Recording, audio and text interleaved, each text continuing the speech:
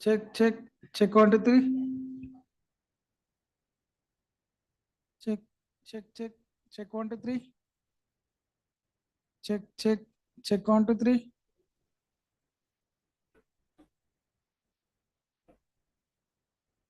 Check, check,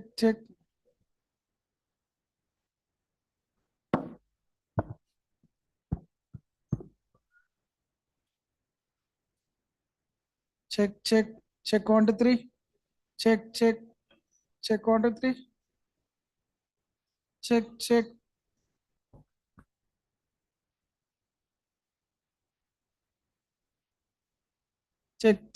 Check 1, 2, 3. Check, check, check 1, 2, 3.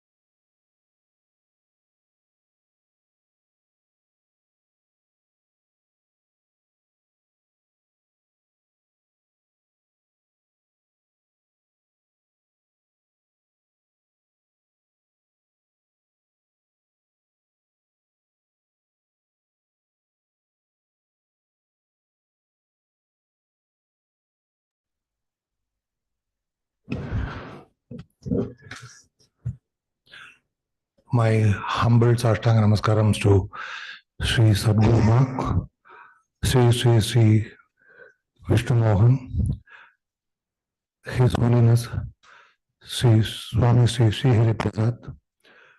Good morning to one and all.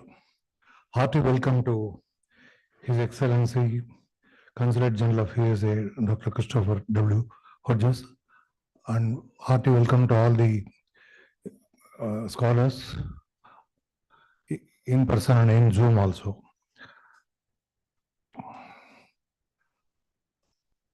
I request Sri K. Padmanabhan sir to give the welcome address now.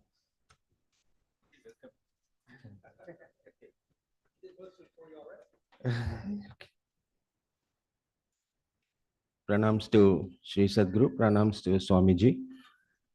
So it's my pleasure on behalf of Sri Vishnu Mohan Foundation and Sri Jnana Advaita Peetham to extend a very hearty welcome to His Excellency Mr. Christopher Hodges, the Consul General of the USA in Chennai. Of course, he is not new to this organization or to this place. He has come here earlier for our earlier peace conference also. So it's a real pleasure having him with us here. I also extend a very special welcome to Archbishop Yakub Mar Irinaos, Metropolitan of Kochi Diocese, Malankara Orthodox Syrian Church, who has come all the way from Cochin for this program. My hearty welcome to all the speakers, all the dignitaries, all the members of the audience. I'm sure we'll have a very interesting and fruitful discussion today. Thank you.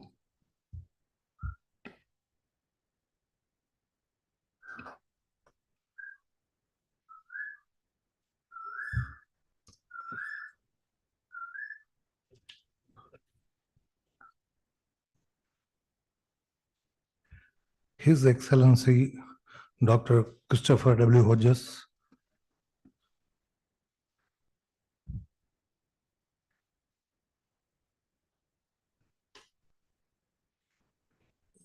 a few lines of introduction about His Excellency Sri Christopher W. Hodges.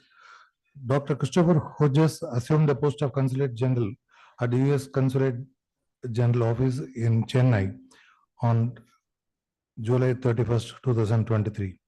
As the Consulate General in Chennai, Dr. Chris is responsible for advancing US-India relations in the consular jurisdiction covering Tamil Nadu, Karnataka, Kerala, and the 3 union territories, Andaman Nicobar Islands, Lakshadweep, and Puducherry.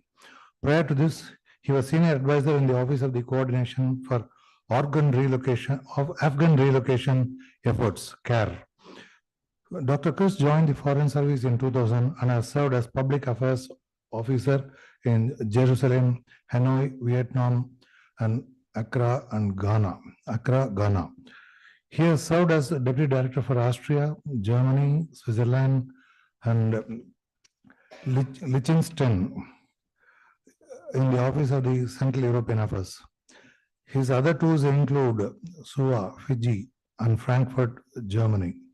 Dr. Chris holds a Bachelor of Science in International Affairs with honors from Georgia Tech and Masters of Art degrees in International Affairs and Strategic Studies from George Washington University and the U.S. Naval War College. He was runner-up for the 2018 Edward R. Murrow Award for Public Diplomacy and honored by the Public Diplomacy Alumni Association for Achievement in Public Diplomacy in 2019.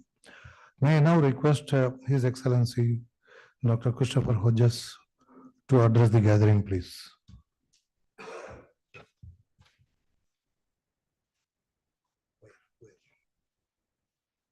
Good morning, everyone. It's a pleasure. It's always a pleasure to be with my friend Swami Sri Hari Prasad and the Archbishop, both of whom I had the pleasure of seeing just a couple of weeks ago in Kochi.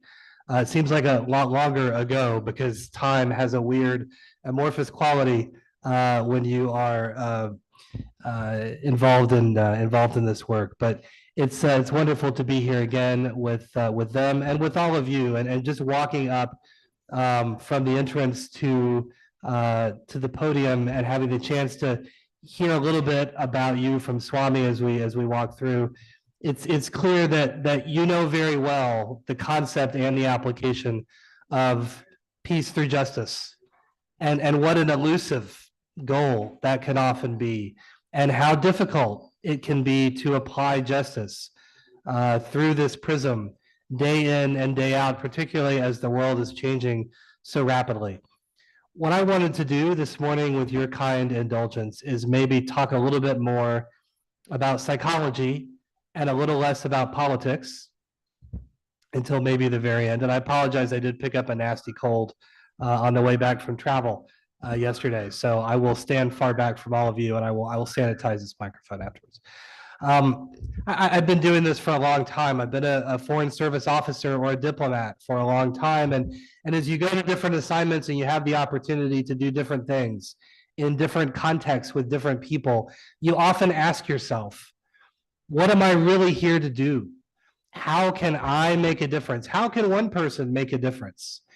And you've heard, I think, in that biography that our friend and colleague very kindly read, that I've had some challenging jobs. I have worked in Jerusalem for about 5 years during a politically tumultuous and tempestuous time. I've worked in the Office of Afghan Relocation, which, if you don't know, is an office that was stood up after the fall of Afghanistan to move as many Afghans out of Afghanistan as we could to the US to have a better life, a life of opportunity, a life of peace, and a life of justice. It's incredibly hard to do that, right? I mean, the mechanics of doing that, the uncertainty of doing that, the fact that you're doing it in an environment marked by constant political change, very difficult. And so as I've gone through this 24-year career, I've often been overwhelmed and questioned my purpose and my utility and my impact. How can one person fix or improve some of these dynamics that have been around for decades, for generations, that not just my father knows, but my father's father and his father before him? These things go back quite a while. These relationships that we have go back quite a while. So what can one person really do? And I think the important thing to focus on as we all consider this question, and I know that as all of you consider this question and the important work that you have done and are doing, I think the first thing is to really understand what we're up against. And this chorus, this avian chorus agrees. I think the challenge in this kind of work is that the enemy of peace is fear. The enemy of peace is always fear. And fear manifests itself in many different ways. It can be fear of not having enough food, not having enough support, not having enough money. It can be fear about not knowing what your future brings. It can be fear about not understanding someone else. And this is often where fear really manifests itself most concretely. Not understanding your neighbor, or not understanding that person who has something that you feel that you deserve or that you want, and you fear them because you do not understand them. And fear is a constant companion in these conversations we have about peace. And so as we talk about fear, I think it's also important to realize the attractiveness that these fear-driven solutions around the world hold for people. Whether you're talking about a place like Afghanistan, or you're talking about a place like Iran, or you're talking about the Middle East, where there is a dynamic of fear.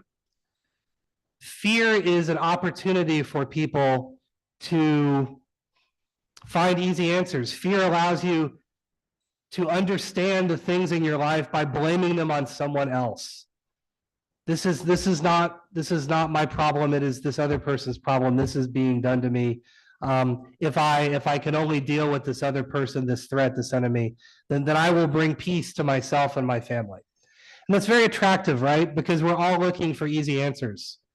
And we're all looking to skirt accountability for our own lives where we have them. It's hard to be accountable. It's hard for me to be accountable for my own life every day as a father and as a diplomat, for the choices I make, for the challenges I face. Accountability is hard. Being honest with yourself is really hard, and doing the work is incredibly difficult. So in the face of this fear that is in the world around us, that is in all of these different political contexts, how do we achieve peace? And how do we achieve peace through justice?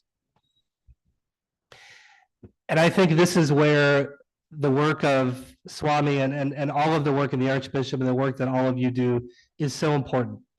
Because the thing is that at the end of the day, fear may be easy and fear may be simple, and fear may provide pat answers to difficult, complex questions in life. But fear is also an isolating emotion. At the end of the day, we're all alone with our fears. And what the work that the foundation here does, the work that all of you do, the work that I have tried to do in my own small way in my foreign service career, and I'll talk more about that in a second, is to impress upon people that they are not alone. They're not alone with their fears. And in fact, we are unified by our shared values, by our humanity. And it doesn't matter what religion we are, whether we're Hindu or Muslim or Christian or atheist or agnostic. We are unified by our shared humanity, by the values that we all try to espouse and practice every day: kindness, empathy, compassion, tolerance. These are unifying values that remind us that we are not alone, that there are others that are going through the same things that we are experiencing. There are others that are here to help us. And these values do an amazing thing, and it's somewhat paradoxical, but I want to try to resolve the paradox a little bit. These values, these unifying values that all of you practice, remind us that we can make real change in our lives and the lives of those around us, but that we cannot do it alone. And this seems to be, well, if I have to get help from others, then what can I really do? And it forces you to think about yourself in a different way. It forces you to think about your place in the world in a different way, because we are all a piece in this puzzle, a thread in this mosaic, part of this tapestry. And we're all necessary. We are all essential. The work that all of you do is essential. If we disappeared tomorrow, the work would suffer. People would suffer. That pursuit of justice would be impaired, but we cannot do it alone. We are part of a community. And so what the work of the foundation, the Mohan Foundation, what the work of all of you does, what the work that we are trying to do at the State Department hopefully achieves, is to remind us that real change is possible, that we can make improvements in our lives and the lives of those around us, but that we have to have the help of our brothers and sisters in the community to do that. It's incredibly, incredibly important. Now, when I went to Jerusalem in 2015,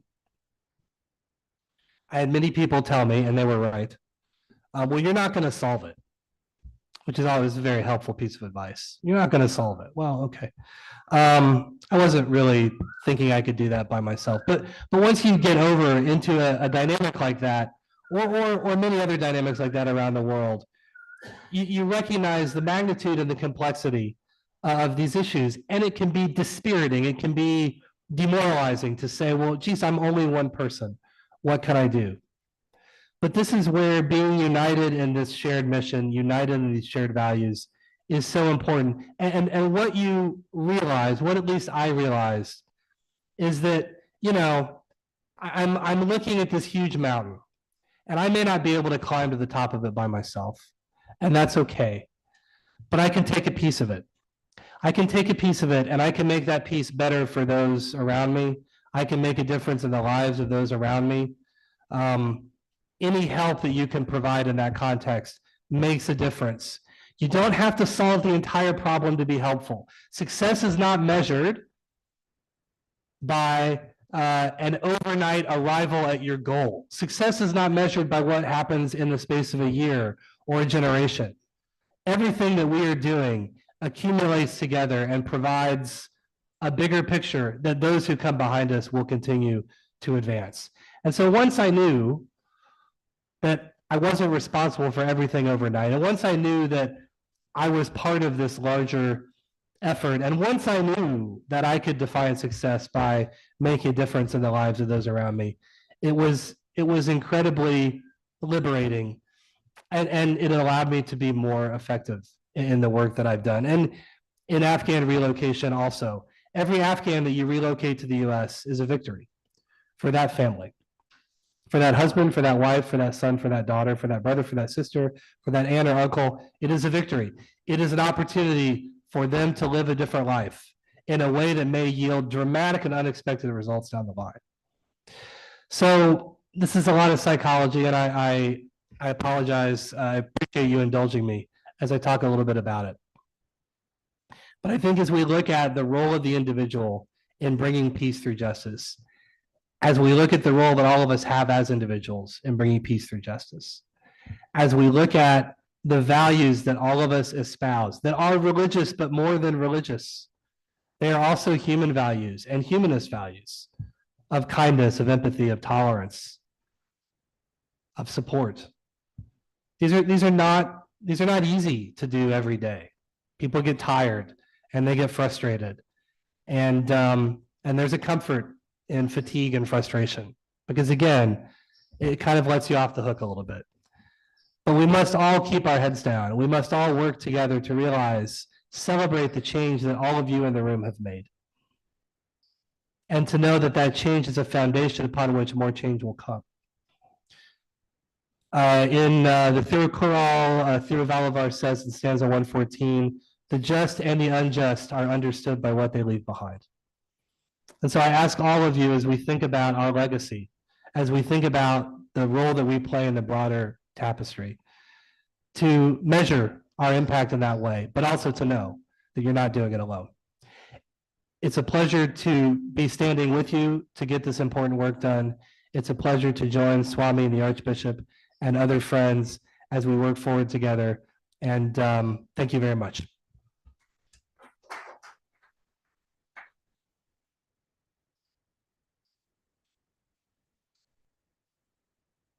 Thank you very much, His Excellency, Dr. Christopher W. Hodges, for the wonderful inaugural speech today.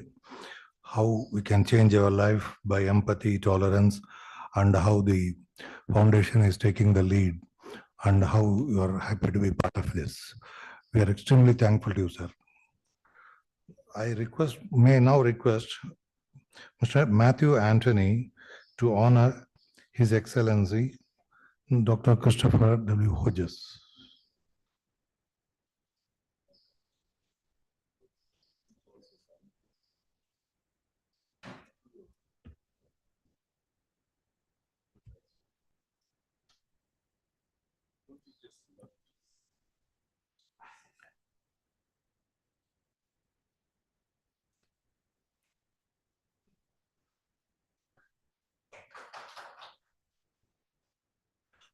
I now request. Okay.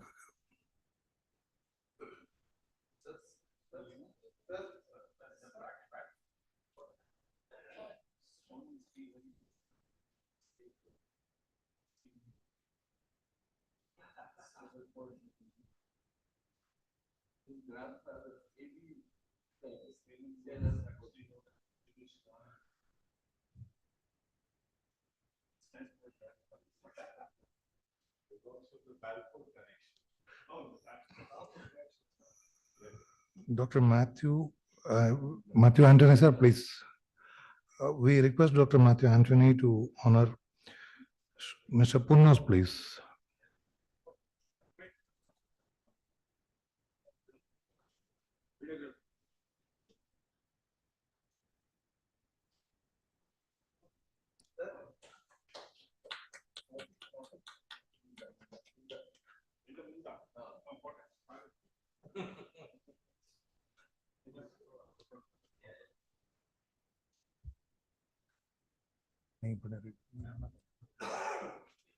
Sri Padmanabhan, sir, will honor Madam Sarah, please, now.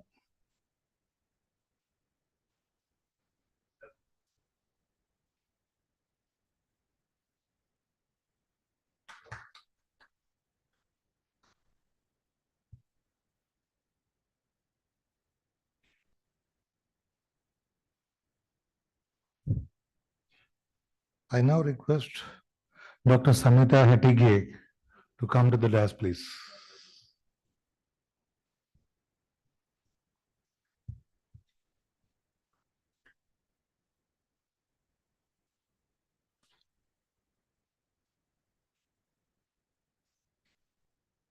I request Dr. Samita Hettige to give the opening remarks as chairperson of this session, please.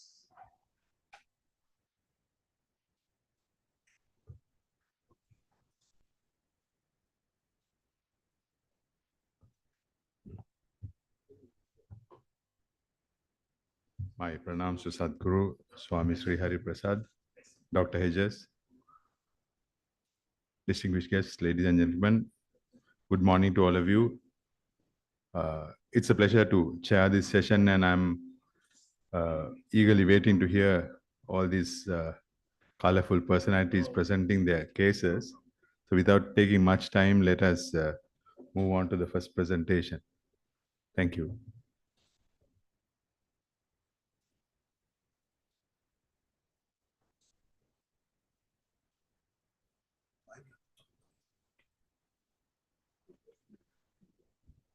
Dr. Samita Hettige, we thank you.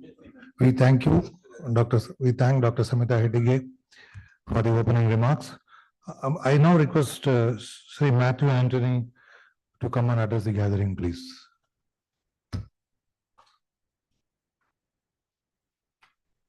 I got bumped up. I was supposed to speak a couple of times later. Thank you, Swami Sri Hari Prasad, for having me here.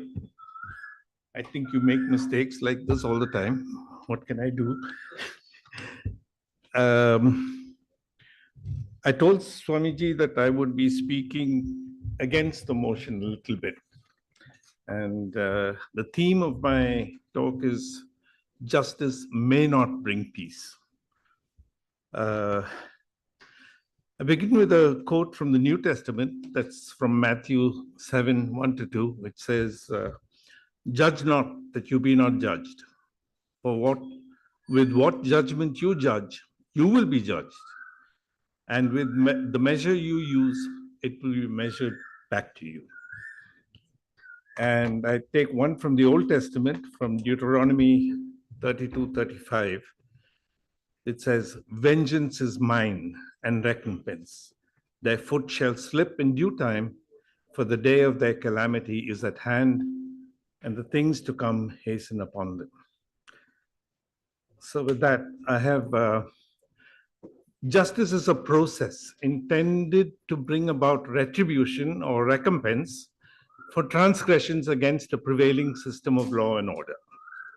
The system is based on a value set determined by the authority of the relevant community. This could range from the whimsical, as in the case of an absolute monarch or a dictator, to an elaborate code based on a constitution and subsequent legislation. Something wrong? Oh, is it? Okay, I thought I was already too loud. Subsequent litigation or similar complex definition of the value set. The value set itself evolves over time, becoming either more repressive or more liberal. The main prevailing process in many countries, including India and the US, is based on an adversarial confrontation between complainants and respondents, mediated by approved and qualified legal representatives in a court presided over by a judge, sometimes supported by a jury of peers. Often the offenses are classified as civil, meaning a dispute between two parties not involving a violation of a criminal code, and criminal, which is a violation of some provision of a prevailing criminal code. Value sets can differ widely between different communities, and what may seem repugnant to some may be the norm in others. Examples are superfluous.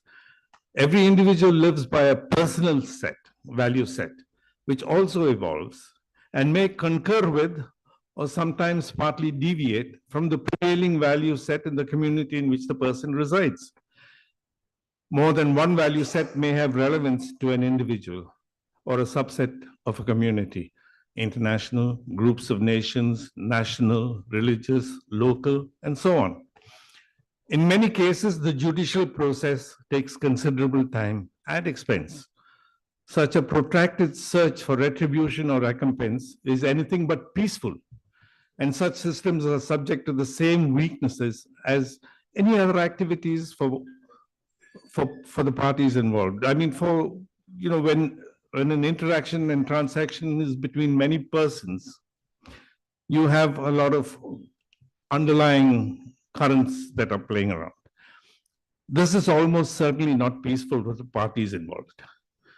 Often there are appeal processes that can be invoked and pursued after judgment.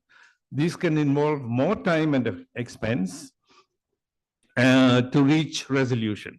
Even after final resolution, there will perhaps be satisfaction and dissatisfaction, but this does not translate to peace.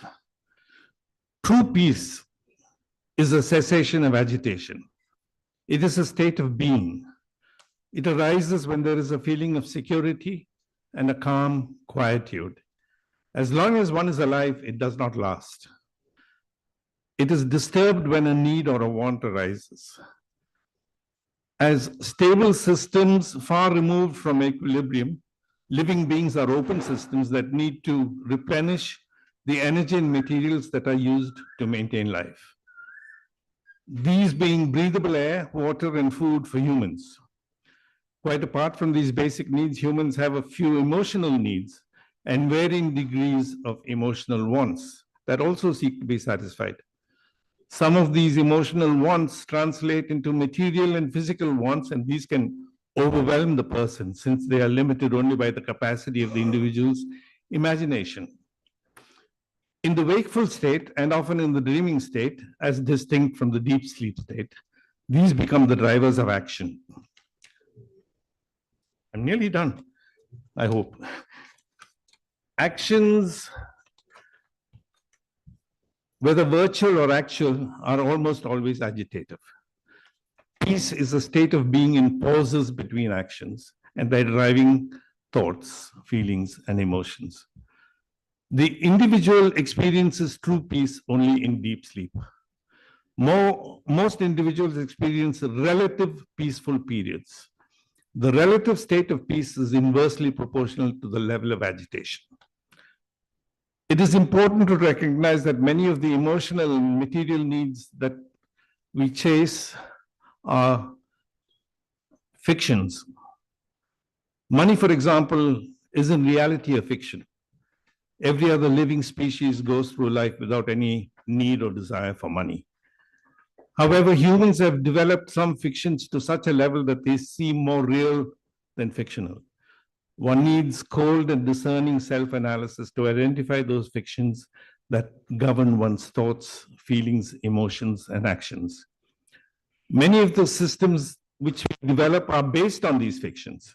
Value sets are fictional, as amply demonstrated by the disparity, diversity, and dynamism. But they become driving forces agitating our thoughts, feelings, emotions, and actions as individuals and as groups of individuals and as communities. Different forms of violence, physical, emotional, mental, and economic, are the resultant of the clash of value sets with the needs and wants of individuals, groups, and communities. Most wars since the development of agriculture have been less about territory or food and more about wants, including control of material resources, supporting technologies, and beliefs, whether religious or political. Indeed, these are often just excuses to justify wars that have hidden agendas. Ultimately, peace is an inside job. The world we live in is mostly in our heads and minds.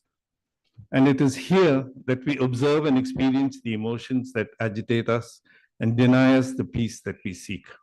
We see unfairness, desperation, criminality, injustice, quite apart from natural calamities, disease, poverty, and hunger. And our helplessness in bringing about change leaves us sad and impotent. Sadness is not really peaceful, although it is not violently agitative. Most of the major Indian philosophies address this aspect of the human condition and seek ways to bring about an end to sorrow. The threefold peace, peace, peace, shanti, shanti, shanti, that are chanted at the end of the introductory invocations that precede many of the scriptures are recited to address the three main kinds of sorrows: mental, physical, and external, or sometimes translated as personal, external, and supernatural, that afflict us. Many techniques have been developed to enhance the sense of peace within an individual. These include deeper self-analysis, leading to a better understanding of how disturbances arise within us, practices that reduce the sense of agitation, such as meditation, and detachment from that which causes agitation while still functioning as an active participant in our communities and surroundings. Personally, I find Desiderata, attributed to Max Ehrmann, and the Serenity Prayer, attributed to Reinhold Niebuhr, to be simple yet profound guides to calm myself when disturbances arise. I end with the Serenity Prayer. God, grant me the serenity to accept the things I cannot change, courage to change the things I can, and the wisdom to know the difference. Thank you all.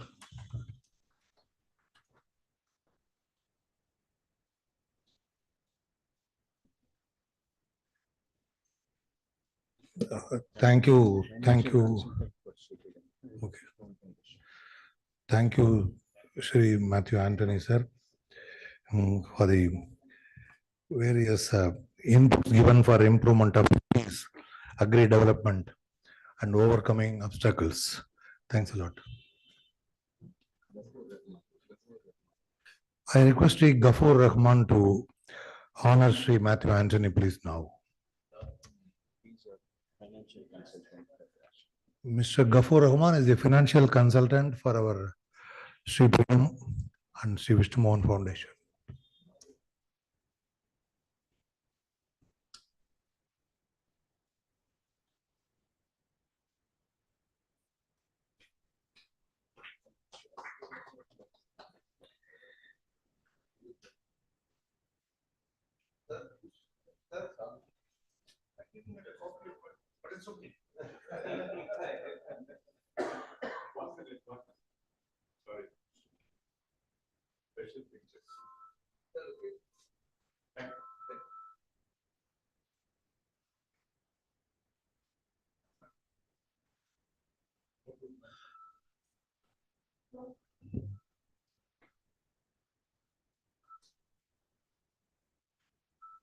There is a slight change in the order of speakers today.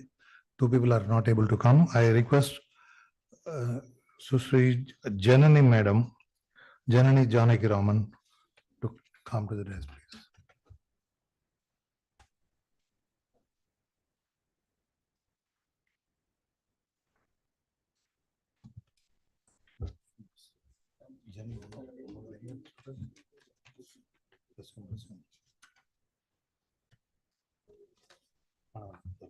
Sorry.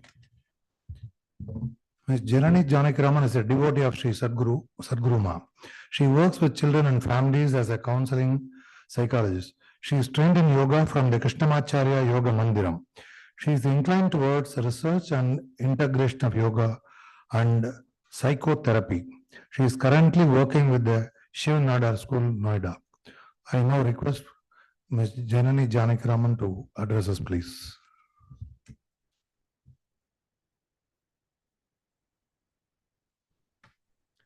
Pranam Shri Sadguru Ma, Pranam Su Swamiji. So I've been asked to talk about families, children, and conflict resolution in their perspective by Swamiji. So I want to start with a quote by Sadguru Ma.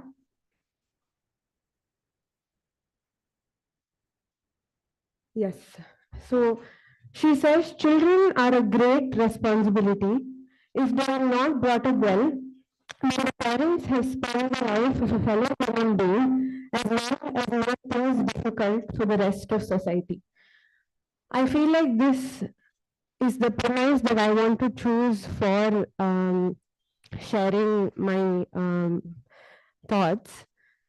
As we know, children are like a sponge. They will absorb a lot of what is going on around them, and parents play a very beautiful and a very important role in shaping their futures. So I want to ask, I know the text is a little small, but I just want us to think about a few sentences that we may have used or we may have listened to. Let's say, who do you think you are? If there's a conflict going on and the child is asked, who do you think you are to be saying that? Or, I wish I never had you. In the heat of the argument, a parent or an adult, a caregiver says, I wish I never had you.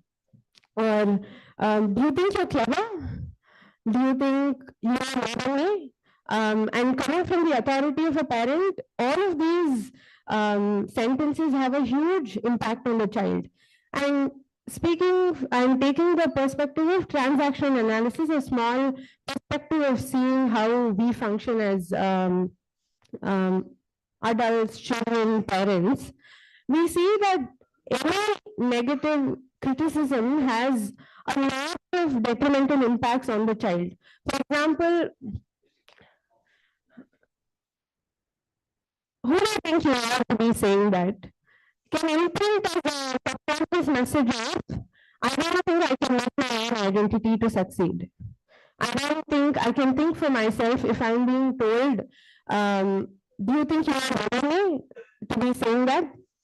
These may be very small remarks that we would have heard, or as adults or parents would have heard. But the subconscious impact that it has on a child when they're at very crucial formative years is huge. So why are we talking about this? So I want to just throw some light on how internal conflict in a child reflects in external conflict, and how, as we're talking about peace and reconciliation, how an individual's life can be impacted and how it can be impacting the society at large. Again, circling back to Sadhguru Upadesam. So we've seen a lot of research that suggests that parents tend to overestimate the use of praise and underestimate the use of criticism.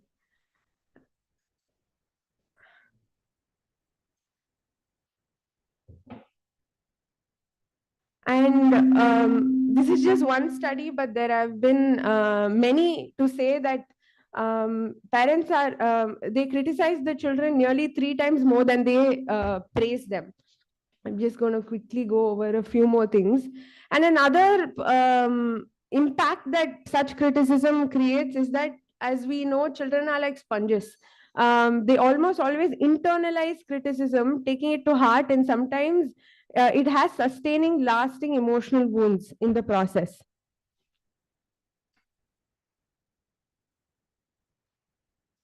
And we're going to talk more about how these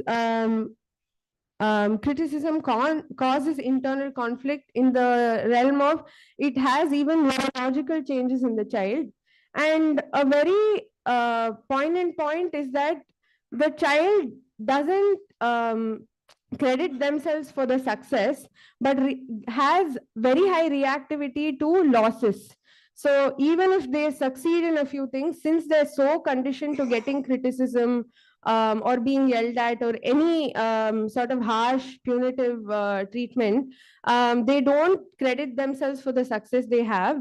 They really react to losses very acutely. And in the practical field, when we're dealing with children day in and day out, something that is very significant is the detrimental impacts of marital conflict as well. When the children sometimes even blame themselves for the conflict that is happening at home, they often internalize the feeling of being unworthy of love, being unworthy of care and protection. because those formative years that are supposed to give the child predictable and consistent care and love gets affected in the process of marital conflict, and children's lives are hugely impacted by marital conflict day in and day out, and this causes a lot of self-doubt, self-hatred, and we know that there's a Tamil saying, "Chattila irundha appayila varum." So that if there's not a lot of self-love, if there's not a lot of satisfaction with who I am, how they relate to the world is very distrustful. How they make relationships, how they think whether they are worthy of praise and appreciation and love from any adult or peer outside gets impacted due to this. And this is just an analogy of a theoretical analogy of how every system impacts the child, and the child is an integral part of every system outside them. How, especially at the formative years, the parents are their world. And if the bubble is bursted by where adults or parents are neglectful, punitive, admonishing, it really affects how they relate to themselves and the world around them. And we see that all of this internal conflict results in external conflict. There's a lot of aggressive behavior. It is often found that they're reactive. And we also found that they do not deal well with failures, challenges, setbacks. So their resilience is in question because of a lot of external factors and internal conflict. So why we're talking about how a child's life is impacted is because they are integral parts of society, and they grow up to become important key parts of so many processes and systems. So if they are able to relate to themselves well and make trusting bonds with other people, it impacts the societal peace at large. It might seem trivial to just focus on a child and parent relationship, but it has long lasting impacts in the longer run. So what can we do as adults to make sure they build lasting relationships, they understand themselves, they have a lot of self-love, and they understand what to do in setbacks and build their resilience? As we know, children are sponges. If you model healthy behaviors, they will catch it on very quickly. So if you are having a conflict as adults, what language do you use? We talked about inclusivity and language. I think Sharif sir delved a lot into it yesterday. What language do we use? What do we have a win-win situation when we're resolving a conflict? Do we come to a middle ground, or is it always one party getting their way and the other that doesn't? So how the children observe conflicts being resolved by the adults around them play a huge role in how they understand to resolve their own conflicts. For example, a small example of apologizing. Do the children see the adults around them apologizing to each other?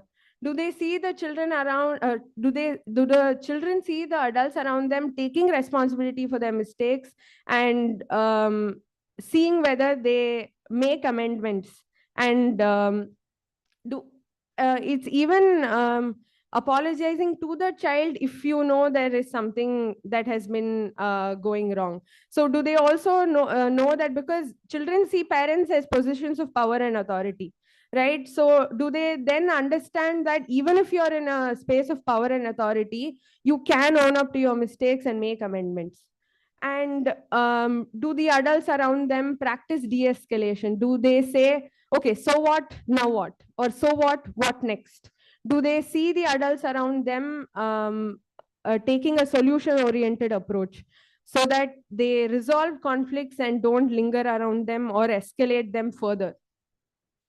And now I want to just bring in a few Indian philosophical concepts for us as adults to just take them as anchors. We saw that children were not who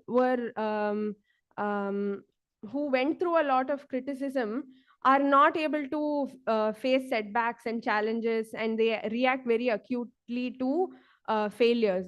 So as adults, can we model what Krishna said in the Bhagavad Gita about how we have to trust the process, give our best efforts in the process, and not worry about the fruits of it, whether positive or negative?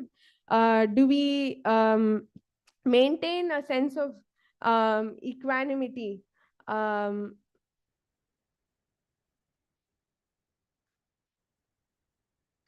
One second, yes.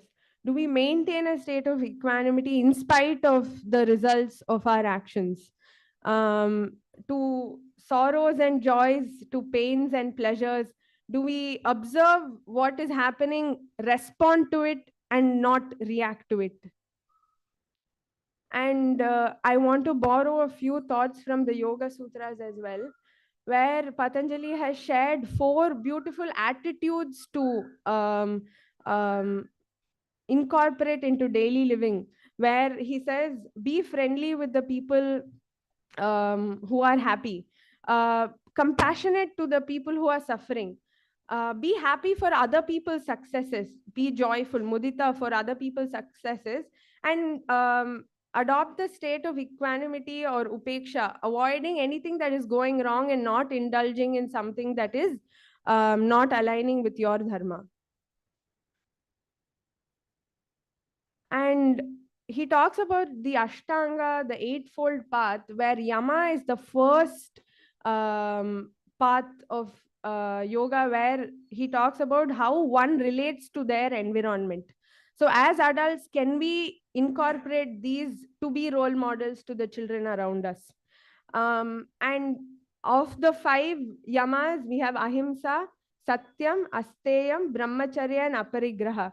Ahimsa, as we've been talking about since yesterday, is the most important of all, where we say ahimsa paramo dharmam. And do we as adults model that in small interactions? It can be actions, it can be thoughts, it can be words.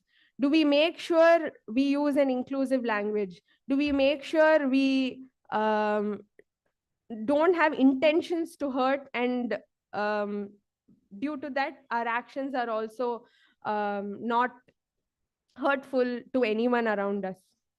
So, and apart from ahimsa, we have honesty, non-stealing, non-covetousness, moderation in all actions, and an absence of greed. So when ahimsa is ingrained in a person, and especially a child when they're so perceptible at a small age, Patanjali also talks about what is the advantage, or what is the benefit of having ahimsa. A yogi becomes firmly grounded in non-violence, and other people who come near will naturally lose any feelings of hostility. So a person who's so deeply ingrained in ahimsa will not think of forming enemies, will not have enemies in, or animosity doesn't need to be enemies as mentioned over here. So any feelings of hostility will be lost in the presence of a person who is ingrained in ahimsa. And I want to just circle back to Sadhguru Ma's Upadesham again, where she says, children are a great responsibility. If they are not brought up well, then the parents have spoiled the life of a fellow human being, as well as made things difficult for the rest of society. Thank you. So.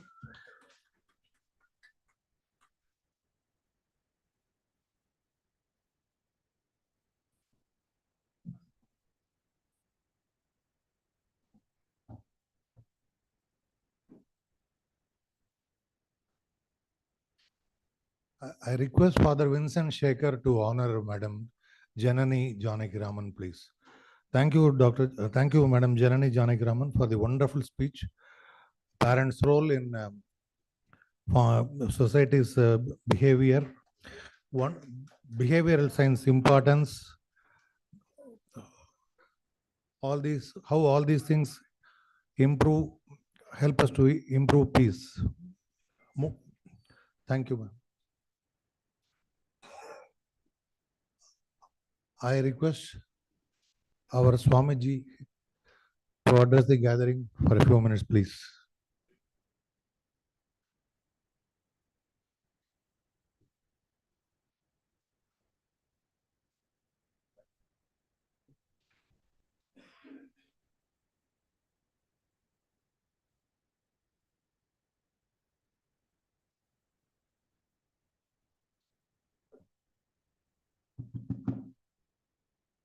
Check.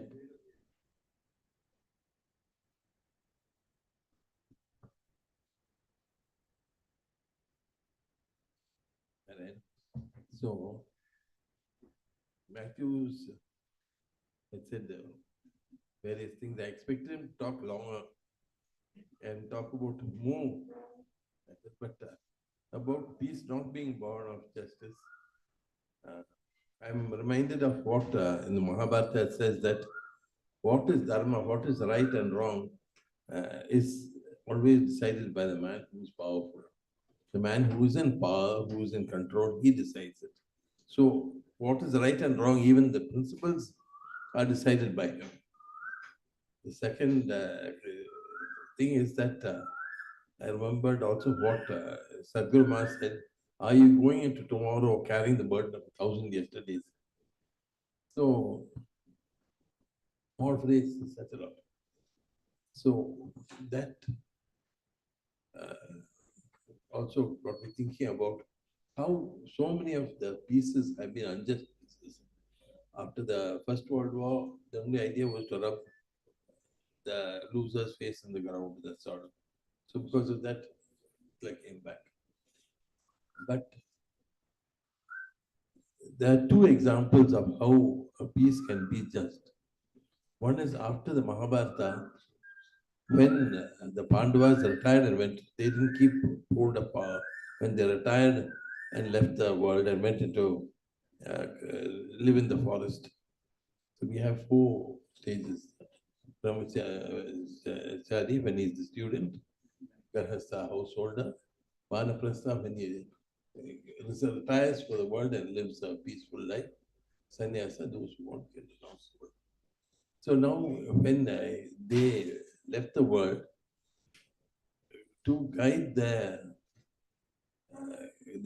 grandson, who was the new king, they formed a council. And in that was the boy's mother, was the person called Kripa, who was one of the few who were not killed in the war, but who had killed the Pandavas' children. They forgot, overlooked all that. But they said, once the battle is over, then we forget about everything. And then the third was Yuyutsu, one of the opponent's sons. So, because of that, there was peace. Because everybody was included, nobody was excluded. The second is after the Civil War. As the Civil War was ending, there were so many surrenders, so many. President Lincoln gave the most, he was very generous in terms of surrender. Everybody could just go with their weapons, they could go back to their home and live. And with the exception of Jefferson Davis, because there's a constitutional problem there. Otherwise, everybody was just let free and were allowed to go back. So he was so generous because he didn't want any wounds to fester. So if people who win, I'm not talking only about terms of war, even in personal relationships, if we are good with the people who we deal with, then there'll be no unhappiness. Or rather, there'll be less unhappiness because Human being has to be unhappy. Sarvam Dukkham, as Samhita will tell us, he's a Buddhist. Sarvam Dukkham. So, but I just want to, Matthew said that, then he was.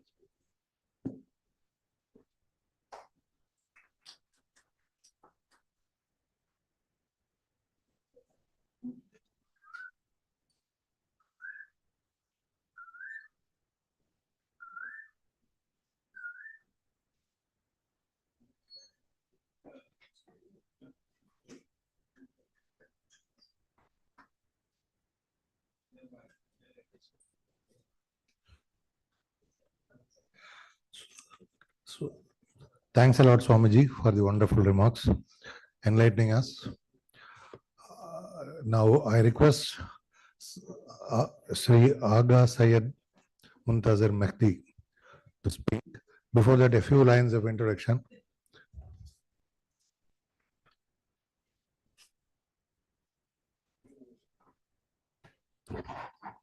Thank you. I'd like to introduce Mr. Aga Syed Muntasir Mehdi.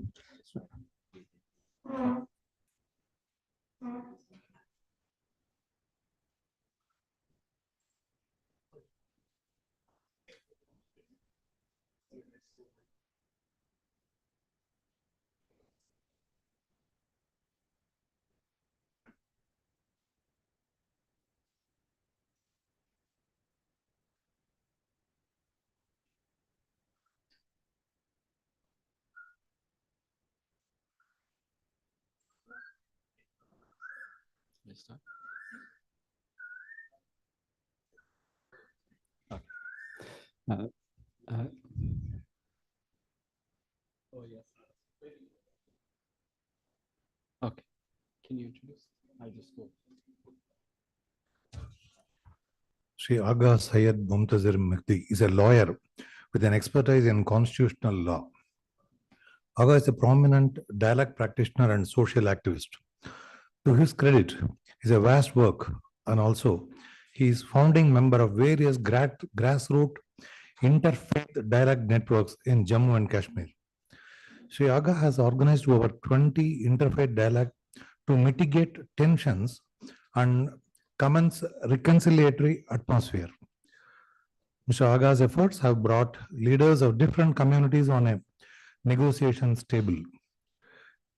Sri Aga also trains young peace practitioners who can pursue peace research and practice.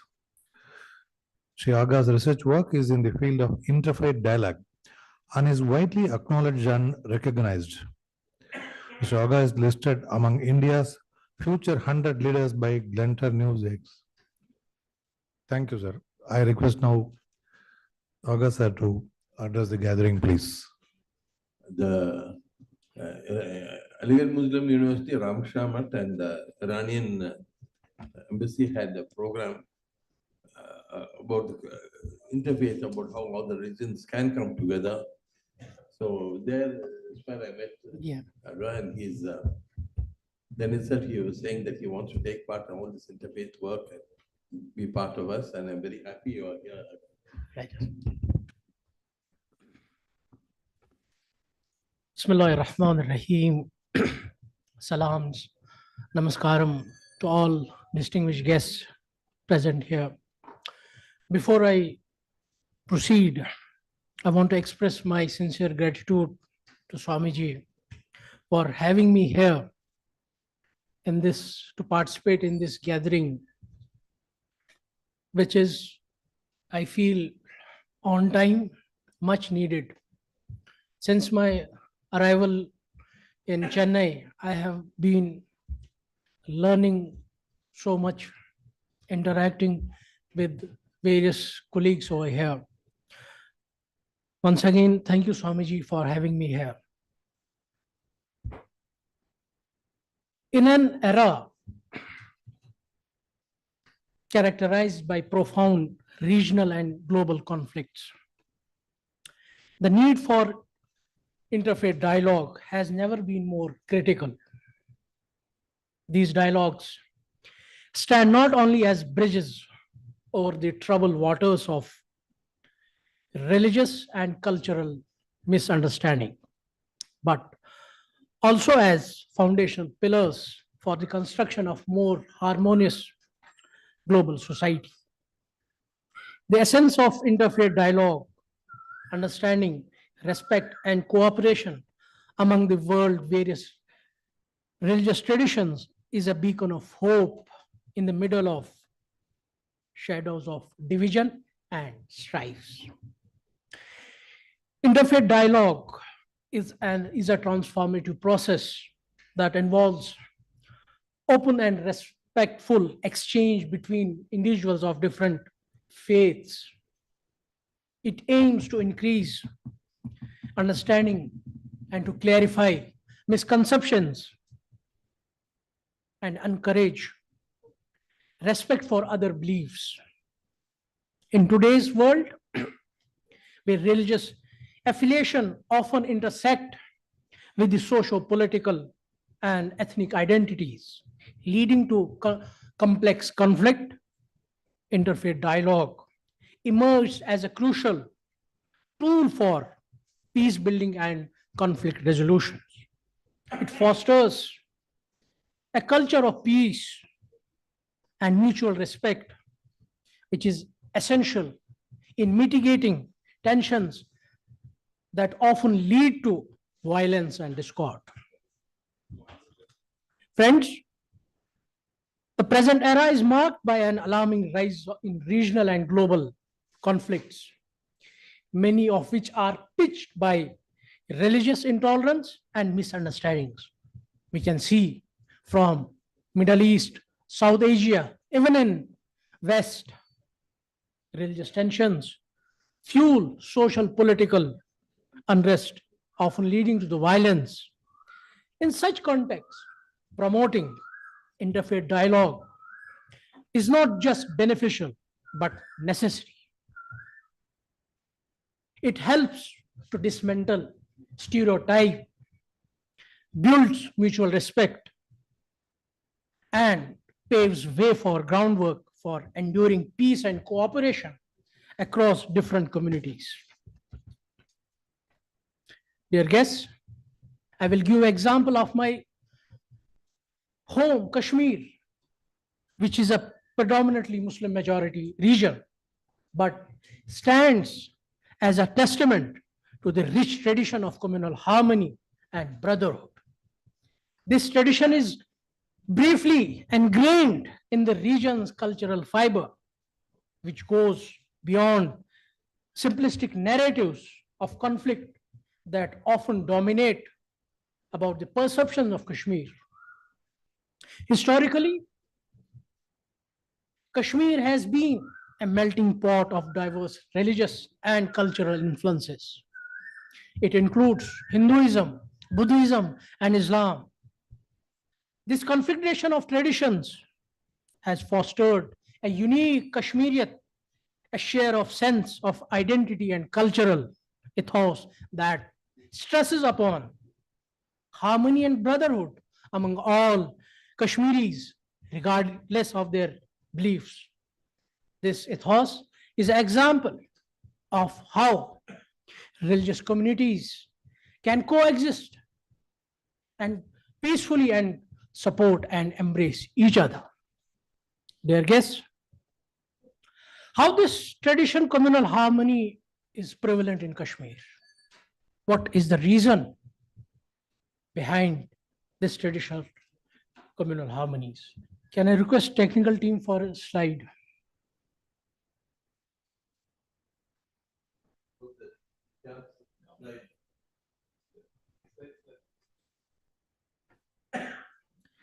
This is only possible when we have a religious leaders, religious institutions, two most significant religious institutions of Kashmir. One is Khomeini Kashmir, Agha Sayyid Hassan Musawi al-Safi, and Mirwais Kashmir, Dr. Maulana Mahmud Umar Farooq. And their pulpits, two important religious institutions of Kashmir, Jamia Masjid Srinagar and Markazi Imambara Badgam, which has been a bedrock for promoting mutual respect and understanding.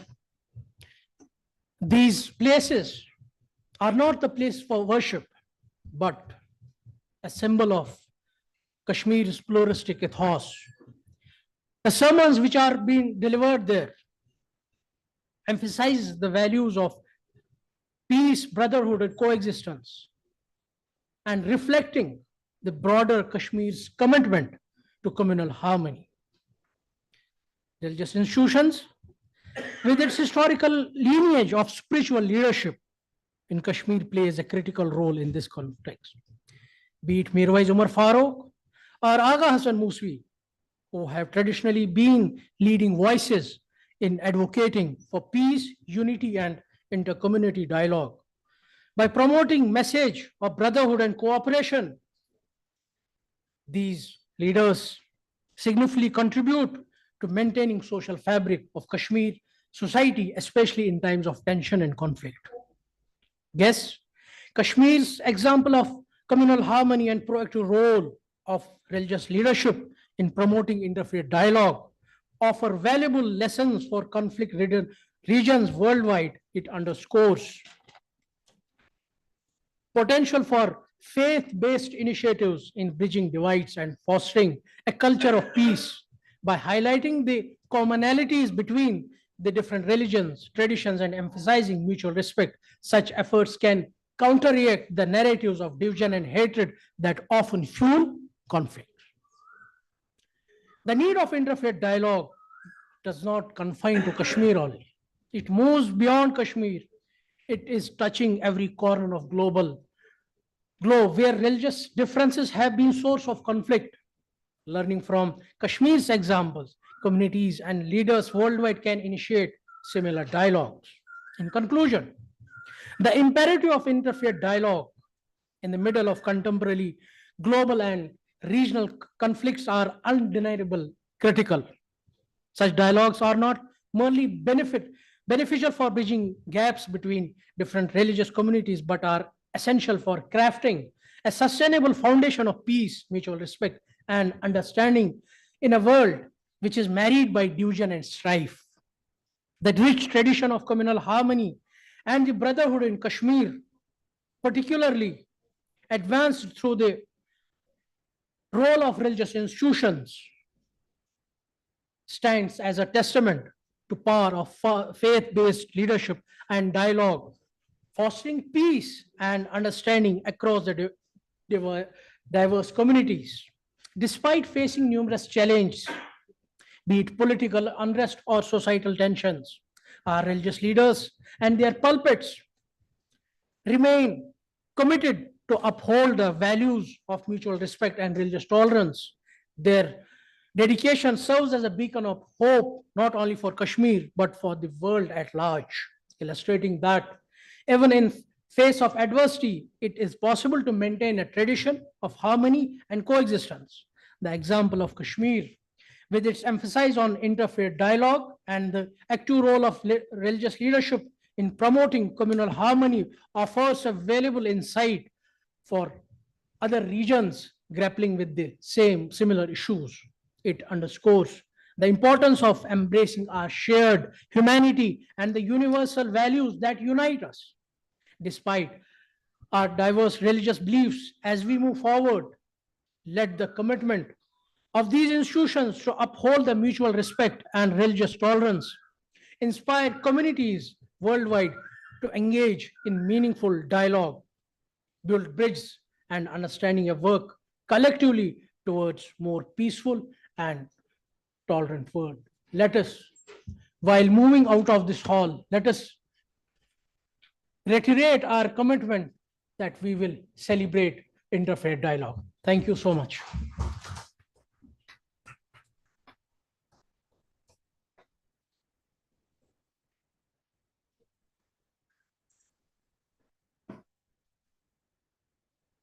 I request Dr. Chitra Madhavan to come to the dais, please. Sri, thanks a lot, Sri Agha Syed, for throwing so much of beautiful inputs for communal harmony and the role of leaders played. Thank you, sir. Now, Sri Agha Syed will be.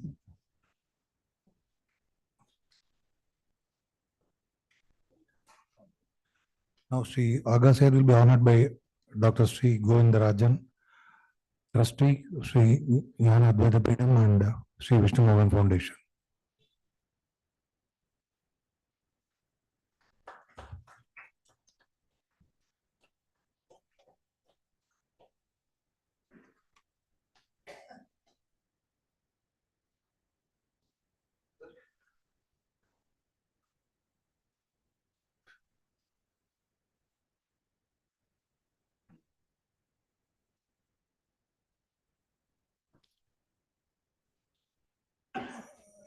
Our next speaker will be Dr. Chitra Madhavan. A few lines of introduction about Dr. Chitra Madhavan, please. Thank you. Gives me great pleasure to introduce Dr. Chitra Madhavan. Dr. Chitra Madhavan has an MA and an MPhil in Indian history from the University of Madras and a PhD in ancient history and archaeology from the University of Mysore. She is a recipient of 2 postdoctoral fellowships. Dr. Chitra has published 9 books: History and Culture of Tamil Nadu, 2 volumes; Vishnu Temples of South India, 5 volumes; Sanskrit Education and Literature in Ancient and Medieval Tamil Nadu, an epigraphical study on temples of Kanchipuram. She has co-edited a book, South India Heritage, which contains 500 articles on various aspects of South India's heritage and culture, and has edited a book on sculptures of India, published by Kalakshetra Foundation, Chennai. She is also the editor of 3 books on the Sri Rangam Temple, the Varadaraja Perumal Temple, Kanchipuram, and the Sri Villiputtur Temple. Dr. Chitra has contributed about 100 articles to the multi-volume Encyclopedia of Hinduism. She regularly conducts heritage tours to places of historical and archaeological significance in India and abroad. Gives me great pleasure to welcome Dr. Chitra Madhavan.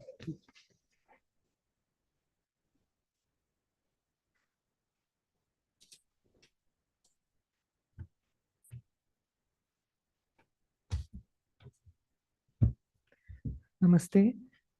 At the outset, I am very grateful to Swamiji for inviting me here this morning to be part of this conference.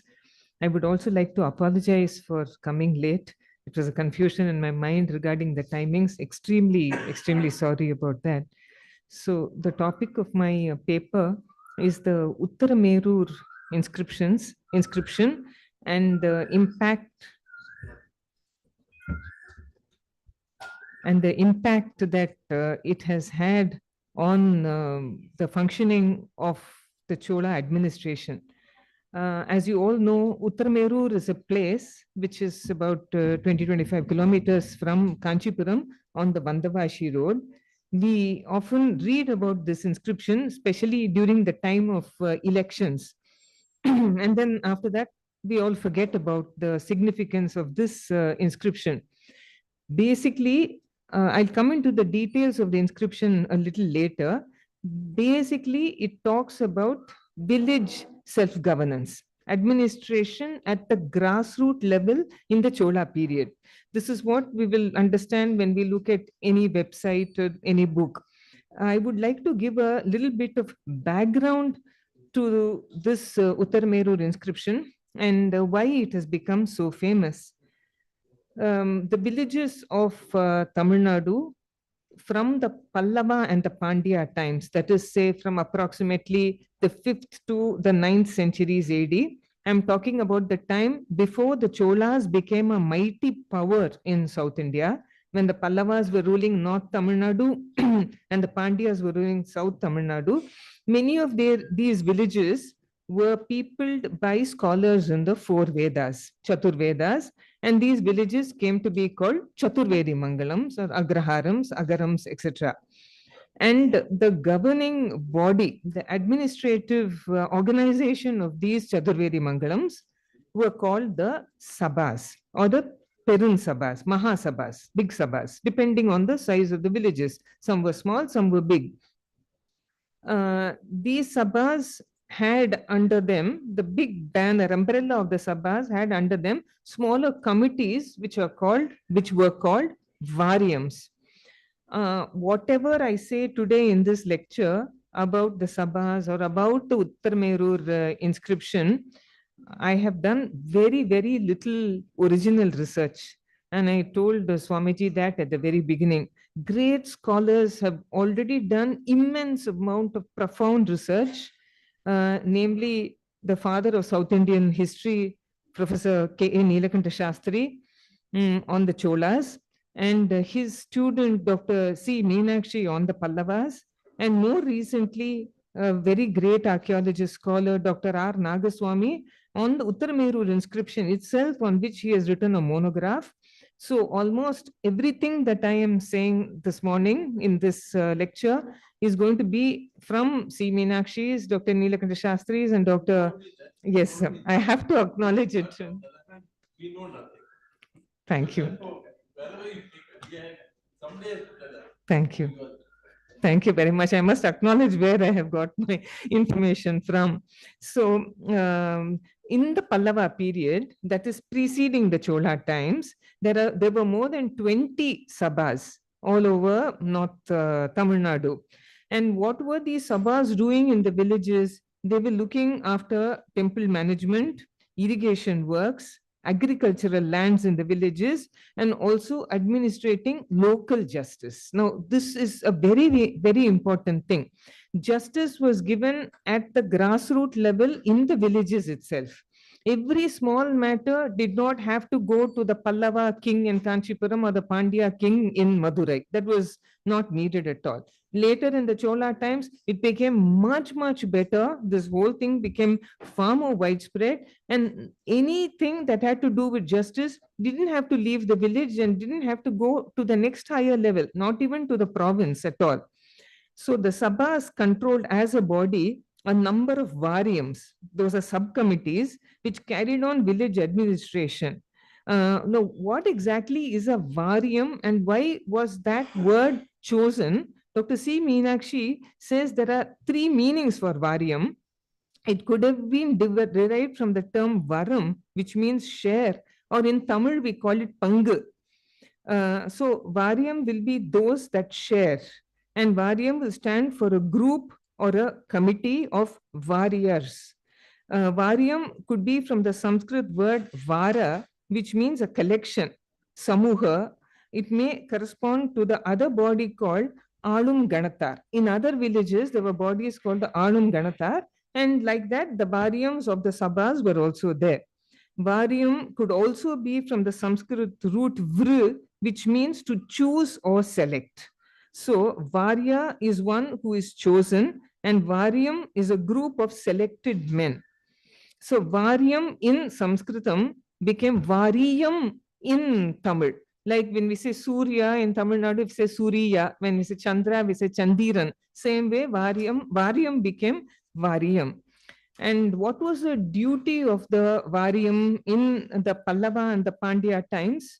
Much before the Uttaramerur inscription, Dr. Neelakanta Shastri says this in the 10th century, an epigraph of the Pallava king Kampavarman. This Kampavarman was one of the last Pallava kings of the 9th century from a place called Ukkal. Again, Ukkal is, say, halfway between Kanchipuram and Uttaramerur in the small village called Ukkal. The inscription states that under the orders of the Sabha at Ukkal, the Samvatsara Variya Perumakkal. This Samvatsara means annual, Variya is Variyam, Perumakkal are the great men. This committee received from an individual a certain amount of paddy, and how they were going to give interest to that person from this share of paddy, and how they were going to look after the maintenance of a tank is what is given in this Pallava inscription. So this varium was an annual body also, which was part of the big Sabha. So it is very interesting to note that even maintaining the tanks was priority for a village committee, Sabha. It was very, very important. I have to emphasize here, all this is about administration. Today, many cities and towns in India are suffering from acute water shortage.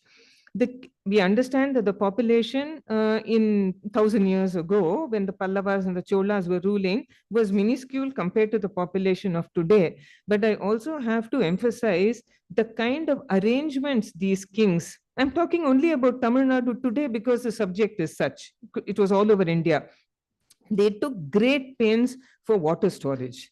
Let us also understand that there were very few perennial rivers. So monsoons were the main source of water. So how to harvest? We talk about water harvesting today as though it's a modern thing. Not at all. Water harvesting was done in priority. When we come to the Uttar Merur inscription, we'll understand that there is a huge tank. Even today, it is called Vairamega Tatakam. Tatakam is tank or lake, man-made. Vairamegha was the title of a Pallava king called Dantivarman, who lent his title to that tank. It is simply very vast. There's another place called Mamandur, also a Pallava tank, which is called Mahendra Tataka, named after Mahendra Varman. I'm just giving you one or two examples. These were not small man-made tanks. They were huge, miles wide in length and miles wide in breadth, very deep also. And all the water from the catchment areas poured into these tanks till they were brimming. And they were sometimes situated near villages. So if the tanks overflowed, the villages would be flooded.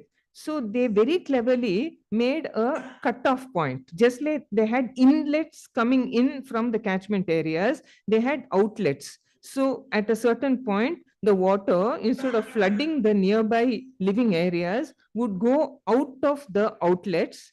Where would it go? They didn't let that water go waste. It would go into another tank that was in a slightly low-lying area.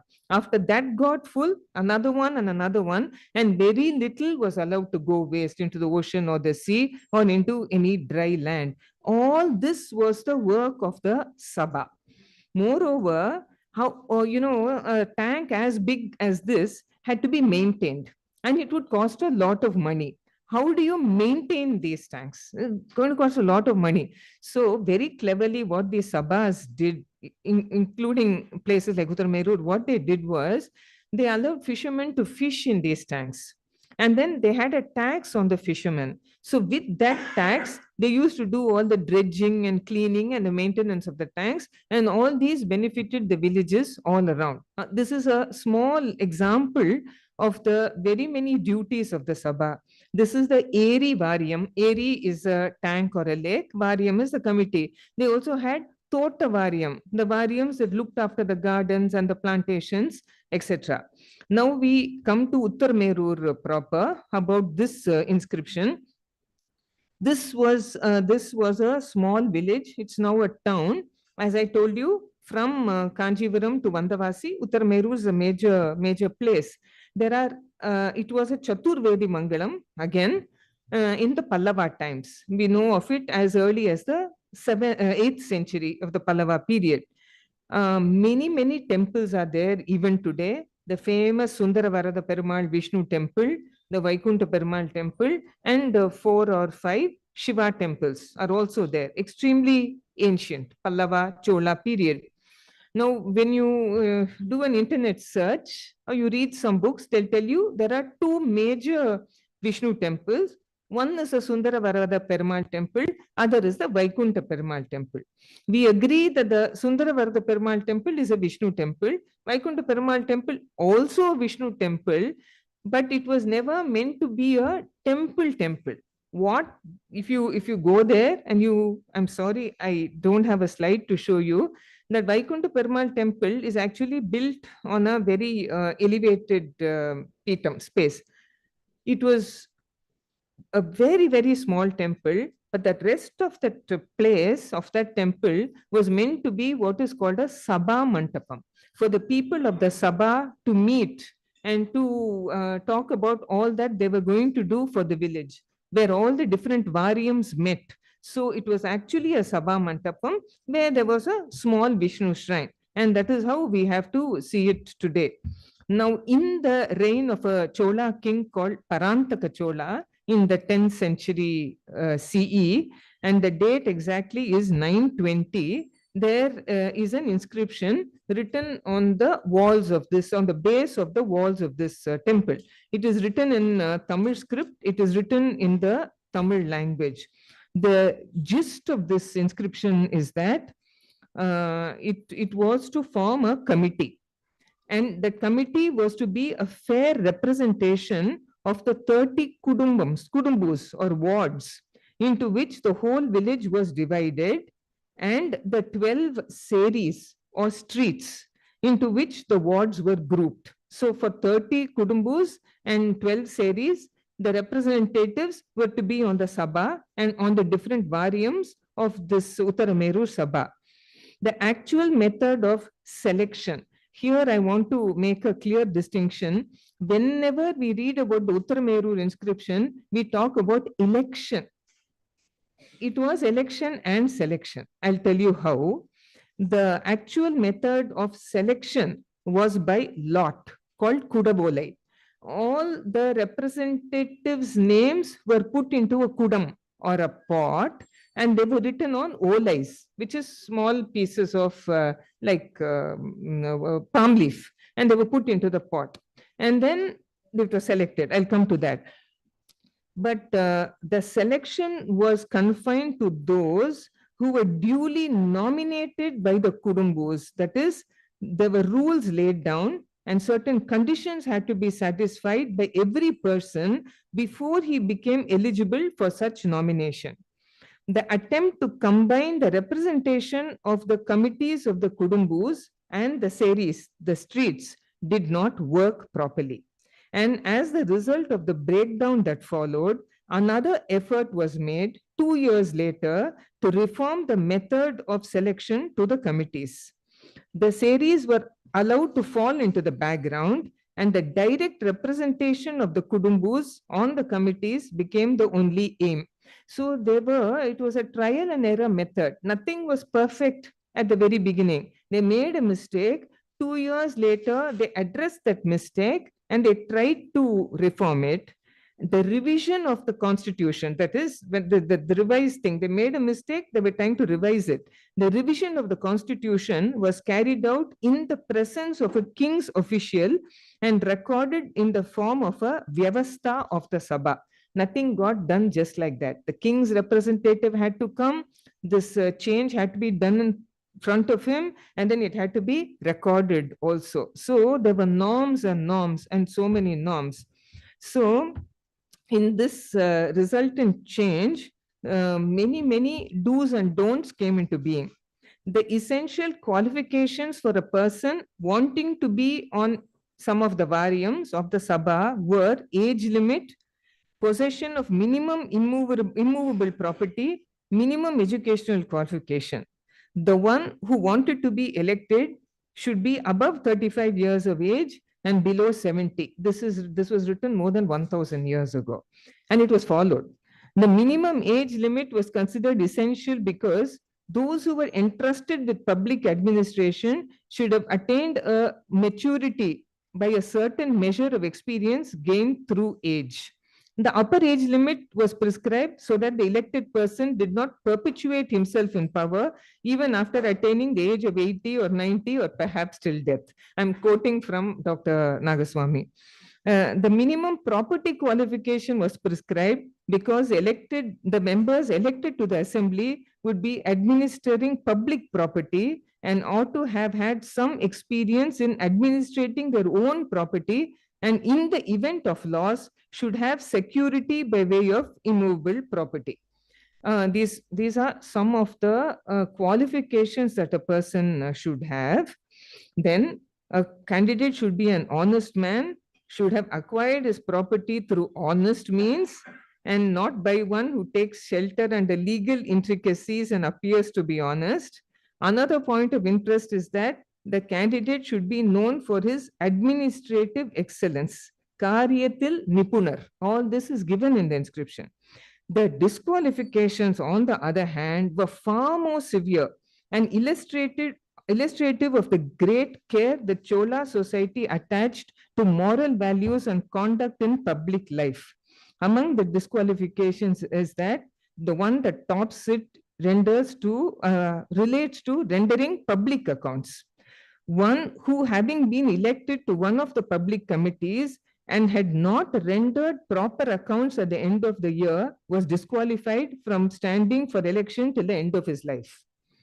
Any elected member who accepted bribe in any form was also permanently debarred from elections.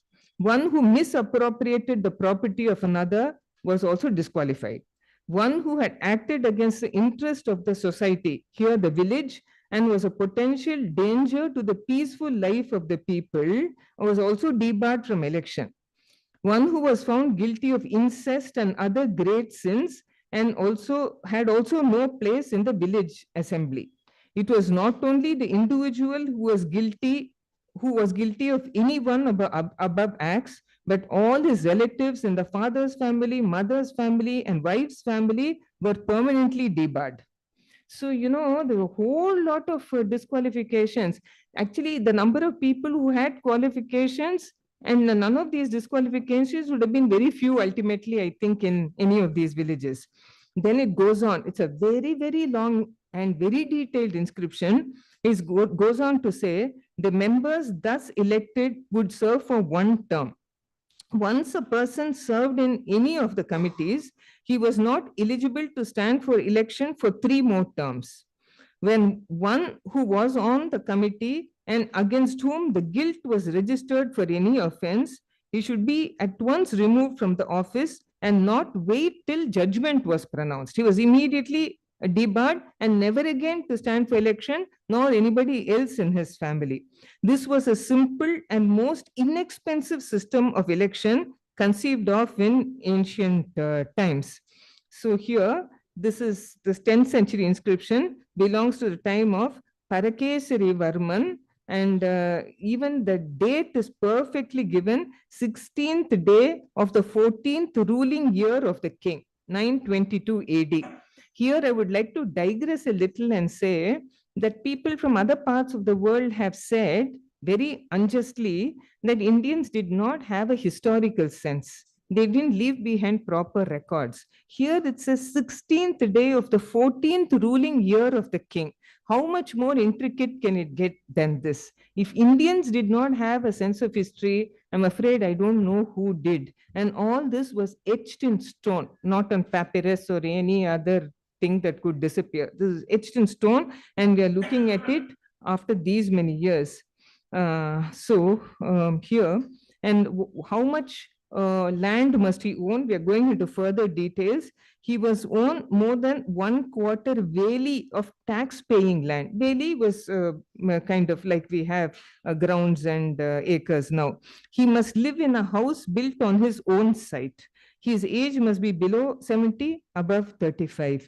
He must know the mantra brahmana, the text, and he must be capable of explaining it to others. Even if one owns only 1/8 valley of land, he should have his name written on the pot ticket to be put into the pot. If he has learnt one Veda and one of the 4 Bhashyas, commentaries on the Vedas, and can explain it to others, also he can have his name written and put it into the pot. Only such as are well conversant with business and are virtuous shall be taken. One who possesses honest earnings, whose mind is pure, who has not been on the committees for the last 3 years, shall be chosen. Still more details about the disqualification. It says, one who has been on any of the committees but has not submitted his accounts, or one who has accepted bribe in any form, and all his relations specified below shall not have their names written on the pot tickets and put into the pot. The names are given. Sons of the younger and elder sisters of his mother, sons of his paternal aunt and maternal uncle, the brother of his mother, the brother of his father, his own brother, his father-in-law, brother of his wife, the sons of his sisters, son-in-law who has married his daughter, etc., etc. Details are actually mind-blowing. If this man made a mistake while on the committee, not only was he thrown out, never to be on the committee again, none of his relatives, and these things are specified, the relation to him, none of them could be on the Sabha. So then what would happen is all the names of all these people who had all the qualifications and none of these disqualifications would be written on these olais. They would be placed into a pot, and then the entire great people of the village would meet, and then that is the ward, that is all these things, their names were all collected together, and ward by ward they were bundled and put into the pot. The ward packet shall be taken out by any young boy standing close by who does not know what is inside it, and shall be transferred to another empty pot and shaken. From this pot, one ticket shall be drawn by the young boy and given to the arbitrator Madhyastha. While taking charge of the ticket thus given to him, the arbitrator shall receive it in the palm of his hand with the 5 fingers open to show that he didn't have any other thing hidden inside. He shall read out the name in the ticket thus received. All the priests present in the inner hall shall also read out the ticket read by him. The name thus read out shall be put down and accepted. Similarly, one man shall be chosen for each of the 30 wards. So this in brief, in real brevity, is this Uttaramerur inscription.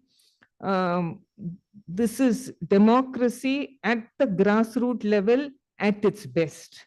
While it was being practiced in the Pallava and the Pandya times, it was being practiced well.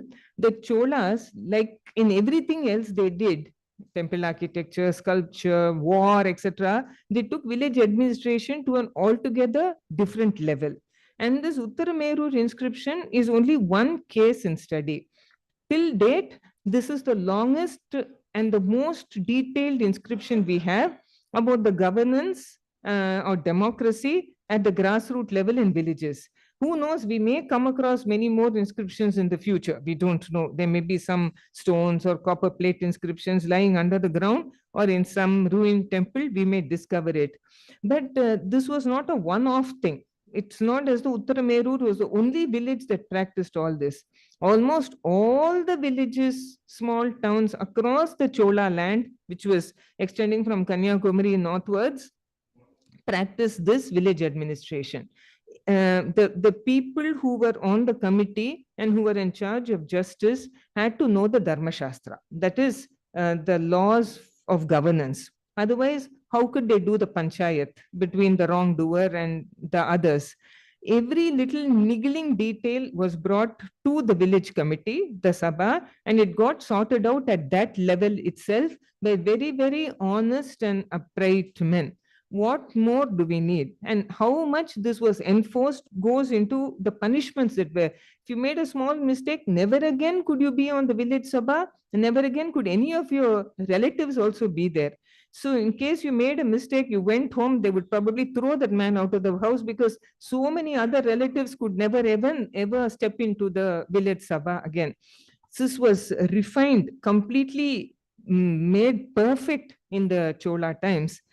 I'm not sure how far this can be followed. We can go back to this in the present day.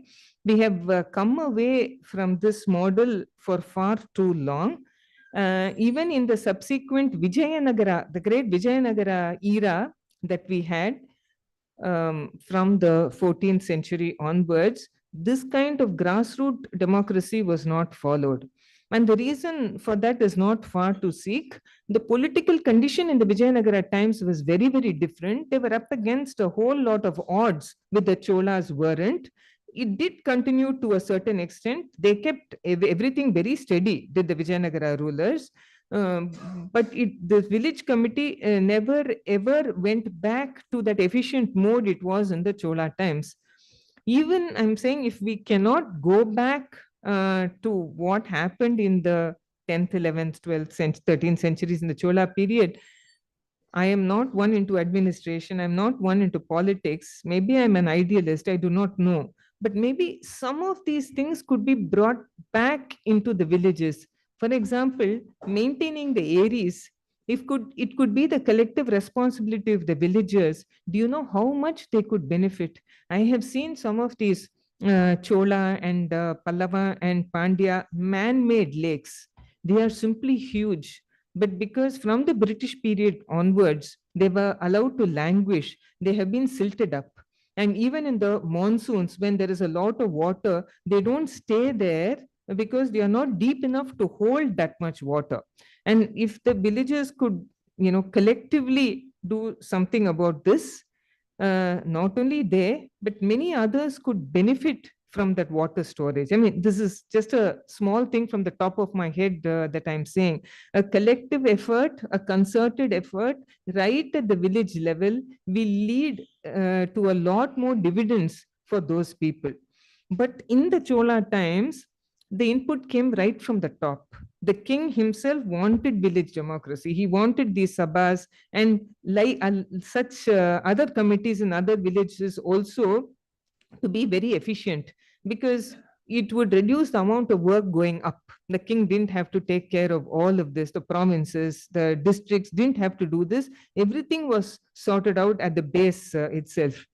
I'm not at all sure how this can come about again, but it is my hope that somehow at least some aspects of this can be brought into use.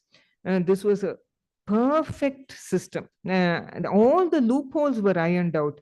And it seems that they had worked very, very, very hard more than 1,000 years ago on giving people a lot of democracy. I repeat, at the bottommost level, at the grassroots level, and it seemed to have worked very well for them. It was only because of certain political reasons that in the subsequent periods, this was all, much of it was not continued. And that seems to be a little bit of a pity, because over time, especially from the British period onwards, we seem to have lost almost all of it. It is indeed a great pity.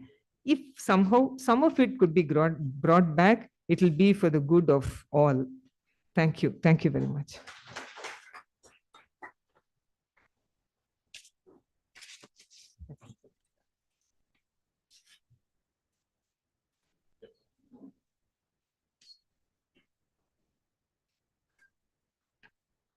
Thanks a lot, Dr. Chitra Madhavan, for giving a detailed information about Uttarameru inscriptions. Thanks a lot. I now request Madam Dr. Pramila Gurumurthy to honor Dr. Chitra Madhavan, please. Dr. Pramila Gurumurthy, former Vice Chancellor, Dr. J. Jayalalitha, Music and Finance University, and a staunch devotee of our Sri Peedam.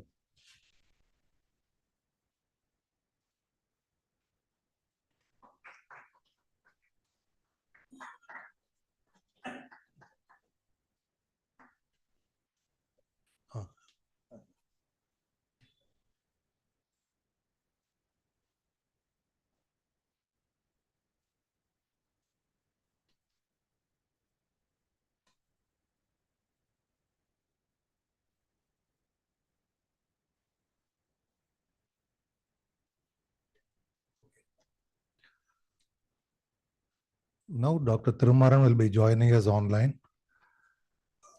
Before that, I request Dr. Sripriya Menon, Madam, to come to the dais, please.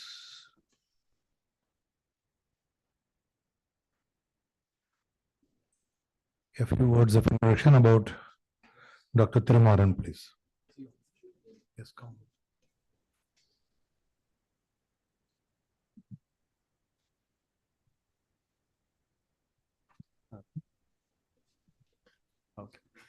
It gives me great pleasure to introduce Professor D. Thirumaran. Professor Thirumaran has been teaching defense and strategic studies since 1999 at Voorhees College, Vellore, his undergraduate alma mater. He is currently head of the department, PG and Research Department of Defense and Strategic Studies, Voorhees College, Vellore, Tamil Nadu. His academic background involves an MA, gold medalist, and a Master's Philosophy in Defense Studies, and also an MA in Political Science from University of Madras. He is chairman of Board of Studies in UG and PG, Defense and Strategic Studies in Tiruvallur University, Vellore. Bharatiyar University, Coimbatore, and Annamalai University, Chidambaram. He's also a member of PG Board of Studies in University of Madras and Guru Nanak College, Chennai. He is the chairman of Question Paper Board in University of Madras and Bharatiyar University, Coimbatore. Currently, he is serving as academic council member, Thiruvalluvar University. He finished 2 years UGC minor research project in the year 2019.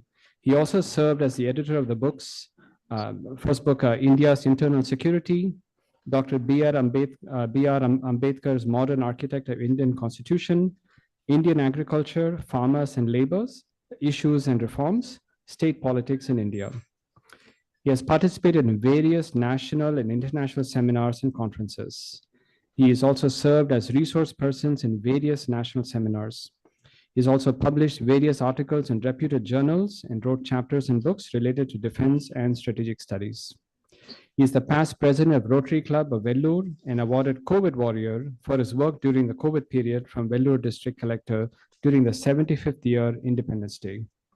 IMA Award in honor of outstanding social contribution, altruistic humanism, exemplary community service, prestigious Doctors' Day Award 2021, and Best Educationist Award by SVTV.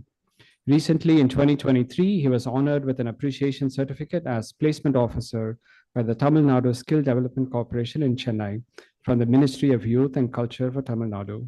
Gives me great pleasure to invite Dr. Thirumaran to give us his speech. Thank you. Thank you so much. Thank you, sir. At the outset, I thanks for the opportunity and read the Swamiji and other delegates, and specifically Ms. Nisha and Saradi for coordinating this meeting. As a defense and strategic perspective, they asked me to give a talk on this Peace and Reconciliation Conference. It's a great honor for me to be present here. My apology and thanks. My apology for not being there in person, and thanks for accepting my last minute request to be in online.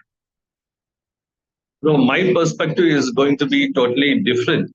What I is seeing yesterday and today is a micro level peace concepts of individual and some group concepts and even the nation perspective we saw.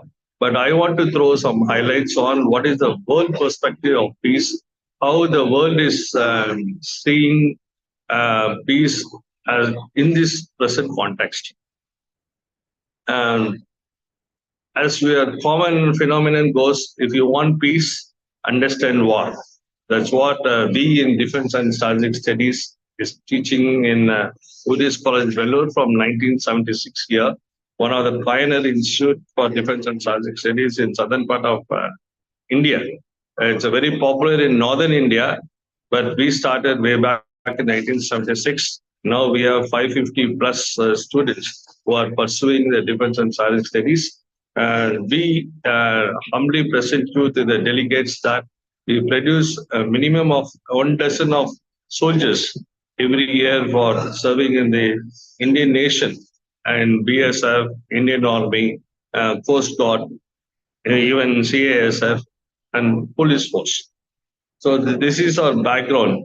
In this context, if you see the today's modern changes, what's happening in today's context in war itself, war we know is not the new modern concept. Even we have a war in Vedas period itself, we know that of 10 kings. Even in Puranas, we talk more about wars. Even we have indeed 2 epics, Ramayana and Mahabharata. It talks about war, and it's a war ends the peace. That's what we usually say. The war brings the peace. So we need war. Even in present context, modern terms, international law, we allow war. We are not saying the war is not allowed. Legally, it's allowed to one nation to come up with their own just war. We can call it as a just war, but perception differs. That's the most contentious issues in this part. If you take war in tradition in India, we have recorded history way back in 326 BC, when Alexander the Great invaded India, when Porus was defeated. That is the first recorded history in Indian history. Then followed by so many battles and wars. From Muhammad Qasim invaded India in 1702. Babur invaded India in 15th century. Then Europeans, the French intervention, then British came last in 1600. Then we know the history. But in worldwide, we see so many decisive battles as well as decisive wars. We usually call it as the Great Wars. First World War and Second World War returned as the Great Wars. First World War, we know it started in 1939, post 6 years. 1919 to 1914 to 1919, First World War. And 1939 to 1945, we have Second World War. So after the First World War, world nations thought we don't need a war like this, so we need peace. So what they did is they sit together and frame one bylaws and started the League of Nations. But unfortunately, the League of Nations failed, so the Second World War has started. So in 1945, end of the Second World War, every nation again sit together, so we don't need this sort of war. Then they agree upon, then they framed some constitution and started the United Nations Organization in the year 1945, October 24. But the primary objective of the third UNO is there should not be a third world war. So in that context, UNO is still relevant since we don't have the third world war. So it's still we are seeing that it's doing the basic objective of preventing world wars, not of other objectives as such.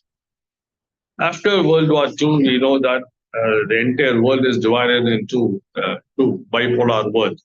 That we in international parlance we call it as the Cold War period. It started in 1945 to 1990.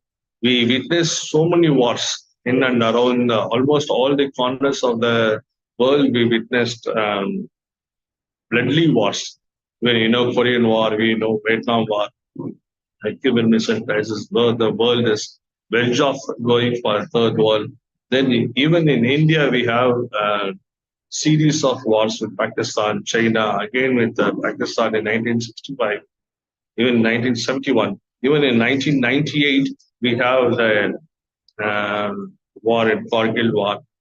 So these are some of the wars which world leaders want to prevent it, but unfortunately, it's not prevented. Even in today's context, you take in 2024, where we're starting now, the statistics says some nearly, actually speaking, 91 countries now involved in direct or indirect wars compared to in 2008. Why I mentioned 2008 is the ASEAN started in 2008. They started this peace conference later on. In 2008, if you take the statistics, it says 150 and 58 countries involved in on some sort of conflict. Now, in this 14 years, we see 91 countries involved in one way direct or indirect conflicts. So the price is what we are spending for this. Recent statistics says that we're spending so much GDP. In 2023, they say that almost near 13%, 12.9% precisely, and the world GDP is spending on what purpose? And $17.5 trillion we lost because of this conflict. So how to go about it? The thing is the conventional war has changed now. The conventional war or traditional war has drastically changed now after the invent of nuclear weapon. If you take in 1945, August 6th, we witnessed the first nuclear weapon in Hiroshima, and August 9th again we witnessed in Nagasaki, which are two test to bomb they dropped Hiroshima and Nagasaki, the little boy and fat man, proved the world how disaster the nuclear weapon is. But still, if you take the count of present context, as on war in the whole world, we have 12,121 warheads as on today. The strategists telling that even the 100 warheads is more than enough to bring the entire world into ashes. But we have 12,121 warheads. If you take the most warheads, nuclear warheads, lies in Russia, where we have 5,580 warheads, followed by US 5,044 warheads. China, again, our neighbor, they have 500. France 290, UK 229. Then even India, after we proclaimed ourselves as a nuclear weapon state in 1998, after the Pokhran explosion, we developed 172 warheads as of now. Pakistan, our neighbor again, our adversary, is having 170 warheads. Israel is having 90 warheads and North Korea 50. Apart from that, there are some threshold countries like South Korea, then South Africa, and other potential nuclear countries are there. So in this context, the entire traditional war dimension has changed. Even we can see in 2024, January, many conflicts, serious conflicts are happening, like in Palestine, Yemen, Sudan, Congo, Myanmar. Then if you take the last 2 years, we witnessed the Ukraine and Russia war is going on. This war actually changes the drastic strategies of defense strategies, which we will used to see in the early 19th century and later 20th century. But this war, Ukraine and Russia, completely changed the paradigm of warfare. Even in recent times, non-state actors has emerged into a major players of war. We take the recent war in Israel and Hamas. Hamas is, we consider as a non-state actors. So non-state actors playing a big havoc, you can say. Even our neighbor Afghanistan, the Taliban completely changed the Afghanistan landscape. Then now the Taliban is ruling there.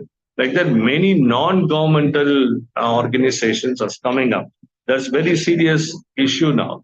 So we can deal with the state actors, but how to go about this non-state actors is the new challenge what the world nation is facing. There are many outfits like that. We can say Houthi rebels in Yemen, then Hamas recently in Palestine and Gaza, then ISIS we can see in Syria and Iraq, then Hezbollah in Lebanon, then Boko Haram in Nigeria. There are plenty, hundreds of non-state actors are involving in the war.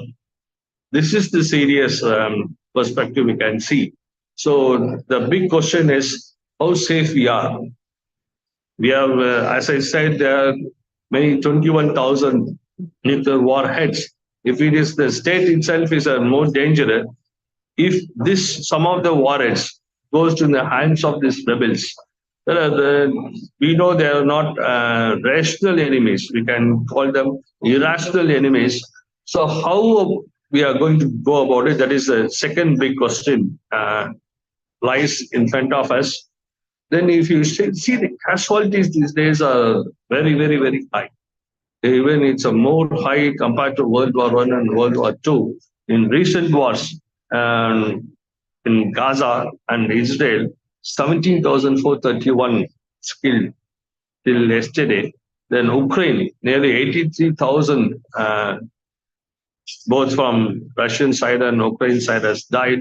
In Ethiopia alone, because of poverty, because of civil war, which is going on in Ethiopia, we lost nearly 1 lakh people in Ethiopia.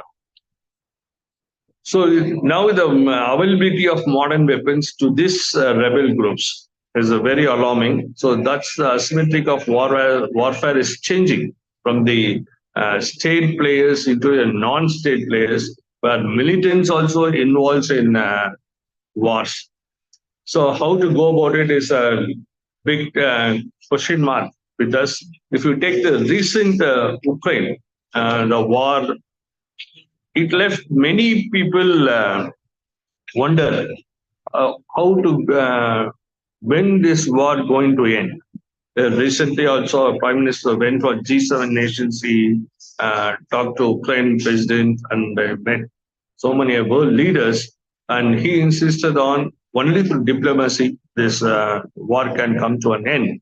The big task for this sort of organizations, or I can say that even the individuals, we have to play a great role in bringing diplomacy back again, in trusting the diplomacy, in trusting the negotiations. Now the diplomacy skills we have to inculcate even in the young minds, so that how to avoid the violence, how to avoid the war is going to be the big task for the future generation. So the statistics go on. If you take the 2023, the active personnel, Russia also lost so many people, as well as the money which we lost in these wars, Ukraine and Gaza, is enormous. So one can say that if you want to build an aircraft fighter, it may take us cost around some 200, 500 billion US dollars. But this not ends there. The problem starts every year. It has to be maintained. The sustainability of this weapons is taking more money. For example, to maintain the fighter aircraft, we need 500 million US dollars every year to maintain the fighters. So that my point of view here is, if you want peace, the general perspective 2023, the World Peace Index says that which country lies peaceful.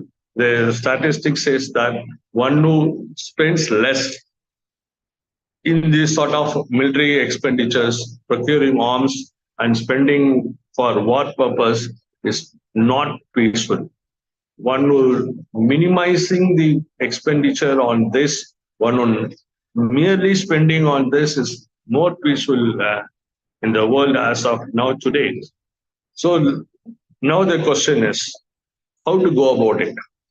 How to, I think this sort of conferences can provide. So many delegates are here. We can throw this task or challenge to the young minds. Even what I thought small individual what you call as solutions may come out in a big way. Previously, we saw the extensive report on the Uttaramerur and how the democracy provides there during the Chola Pandyas. Whether this is possible now, whether this sort of democracy, direct democracy is possible in present context of the question, but this sort of small, I will not say the small, this sort of examples can be taken in the world level. We have another say, if we talk it as think globally, but act locally. That's what I mean to say. These are the big questions lies between us. So how we are going to solve this? Whatever issues we have, whatever the problems, whatever the conflicts we have, but the world nations aligning, counter-aligning.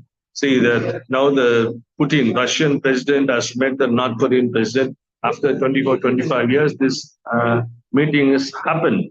But how they are going to align about it?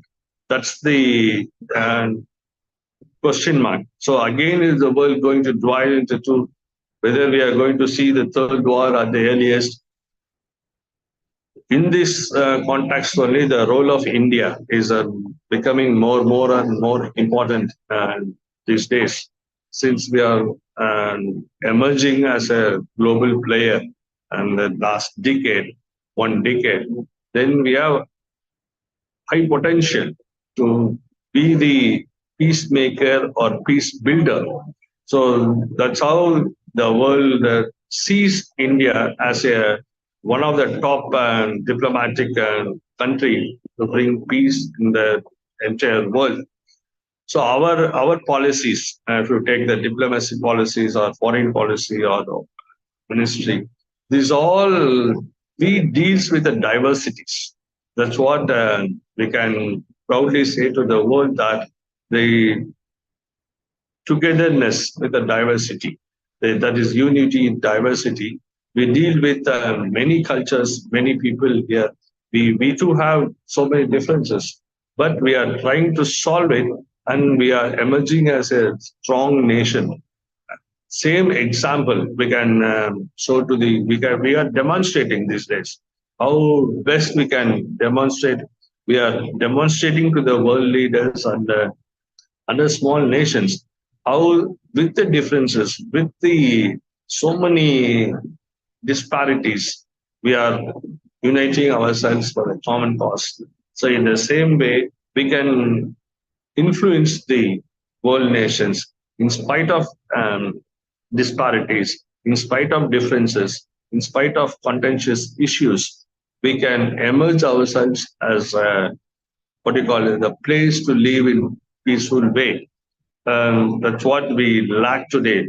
The sad point is, because of this war, apart from economic impact, many people becoming the refugees now. To take the major, this is going to be the major task, major problem in the years to come. From Syria, in recent years, we have 6.8 million refugees. In Venezuela, we have 4.9 million refugees. And recently, we can't say concluded, still it's emerging from Afghanistan. We have 2.8 million refugees coming out from Afghanistan alone. So majority of these countries developing where they are going, that's a big question. Where these refugees are going and settling down, it's not into the developed nation. They are going into developing regions like Africa, Middle East, and South Asia. So that's becoming the big task for the small nations or developing nations to take care of this sort of big population who is going to come and settle down in the population. Then economic impact, how we are going to move about it, that is what the big question lies in this next 5 to 10 years. So my paper aims to, my solution for this is, let us build this peace to every individual. So every individual thinking in positive mind frame and in peace mode of thinking than in the war violence part will lead the entire world into peace. Moreover, we have a common enemy now. The common enemy is ecological concerns and environmental concerns. The big question, what the last generation leave to us, whether we are going to leave this clean environment to the next generation, that is a big question. We witness, I used to dive in the lakes in Vellore for swimming in 30 years before. Now we see there is no lake at all. Even the wells not available in the villages, the big wells. The water has become very scarce city product. Now the recent happenings in Bangalore tells that even in our lifetime we are saying this. So what's going to happen after 25 years, after 30 years? That is a big challenge between us. Caution, the warning, even if you can take a warning from my side, is China is going to be the big challenge for India and the world nations. What they are doing now is they are protecting, they are building the military bases all over the water resources. All over the water resources. Why they concentrating on Arunachal Pradesh is another reason. It's a highly rich water resources place in Arunachal Pradesh. That's why they're concentrating on Arunachal Pradesh. So water going to become the big task. So I end here. If at all there's going to be the third world war, we don't want any third world war. If at all going to be a third world war, the cause for this is water. That's what many strategists assume on that. So we see as a defense strategist, we want to evolve new sort of strategies to how to overcome these sort of things. Traditionally, we deal only with the military aspect, Army, Navy, Air Force. Now, our paradigm of security has changed from the nation state borders to the stateless borders. We can say that now we can concentrate on comprehensive security. How best we can give the security to the environment, to the women population, the children population. So that's how our paradigm itself shift. Now we want to see the new strategies evolves from the defense perspective, how to protect this lovely then God-given environment. So how we are going to give this clean environment, it's not clean now, whatever environment now to the next generation. That is a big question. With this question, I think I end up this talk here. So I thank the organizers for giving me this opportunity for present me my thoughts in online. So again, I apologize for not being there. And day after tomorrow, we're going to be our college going to receive the NACP team, 24th, 25th. So we are preparing on that. So that's why I could not make it today. I apologize and thanks for the organizers for giving me the opportunity. Thank you so much.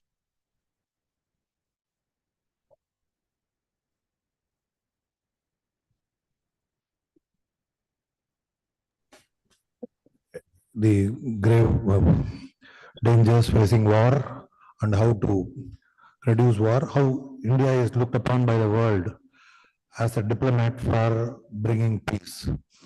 Thanks a lot. And your concern for the future generation is also we acknowledge with deep gratitude your concern for the future generation. Thanks a lot.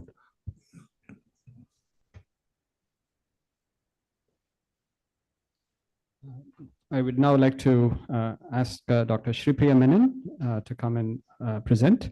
Dr. Shripriya Menon is one of the co-founders of Swati Foundation and head of HR. She is an alumni of Lady Shri Ram College, Delhi University, Tata Institute of Social Sciences, Mumbai, and National Institute of Mental and Neurosciences, or otherwise known as NIMHANS, in Bangalore. She works with individuals, families, and organizations for mental health issues and user rights in the community. She also is the founder of the Good People Diaries, which is an online platform to highlight positive news within the social sector. She participates in public events to raise awareness about mental health issues of various groups. She started OSTEM in March 2020 with her colleagues and volunteers to address the gap between mental health service users and providers during the pandemic via online platforms and to enable user participation in this process. She is also a practicing therapist. Now, please, ma'am.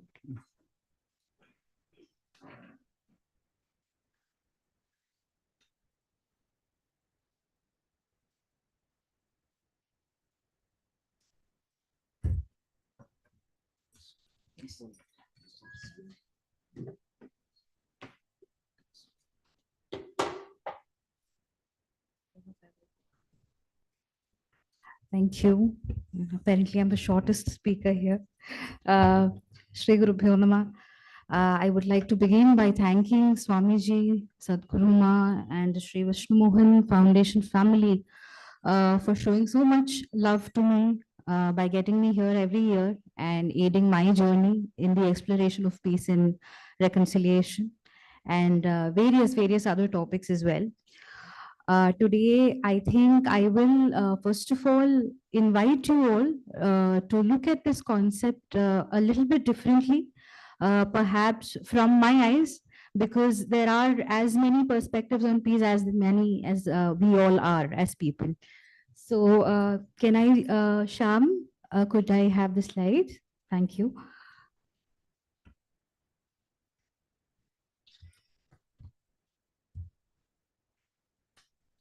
Yeah.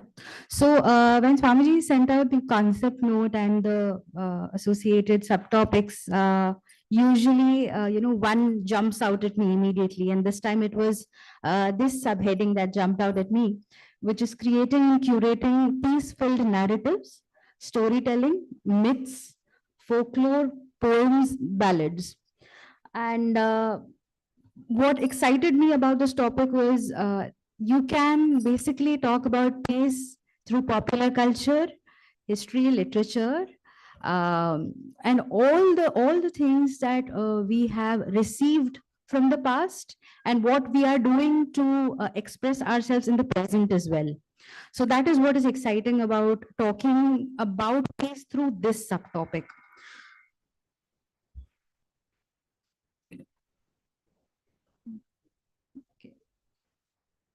So the logos you see over here are of the couple of organizations or initiatives that our kind host introduced me with.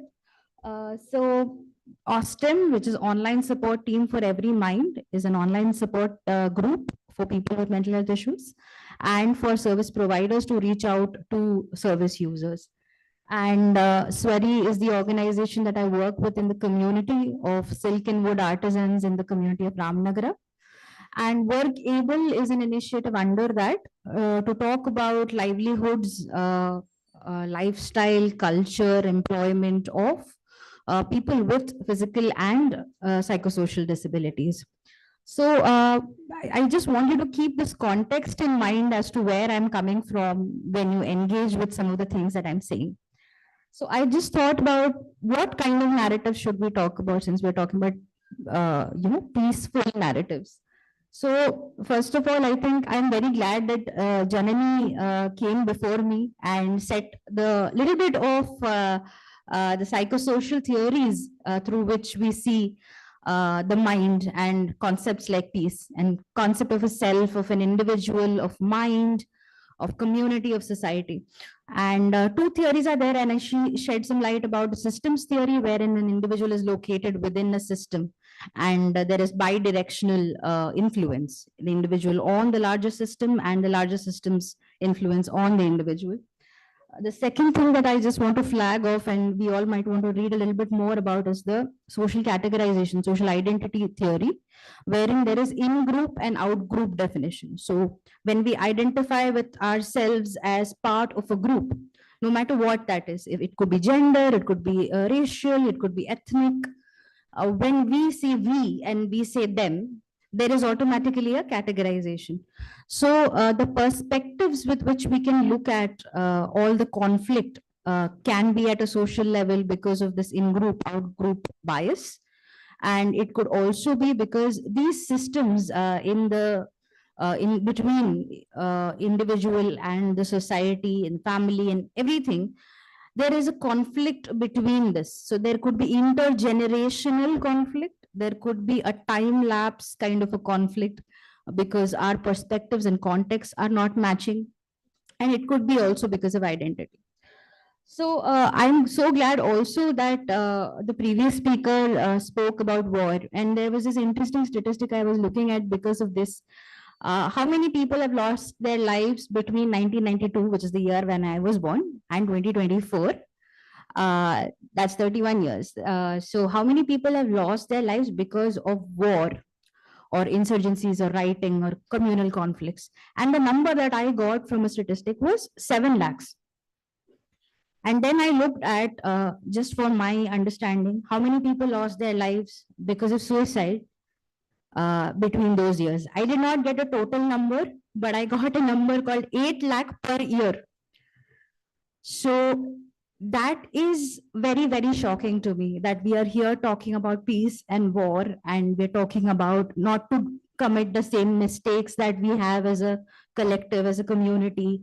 And we have not been able to identify the struggle and strife of an individual itself in such a long time. So when we are trying to kind of categorize problems and try to serve the needs of every group, every community, across these communities, if so many people are losing their lives because they're internally not at peace internally, then we are failing somewhere. as a society. So that is one thing that I wanted to flag. The other is ma'am's lovely talk about the model, the structures that perpetuate peaceful governance. And I think one of the things that really shone out to me was the willingness to be transparent in all of those systems. And I think we should kind of go back, to a little bit, I mean, it might seem too nitpicky, but we should at least aspire towards a level of transparency in all our interactions, I would say. And that is also true when it comes to media. I'm not sure where we are getting our news anymore, and whether it is, one source is even enough to formulate a comprehensive idea about what's happening at a given situation at any point of time. So yes, we are learning from history. There's a lot to learn from history, but we're also part of history. We're making history. So this narrative, the present narrative, we are not really, despite having so much information, technology and everything, we are not really getting a comprehensive picture of the present itself. Despite, having friends in so many different places of the world and so many different ages and so many different communities, we are still learning to know what is happening to us right now. And of course, I mean, since yesterday we've been deliberating about, in the name of God, what all can fly, what all we can sell, what all we can promote, what all we can represent. And I think it's a very interesting notion. I don't look at it very dichotomously, as in, oh, should we group all the religions together, say that, oh, everybody's saying the same thing, or should we critique all the religions individually? I think we're kind of beyond that now. We've come too far to try to make such a simplification of a concept so vast and so complex as human beings and religion, and human beings' relationship with something that is greater than, all the creation. So the creator and the creation's relationship is not something I think we should group in and talk about in a very simplistic term. And I think we're still making that mistake to a large extent, that of simplification of all of these relationships. It's a very private thing. First of all, it is very contextual. It is very subjective. How can we even say something like, okay, my God and your God, and something, what is it that you get from your God is something that you personally get from your God. How do we even comment about something like that? And the other thing is, there is this deliberate focus on how we appear, how we look like, how we sound like, what people might interpret if I say something. So this perception of me is more of a focus than who is actually me. What do I actually think of myself? So that kind of is also creating a lot of pressure and struggle and strife, both internally and between communities, or between groups of people who might be having a conflict. So these are some of the thoughts I had based on yesterday and today's observations that everybody has made. And okay, yeah, okay, going back. So what also struck me very interestingly is the symbol of the lotus, and this poem by Bharadiyar came back to my mind, where வெள்ளை தாமரை பூவில் இருந்தால் வீணை செய்யும் மொழியில் இருப்பாள் கொள்ளை இன்பம் குலவு கவிதை கூறும் பாவலர் உள்ள திருப்பாள். So Bharadiyar, this is just the first 4 lines, but Bharadiyar is talking about what is, he doesn't mention Saraswati as the goddess of knowledge in this whole in the whole song, but where does wisdom and knowledge reside is something is very interestingly highlighted. It's also mentioned further down in the song. It is there in the babbling of children, in the laughter of women as they banter. And it is there in saints and sages' words without deceit. So the saints and sages and the wise men of a time, when they talk fearlessly without lies, that is where wisdom lies. And it is in everything of beauty that is constructed or created. So it is in creative expression as well. And then one more, I think, very interesting thing, in selfless acts of love, there is wisdom. So I think that is a very interesting perspective that Bharatiyar is giving to us, that it's not necessarily that we are absorbing, learning, or taking a story from somewhere, but also when we're just doing things regularly and we're not really expecting anything out of it, that when we are still and when we are selfless, that is also where a lot of knowledge and wisdom is coming from. And then there was a very interesting comment by, I think, one of the people who've been analyzing Bharatiyar for a long time. How can there be learning and joy unless joy is there? Sorry, how can there be learning unless joy is there? And I think how can both of them be there without peace? So this juxtaposition of, are we living between wars? Are we living in an internal war situation? Or are we aspiring towards peace even while we are going through turmoil? I think one of the biggest giving of the field of mental health and psychology has been what people have been able to achieve during really, really difficult struggle time periods, during the war, during the Holocaust, during the famines, during times when people have gone through hell on earth. That is also where a lot of really, really valuable, meaningful, inheritance and legacies of humankind has actually been created. So I think that's an important reflection that we should have. So Lotus does stand for all of that, and Lotus is again referenced in several texts across religions. It's in Quran, it's in the Lotus Sutra, that there are importances of the symbol, and it's always about spiritual growth, striving, grace, purity, spirituality, that it is referenced in the context of. So another interesting thought that came yesterday when we were talking about myth and mithya, about whether Jagat is mithya, as an ever-changing reality. So is it just about when you change the time, place, person, location, context of a place, your reality changes? But does that mean it doesn't hold any significance? Now, we as individuals do not have lifespan full of omniscience or knowledge or even access to change anything that much. So our individual or contextual mithya or myth then suddenly does hold a lot of significance.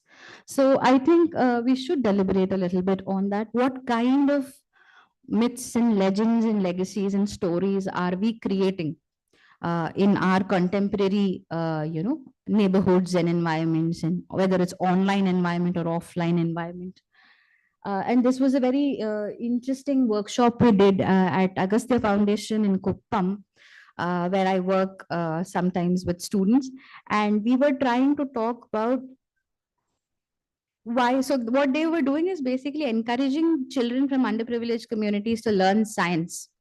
So I asked them, why science, only science? Everything else is also important. Why not social science? Why not humanities? Because that's the usual question I have, that we really do try to promote science and it's very important, but why not social sciences as well? So we had a conversation and we said, okay, fine, let's talk about coming together from different places to do science in a way that is not technically based on science. So they asked me, okay, ma'am, you're a psychologist. I said, okay, why should we study psychology and why should we know what is psychology and why is it important to do mind? And we did this systems model based exercises to, okay, what do you think the mind is? And these are children with no background in any scripture, any textbook, anything, school children, quite young. And they have not read. So I asked them, have you read anything about it? Most of them had not, and most of them had heard also, hadn't heard also. So they came up with a theory of mind, and that was beautiful. And that was beautiful because it was very similar to the systems theory of mind. Because when they started to expand their idea of who should we include and who should we exclude, they included everybody from all times, from all species, to everything that they could comprehend. So I think that's an interesting exercise we should also deliberate on when we are sitting down to have some conversation with people we think that we might have a conflict with, or two groups, and mediating. Even some of us are playing roles where we are mediating between two groups of people having conflict.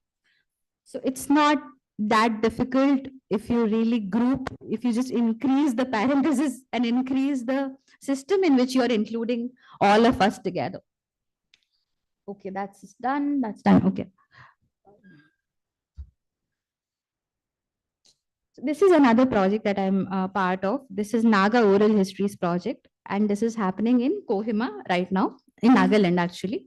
And young people from colleges are actually joining us to talk about and interview their own family members, community members, to talk about what kind of rituals, customs, language, dress, food, folklore, comedy, etc., has been prevalent in the community but has not been documented.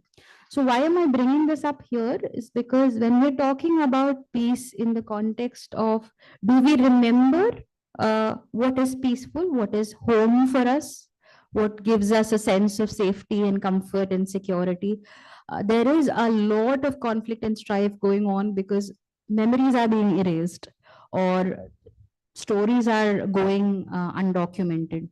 So I think this was a lovely initiative by the Assam Rifles Regiment to extend their, I would say, outreach to the community to say that we are willing to engage with you and we are willing to listen to the stories, and we come from a humble space of not wanting to change your narrative. So since we're talking about peaceful narratives, I think being willing to listen deeply, and we were talking about truth telling and listening deeply yesterday. And I think this is a lovely way of doing that. And I mean, these forays will teach us how it would be to replicate this in different situations. Conflict in the Northeast, conflict in Kashmir, conflict within urban spaces, crimes against women, crimes against people with disabilities, sexual minorities, ethnic minorities. So when we sit down and when we are willing to say, talk, and the lovely part about this initiative is that they are not researchers. So they don't necessarily know how to take interviews or anything. So we have to sit down with them and explain to them basic concepts like ask open-ended questions, respect the confidentiality of the person. And I think the willingness that the students showed us itself was a very good motivation for us to continue with this project. So this is ongoing. So we would have some data by the end of September, I think. And that I'm like very happy to share with others.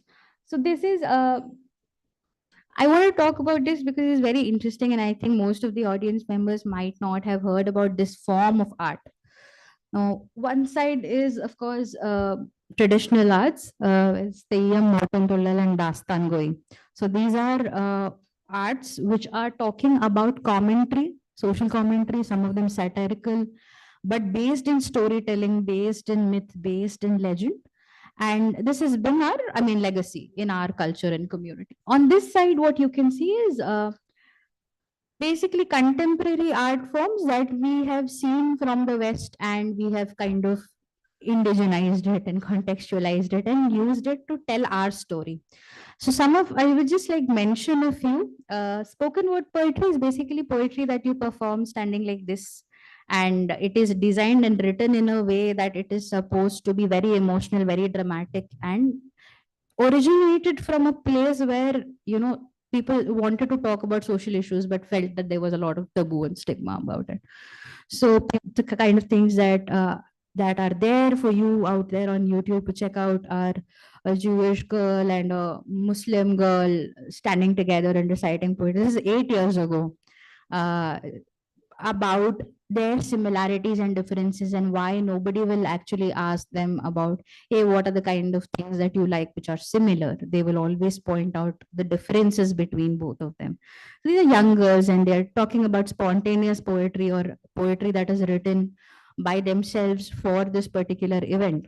There's another poem called Sign Language. Now that's by a sign language instructor about his classroom as to how do people with hearing impairment and speech impairment do spoken word poetry. How do they sign it? So I think it's a very interesting thing which you should definitely have a look at. Another one is called My First Period. It's about a South African woman talking about the kind of social stigma that there was as soon as she hit puberty, and then she was perceived differently, and somehow that made her the target of a lot of crime by and abuse by people in her own extended family or extended community. Another one is Remember How We Forgot. So that is about an artist and a violinist collaborating together and talking about bullying and childhood memories and how they grew from their initial very narrow mindsets to something that is broader. Why I talk about these poetries and these themes and these people and their backgrounds is that they use the same format in a very, very creative and individual way to talk about how they have been vulnerable, how they have been marginalized, and how their poetry has sparked off movements in other parts of the country and other parts of the world. And it has aided in both the art form developing as well as documentation of crimes that have happened against them and their own people so that it doesn't, it's not forgotten. The other thing is stand-up comedy. Stand-up comedy is a double-edged sword. A lot of people don't really like stand-up comedy, get really offended very quickly. But I think that's the advantage of doing comedy. And comedy is seen as disrespectful in many, many cultures if it's not done well. But I think we have, at least the Southeast Asian countries have a history of being able to take a laugh against ourselves. And I think it's good that it's come back and it is still there quite strong. Many of our comics are actually pointing across things that are not being documented, again, going back to the mainstream media. So they are bringing up things, bringing up lived experiences, I would say, as young people growing in this day and age, talking about peace, talking about violence, talking about discrimination, talking about feeling biased, talking about mental health, talking about a lot of things that we are not okay talking in our families about. So family as a unit, as much as we would like it to be the safe space for every family member, sometimes it's not. And it's not for the fault of the person who's being victimized all the time. So it's not necessarily the child's fault, the woman's fault, the child with the disability in comparison to the other sibling who's probably doing quite well. It's neither of their fault. So it's not one person's fault in a family. And that's what any family therapist will also tell you, that if it's a marital therapy or couples therapy or family therapy, it's never A leads to B. It's always A leads to B, leads to C, leads to A. So it's cyclical, the cause and effect relationship in any conflict. And I think that should be applicable to, some of the things that I was hearing yesterday, it had the great mistake of saying this happened and therefore this happened. No, they just followed A. A did not necessarily cause B, because there are multifactorial things that influence the second following event. So I think that should not be a mistake that we as scholars of or seekers of peace are making. We should not make that generalization. Okay, these are a few interesting images. I don't know if you can see them very clearly. The first one and the last one are basically mural paintings. Okay, so mural paintings are what lasts. So the point is here to talk about artifacts that last. And I think these are replicas of original paintings. So the first one is Ardhanareshwari and the last one is a Parvati, Shiva Parvati Paranayam kind of a situation scene. And I think the reason I'm talking about mural is because as soon as you type in mural, if you see, there's a large amount of art that is based on street graffiti or abstract paintings or biblical themes or, basically cartoons and graffitis. But this is our own indigenous wall painting art. And I think this needs to be promoted, and it needs to be promoted as a public thing. So we should see more of not necessarily religious themes, but the art form, the particular kind of mural paintings to deliver social messages in public spaces is what I meant more. The second one is my dance teacher, Anuradha Venkatraman, who's performing Peacock Prince. That's a story about Shikhandi reimagined. So she mixes the concepts of Bharatanatyam and theater to create reinterpretations of epic stories. So she's done Pratham Parth, which is a story of Karna, and she does the stories of Shikhandi. And I just found that, this engagement and a little bit of fusion, a little bit of coming together of disciplines is really helpful for us to engage with the same concepts of what is gender, what is right and wrong, what is birth and inheritance, what is power, what are the relationships between people who have different amounts of power, because that's what we're talking about in conflict, right? And the third one is Pickle Jar, that started by Vasanthi Hariprakash, who's an RJ. She does something called Story Akka, that's community radio basically. And she makes it more accessible for rural children to have stories that are contemporary, that give them access to news and things that are happening outside of their village and outside of the community. So I think these are good examples of narratives of peace, because as soon as you make something more aware, as soon as you expose one group with another group, at least the first thing that can happen is the stereotype can break, or the fear that a previous speaker was talking about, the fear of not knowing and what will happen if I come into contact with the different, with the other, that will have a chance of breaking. And I want to talk about therapy and social media. So there is also a lot of good that is happening on social media, which I don't think we're talking about. So there's something called Pari Network, that's People's Archives of Rural India, which is talking about a lot of stories from the communities, marginalized communities. And they are doing a good job of hiring good writers, good photographers, so that these stories are actually coming out with data, with numbers, with statistics. What was I talking about? So yeah, therapy. So since OSTEM happened in 2020, large part of my work in therapy has been online. So why 3-4 years now? We're not in lockdown now. We can have face-to-face therapy. So why is people still continuing online therapy is a question that I would like all of you to think about. That if given a choice, if you were to go seek therapy for any issue, would it be online? Would it be offline? Would it be with a trusted person in the community, an elder, or would it be a professional?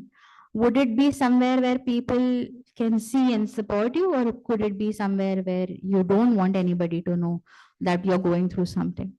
So I feel, in my opinion, that this has made it very, very accessible. It doesn't have to it doesn't take time for you to wait for a therapist very much, or go or travel and at least avoid that cost. There are a lot of concerns which online therapy has reduced. Again, it's a narrative of peace, because that is where a person talks about what they think is the worst that has happened to them, or what is the worst that they have done. Now, it's an interesting parallel between and father is sitting right here, confession and therapy. There's a lot of weight given to catharsis, venting it out, just say what's bothering you.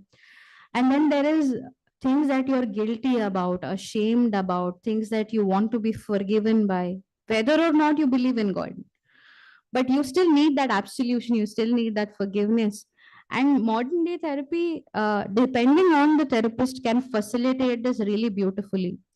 And therapy is not against God in any way. So it is really about the therapist, how they navigate and absorb our local cultural practices. And how do we absorb these concepts from our culture? How do we absorb concepts of theory of mind and bring it together? So I think that's also a peaceful narrative. Okay. I think sir, in yesterday's panel, the last speaker in yesterday's first half panel talked about a lot of strategies, and I think I found them interesting. But this is, a very broad categorization of that. So I think in conflict situations, unless and until we acknowledge the person who is grieving, who is in conflict, who has a complaint, unless we acknowledge the emotional harm caused to them, whether we agree on any other detail or not, if we can acknowledge the emotional harm, a large part of the work is done. Second thing is, Now we're sitting down together saying, what do we need to do to address your problem? If we sit down, unless and until your goal and my goal come together, unless and until we can't expand our goal to some extent, not shrink it, not compromise. This is the opposite of that. It's expanding our goal, making it big enough so that it can fit two sides at the same time. So I think it's an interesting exercise. And intra and inter-ally exchange. So exchange is very interesting. So how often is it possible to take one person from a identity or a group or a background which is completely opposing another and pick that person up and drop them in the other group? How often is that possible? I don't know. But it would be a very, very interesting thing. And the reason I'm saying all of this is sometimes I play that role. So I work in a community where there is a dargah and there are a lot of people and we're all fans of Sufism and our music is very eclectic. And as we heard yesterday, there's A.R. Rahman, there is Yeshudas, there is MS Amma, and there's everybody together talking about similar concepts. We're talking about similar themes. So we're there in the dargah, we're working, and on the day, and now this is something I don't know how controversial it's going to get, but on the day of Ramajanmabhoomi Pratishtana Divasa, I am there, I'm wearing a veil, I'm going in an auto, and people are yelling at me, saying Jai Shri Ram. I'm like, yeah, Jai Shri Ram to you too, great. But why are you yelling at me? You know, why are you yelling at me? And on the other hand, there is complete, I have not seen as many Rama Bhaktas in Ramanagara as I saw that day. I didn't know there were so many devotees of Lord Shri Ram over there. So there is, again, coming back to the idea of how we are perceived and how do we want to portray ourselves. If you pick up a person from this community and put them in that community, you will be having an exercise in empathy is what I'm saying. How does a person from another religion, community, or group feel when you isolate them and put them in some other place? And vice versa is also true. I'm just giving an example I personally had, that's it. But the other way around also, if you take a person who doesn't have much social support and if you pick them up and you give them appropriate social support, access to resources, things like that, does that person's confidence, hope, trust in other people increase? Now that's a social exercise.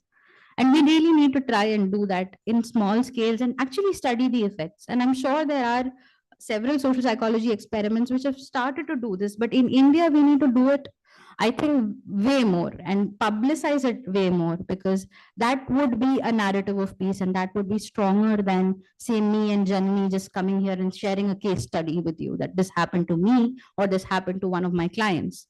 So we need a larger research basis, and which is why I'm associated with Project Empathy, where we can say for sure that if we introduce interventions of peace, interventions of empathy, interventions of social cohesion, then there is a marked change in the impact. There is a deliberate, clear-cut outcome in these indicators, these factors, these variables. And I think when we are able to do that, in our context, in Indian context, and the varied Indian context that we have, I think we will be successful in creating to a large extent a peaceful narrative and documentation of what's going on.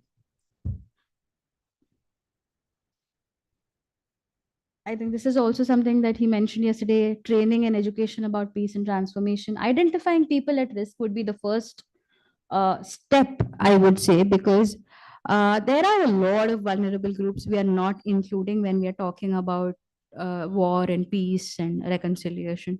And that is because they do not have language, access, resources, community representation in many, many spaces. Either it could be in educational institutions. Just look at a classroom and say who's not there. See who's not there. See who's not able to be there. See who's there only for the midday meal. See who's there only for the toilet.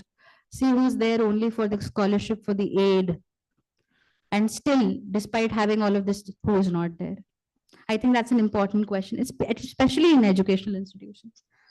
Women, sexual minorities, any other, I would say, I have to talk about this confusion between mental illness and criminal tendencies. I think there's a been misunderstanding for the longest of times.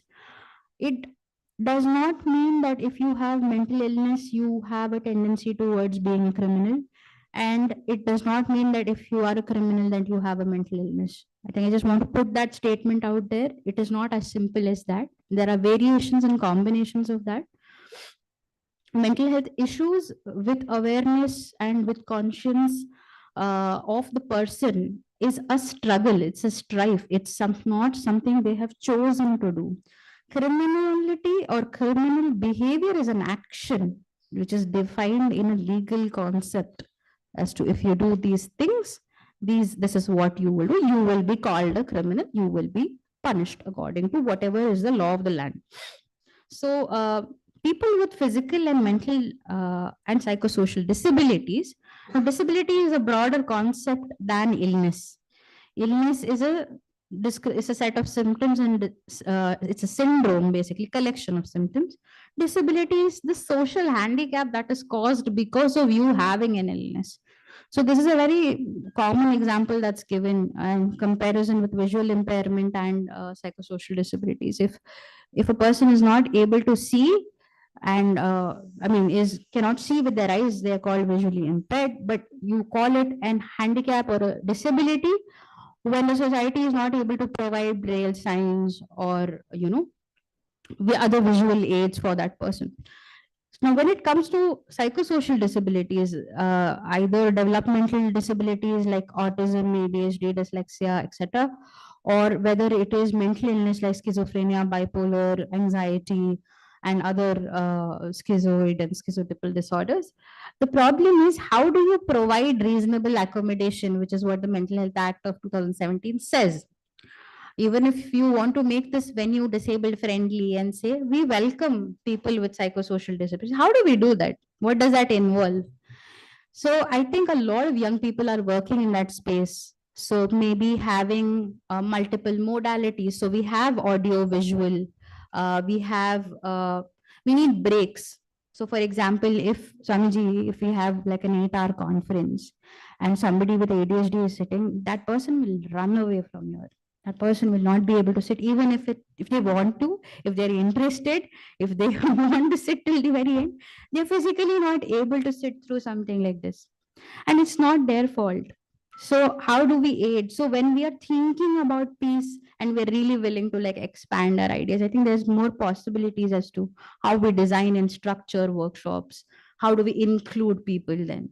So I don't have to, as a professional, stand here and talk about a person with ADHD. A person with ADHD can come here and talk about ADHD themselves. I think that's a good goal to have. I think it's good if we're trying to get representation, we should get representation.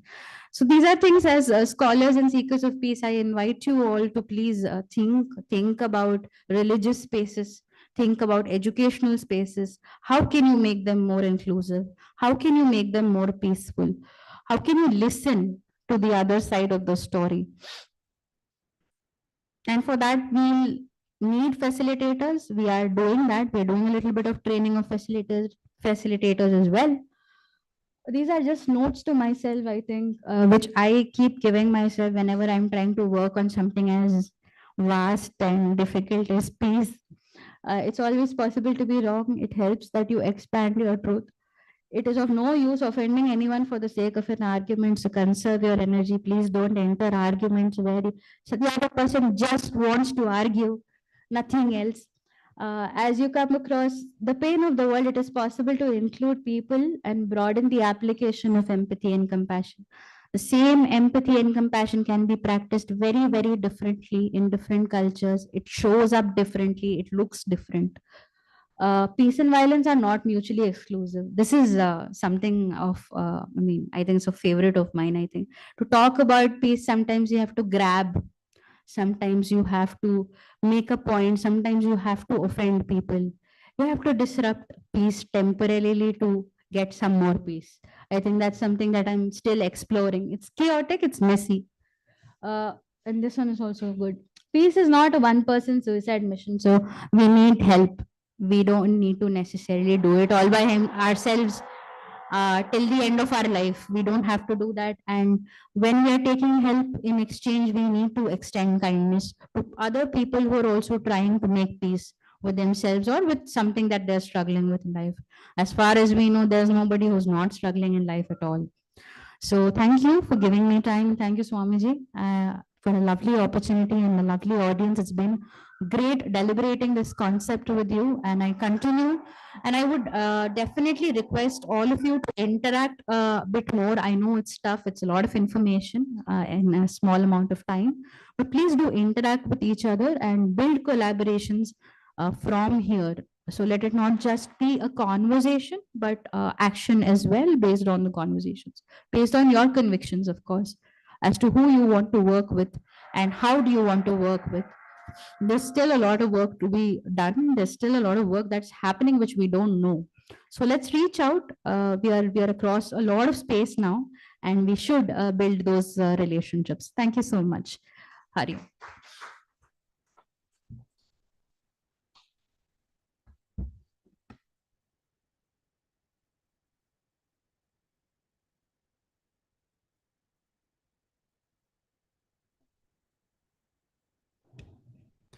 Thank you, Dr. Menon. Very, very insightful. I took a lot of notes and a lot of takeaways even for me personally, but very much appreciate you walking us through all the various initiatives under the banner of narratives of peace. Creating the right impressions in society, using oral traditions to keep memories alive, building awareness around social stigmas, using art to deliver social messages, using technology, community radio, building awareness around villages, building safe spaces, both online and offline, being inclusive in whatever setting we're in. So thank you for walking us through that. At this time, I'd like to ask Anuradha Mami to honor our speaker.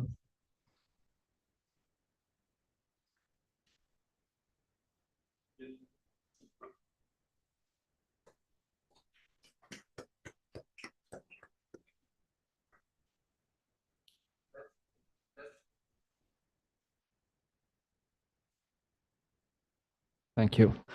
At this time, I'd like to invite Shri Vittal Nadkarni to give a few words. And after that, we will have a question and answer session that will be chaired by Dr. Hettige, and then closing remarks by Dr. Hettige before we break for lunch. Good afternoon. Pranams, Swamiji. I start. My heartfelt gratitude for this opportunity. And there is a valedictory that I am supposed to present, so I hold my ammunition for that. This is a short take. Dr. Thirumaran talked about war.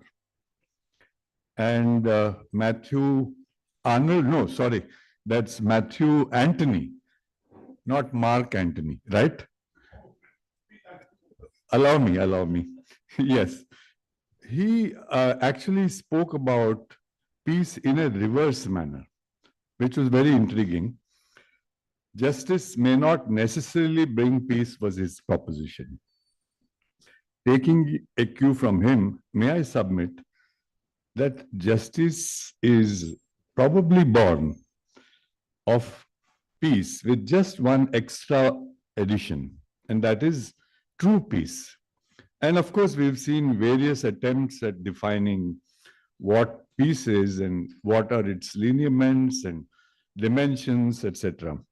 Now, in all this, I was very struck. I also want to talk about how happy and proud I am by the presentations made by two daughters here. First one is Janani, and the second one is, shall I call you Shri Priya or should I call you Miss Menon or Dr. Menon? Shri Priya is fine.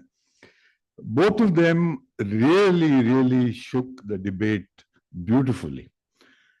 First, because Janani spoke about formation of attitudes in the child and the influence that parents have, which is wielded sometimes sometimes a little too offhandedly. And this is not to say that, we should blame parenting or we should blame the child or whatever. This is the way we are. And this is actually, there is a deeper biological truth hidden in this. And this is, we are precocious. Human brains would not be accommodated by normal birth if they were attained in the womb. So, they have to be grown outside the womb. This is a biological reality, and there's a term for it in science. Yours truly being a science editor, allow me the liberty. And it's called, we are altricial. Altricial is helpless at birth, like birds. They need to be fed. They need to be taken care of. This is the birth of family, actually, which separates us from non-human primates, where both the parents have to look after the generation, and this is what leads to Homo sapiens, smart humans with brains that are able to make and conceive of the ideas, even revolutionary ideas. Now, that being said, familial values, whether they are practiced in Iran or Iraq or Pakistan or Kashmir or Kanyakumari, they have necessarily to be of a universal human dimension. And that, I think, is the central core proposition, where we recognize the commonality of humanity. And saying this seems facile, but the most powerful indicator of that is the color of blood. When you hurt somebody, it's the same as that flows within your veins. And we are so caught up in passions and sometimes with power play or whatever, that we forget this. Now, having said that, let me also come to Shri Priya's marvel of statistics that you spoke about, where you spoke about suicide versus war deaths. And the suicide figure was so immense that it is mind-boggling that, if in 31 years, 7 lakhs have died due to war, recorded deaths. I recognize that there can be, but suicide taking such a huge toll.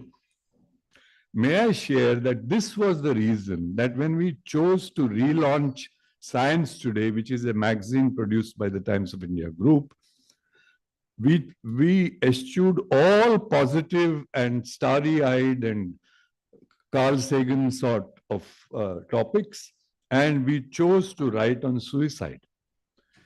Mukul Sharma was the editor at that time, and I was in charge of writing the story. And I tell you, when I delved into it, I realized that we need not one story, but almost every week we need something.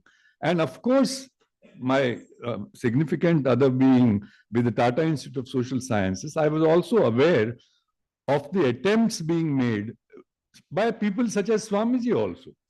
But the problem is so vast that I think we need initiatives repeatedly by spiritual thought leaders and path breakers to renew the message and innovations in this, in the packaging of the message, in seeking reconciliation. Forget the definitional politics, forget the difficulty of discourse. I think this is a subject that cannot become boring. It is essential if we have to continue to have sanity. And this brings me to the core of what I'm saying. True peace is really the nature of beings, actually, but it is also, I think, you spoke from the Kashmiri perspective about how, a peaceful community can also be very warlike when it, interacts with the so-called other. And this, I spoke yesterday about Richard Wrangham's goodness paradox thesis at the Harvard University. So it is not that you will find solutions that are foolproof, that they will have to be practiced because society is constantly in evolution. And I would say India is a good news story so far, compared to the track record of so many economies that have struggled in times of COVID. I think what India has achieved collectively is a miracle. And this needs to be separated because there is a long tradition. And here I would like to be very thankful to Professor Madhavan for giving us such a scintillating presentation of the wisdom of the Tamil people. Now, these are favorite people of mine. As a technology editor, I know their prowess in solving the world's software problems. They are also good at solving hardware problems. And this Uttira Marur, inscription is an example that needs to be spread. I've already been in touch with my colleagues in the Asiatic Society, and we want to re-invite you to the Darbar Hall, because this needs to be taken even to Calcutta. And because this is a message that we can govern ourselves beautifully, and the mistakes that are committed, the way they are, perhaps the ways of punishment need to be revisited. But it was a pleasure, and this is just an example of the kind of stimulation for thinking that we have received. And I've already approached many people, as Shri Priya suggested, for possible contributions for the larger audience, maybe in a slightly different format. But I'll be very happy to help in any way that I can. And with these, I want to thank you for your kind attention. There's lots more we can speak about, but we have time and space. Thank you. Thank you. Thank you, Swamiji.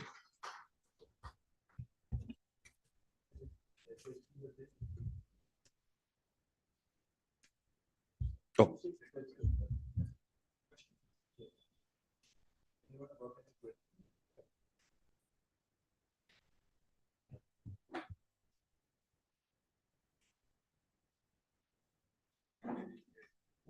I can, let's take Shri Priya's advice to interact with the panelists and interact on topics. So please, any questions to our panelists today?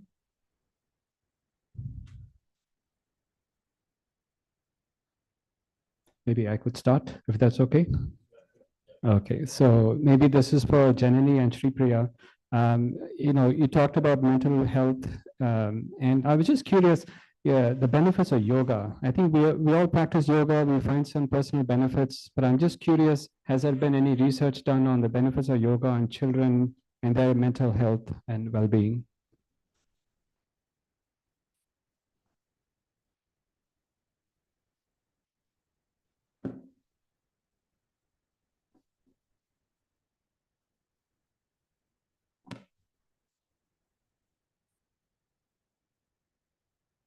So yes, yoga has a lot of benefits for individuals, both children and adults.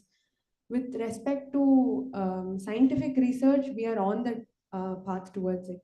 We have a lot of institutions nowadays taking those initiatives. And yes, the scientific research is something that is a lacuna, but our scriptures have said it all, where we have enough evidence to back up the claims of how every aspect of yoga has immense impact in building resilience as a character strength, as well as a lot of emotional, social, and physical benefits. For example, I'm part of a small research on the effects of chanting, Vedic chanting on people's cognitive abilities. So research is something that is underway. But we have enough scriptural evidence to prove that they have a lot of benefits. Yeah. Can I add in this, since I'm also part of the stream of yoga and science writing and reporting, and actually the kind of yoga that is practiced generally is not recommended. Hatha yoga is not generally recommended for younger kids. And if you read the Swatvaramas Hatha Yoga Pradipika, it dwells a lot on who can practice and how it needs to be practiced. Now, having said that, does it mean that yoga does not have benefits? Not at all. Because if it is practiced in the way that is suited to the prakriti of that person, and if it is given by somebody who knows the dangers and pitfalls. For example, forward bending asanas are not recommended when you have a back injury already. Now, you may need something which may not be necessarily known even to a physical practitioner, So he may need to know some vidya which is a holistic total package. And you may need to combine something like Pilates, or you may need to combine freehand, you may need to combine something that is taught at Mayo Clinic again. Now, is that possible today? Yes, absolutely. But where yoga really helps, if I may say, when you see, I think, was it Janani who spoke about yama as, not many people realize that 90% of the rewiring is done at that stage itself, in the attitude. And what are the things that are highlighted? First thing is that non-violent attitude, ahimsa, and abhyasa and vairagya. These are in practice. But mitahara is the other thing. Mitahara and yama, in yamas, ahimsa. And why is it so? Because there's a whole bunch of psychological reasons that are related to this. And then I could go on and on this. Practical aspects one can. I have a scheme called Baby Simple, which we have developed for general universal application for health fitness. And believe me, the moment you start practicing it, you are going to start feeling the ameliorative changes of it.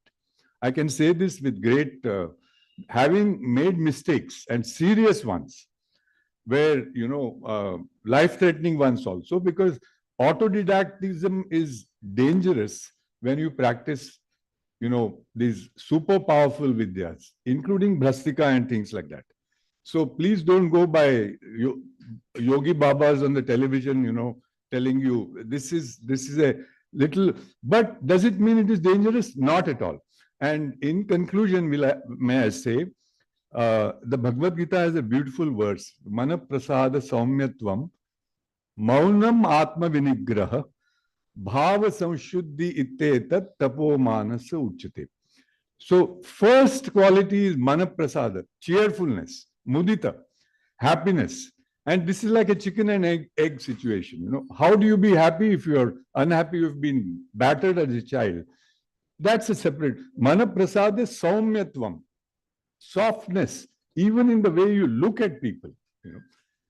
Maunam, not saying immediately what has occurred to you, and that is impulsive sort of reaction, which is responsible for a lot of premeditated damage.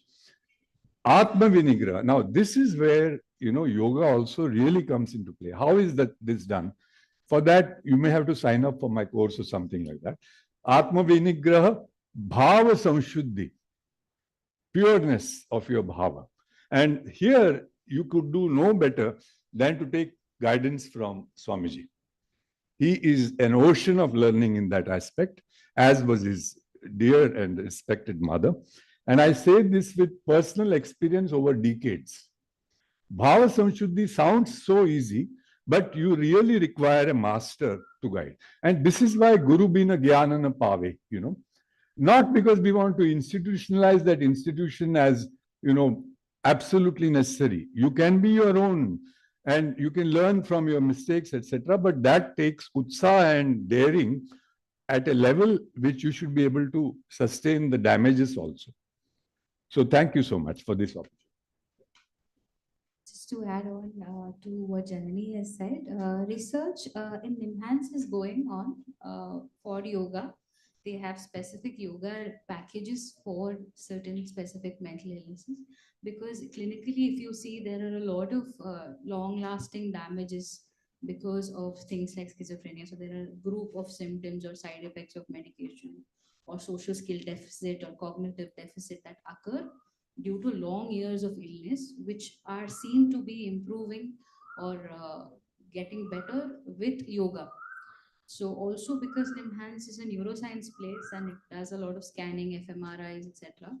They are also looking at brain status, brain condition, when you introduce an intervention that is purely psychological, or say something like CBT versus CBT plus yoga versus CBT plus yoga plus therapy. So they have all of these combinations that are going on. And it's a very interesting place. A lot of research is underway. A lot of doctoral theses are going on. There are centers, and now something very interesting called Center for Neuromodulation in Psychiatric Disorders come up, which is using TDCS, which is transcranial direct stimulation, which is non-invasive electrical stimulation to the brain. And outside in the market, it's very commercially successful. But still, because of a lot of misunderstanding, misconception, stigma about you're going to get shock to a therapy to a patient, shock therapy to a patient, is a very kind of rudimentary understanding about what that is. So there's TDCS, there's PMS, which is magnetic stimulation. And new things are there, which I think if you look at, maybe certain references to our scriptures have been described earlier, as Janvi said before, that the vidhi has been described, the impact has been described, but we are now getting to have access to the technology that made it happen. These are all invisible forms of energy transfers that are happening, which sound very bizarre and magical in theory, but when you're actually looking at it with the process and the technology, there are very systematic steps to why they're doing it, what's the frequency, how many sessions, and now that it's not yoga, but it's intervention. It's not young. It's not old. It's very, very old. For epilepsy, for example. Yes. Yes. So I'm not mixing yoga with this intervention. I'm talking about specific research that is underway in terms of mental health in the country. One part of it in NIMHANS is yoga. The other is because of it being a premier institution in the country, there's a lot of equipment that is available to do a lot of intervention studies, is what I was saying. And this related points, that's it. we spoke to Professor Udupa once, who had pioneered these things, and the kind of response we got from them was not very encouraging. I must say this, because there may be a lot of buzz and all that, but in terms of actual results and traditionally approved models, even at Mysore, and which Prime Minister Modi recommended one of his political rivals to go to. I went personally and tried to experience this, but I must caution you, the best way is through people who have tested the package in a proper setting. The medical research is a bit dicey yet. I would, with respect, add a caveat right at this moment. I know, I'm not a representative of NIMHANS. I'm just saying as a student what I witnessed and what I got to learn from it. And of course, there are, ethical, moral questions that people interested in mental health have been debating since the time that normalcy was defined. What is normal and what is abnormal? So if we have to go into like hair splitting arguments about what is okay and what is not okay, there's lots of different aspects about what works and what doesn't. And especially with the limited knowledge that we have right now.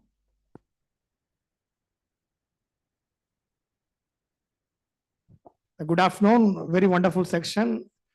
I have one questions regarding yoga. There are a lot of methods of yoga will be there. What are the methods to reduce the stress and peace of mind?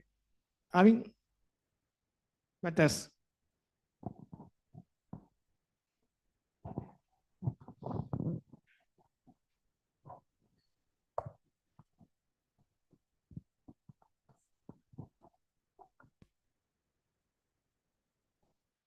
Okay, so yes, there are many methods of yoga. I am trained from the Krishnamacharya method, which focuses on tailoring yoga practices for the care seeker. So I do not align with one size fits all. So that is that. Second, for stress management, I would reword it first to resolving stress rather than managing, because it's like financial management, you have to live with the finances, you don't have to live with the stress. So stress reduction through yoga, there are umpteen means. The Ashtanga model itself is something that you can live by.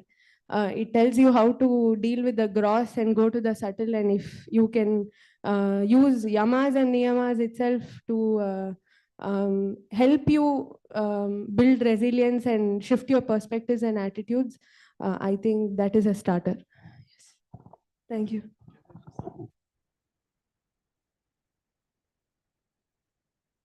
I think this question is best answered by, we have in the audience, Mr. Janik Raman, who is working in this Krishnamacharya Yoga Mandiram, as he is one of the, I think, director for medical therapy yoga, specialist in this. So please.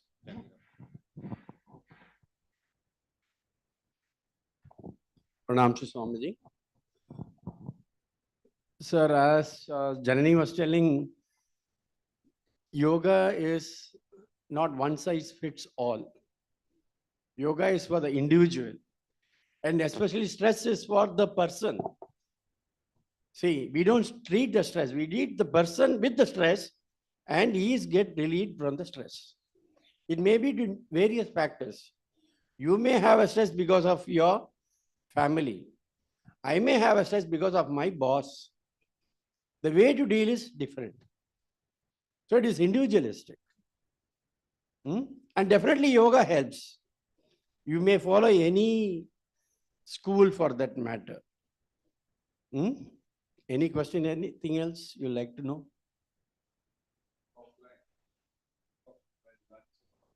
Yeah. Yeah. Let us not deviate from what we have. Thank you, sir. Thank you for the opportunity.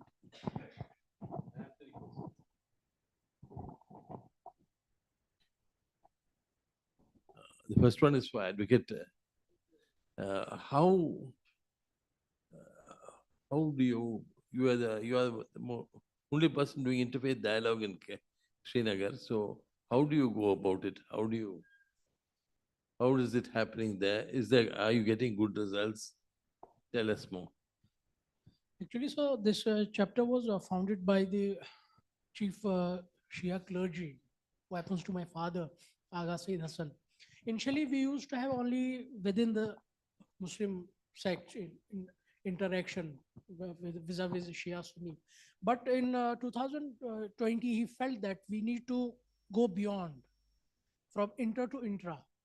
So since then, he started this chapter, Interfaith Dialogue chapter. Initially, there was some suspicious because we are there in, we belong to a conflict region. So there are a number of stakeholders. So there was some, what is it, how first it was only intra, what is this now, intra, this thing. So initially we faced a lot of difficulties, stigmatization, suspicious, but with the passage of time, everyone came on the same page, same table. So since then we got a response very well from the different sects as well as the general people. And one takeaway of this dialogue is that whenever the post 2020-21 any controversial statements comes, you know that how polarized atmosphere we are living in across the country from Kashmir to Kanyakumari. One thing is that rather giving outright reaction, we have developed a culture of responding. Every religious scholar of every community comes together and talks about it, then they respond to this situation. This is the, at least I can say, takeaway of these years of these chapters.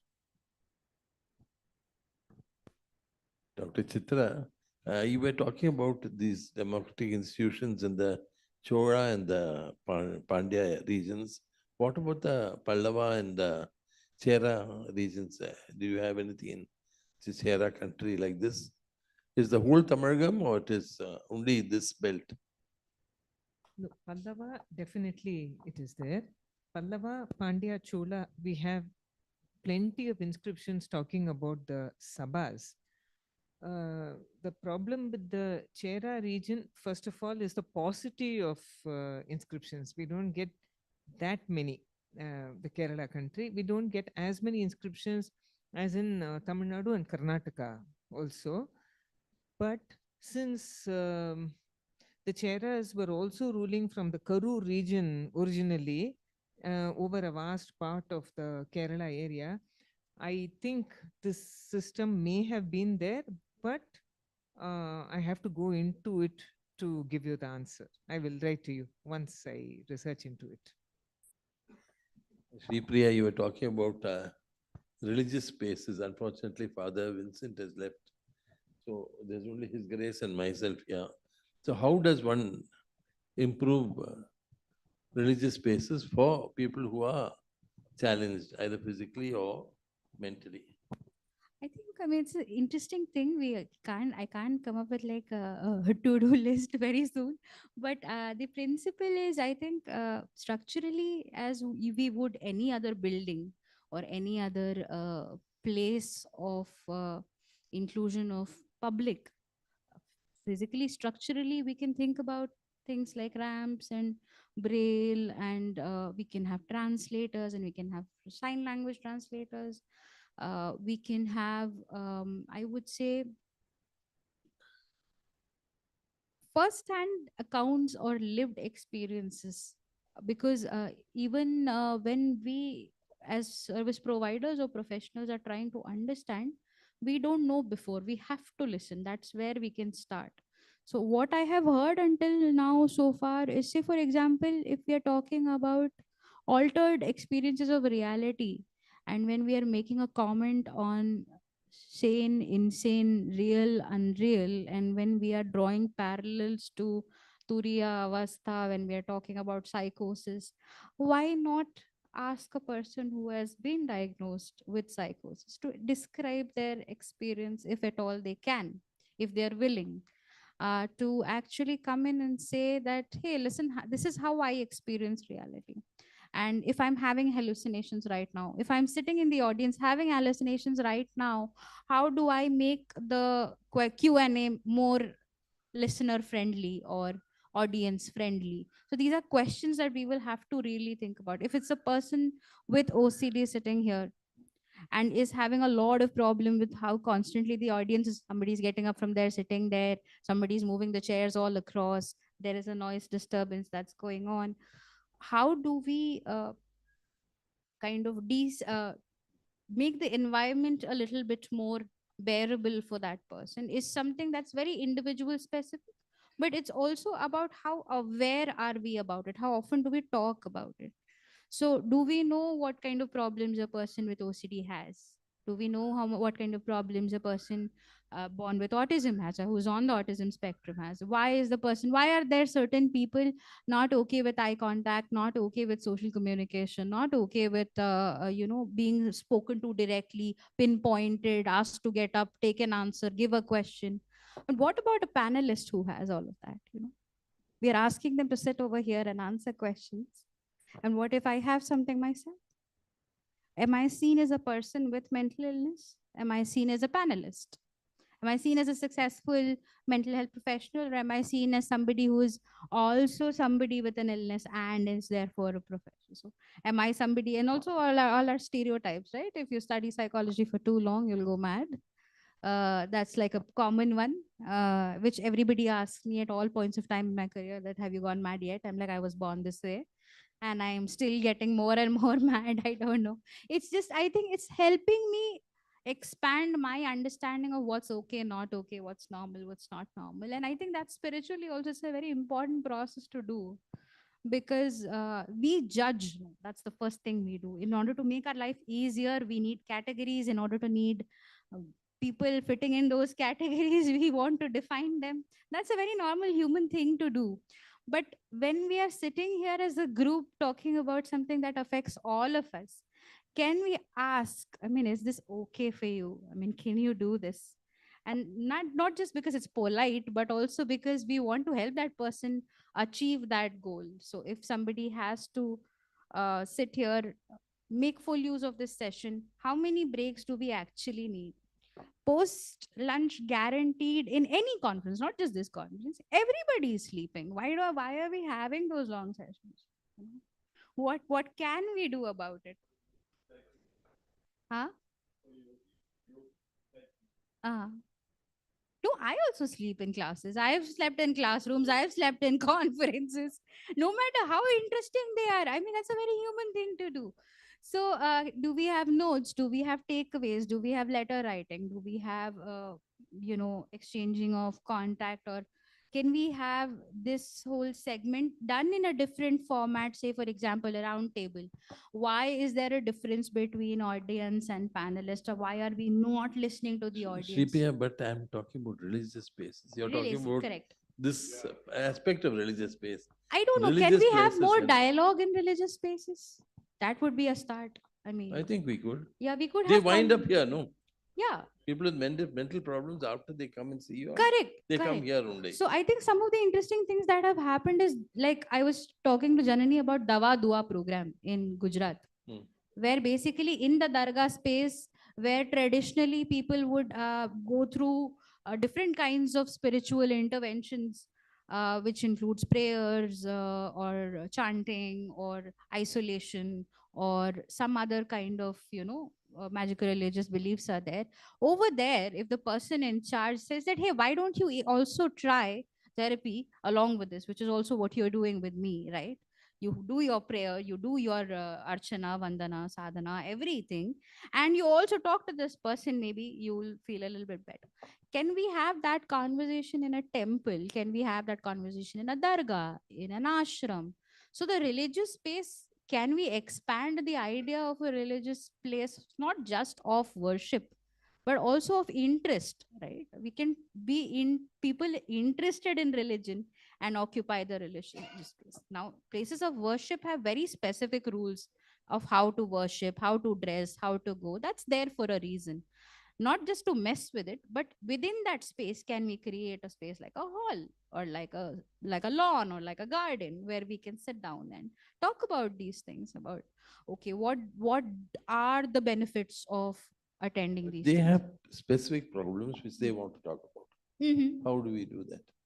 How Your do we- Grace, has Your Grace anything to Please, say? please, yeah. No, about religious space. Okay. Sure. So I think, I mean, it is really up to people in power to find out that whether it's possible. Sure.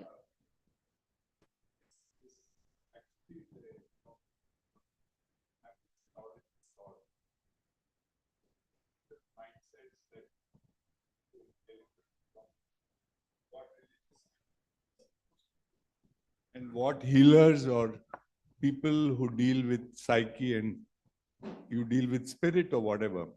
Now, getting an overlap, as you saw in the Supreme Court case, is a difficult thing because the criteria with which you fix responsibility for messing with people are also to be kept in mind. You know, casually बैठ के कुछ भी गप मारेंगे वो नहीं चलने वाला है इसमें.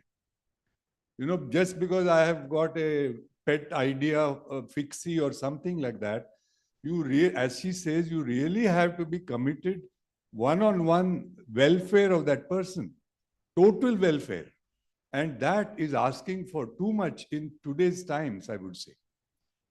And what is the insulation against magniloquent, sort of megalomania that is also to be seen?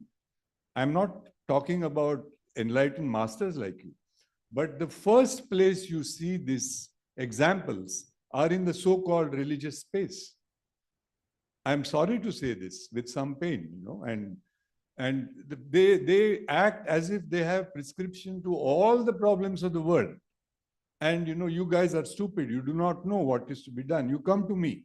I will give you the, Now that is something that frightens me even more than, and of course you have the other side. The doctors also will look down on everything else and say, you guys are all stupid. You know nothing. And only FRPS or MD or whatever those degrees are, without realizing that you are dealing with a level of complexity and uniqueness of each presentation. And this cannot go unregulated, I'm sorry to say. It has to be had, if it is being done, as it is being done for years, you have Vasishta counseling Rama, you have Krishna counseling Arjuna, and you have the god of death himself counseling Nachiketas. And our conversations are full of whether it is Maitreyi, whether it is Vasishta, whether it is Vamadeva, whether it is Abhinava Gupta or Gorakshanatha. They're full of these kind of counselings, but the material on both sides is superior. They are not dysfunctional in the way that we are talking about. You know, Siddhanti Mama Gatrani is only a mild thing, but he's at the end of it, he is, Dhananjaya, who needs to be reminded of his dharma. The difference is that we are talking about a level of dysfunctionality that is distressing absolutely, even if it is to be borne by a family. And I speak from personal experience because my wife Vimla was, one of the pioneers in TISS with mental health programs, So I would be very, very, very wary of people with great good intentions, but the subtitle of my presentation is "The Way to Hell is Paved with Good Intentions." Thank you.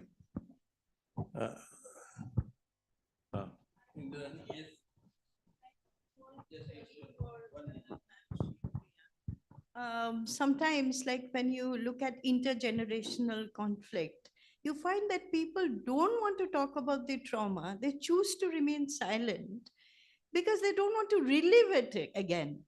So how would you react to that? They refuse to come to the table. Are you talking about a person who survived trauma? Yes, or a survivor, a perpetuated trauma survivor. Okay.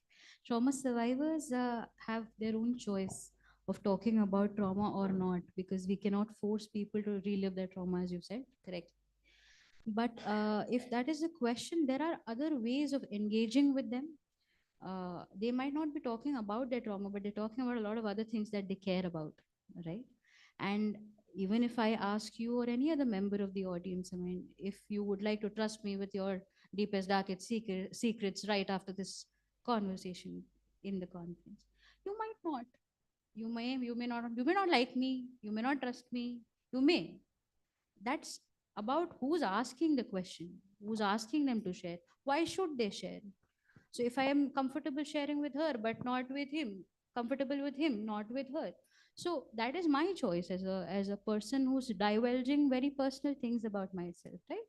So, and whether it's in public, whether it's in private, all of that matters, the location and context matter. How do we understand trauma is based on a lot of research studies that have revealed one-on-one interactions by people who've gone through, and then compiling all that information and say when we make a statement about survivors of domestic violence, where, what age, women, children, or who are we talking? So these are all subgroups, and that's how even mental health research advises policy, based on which policy is made.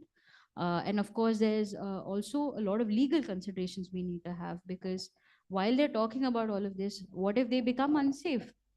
How do we, if they become unsafe and if they're still in contact of the perpetrator, then nobody else is going to step in and say that I will save you from your perpetrator, especially if it's a family member.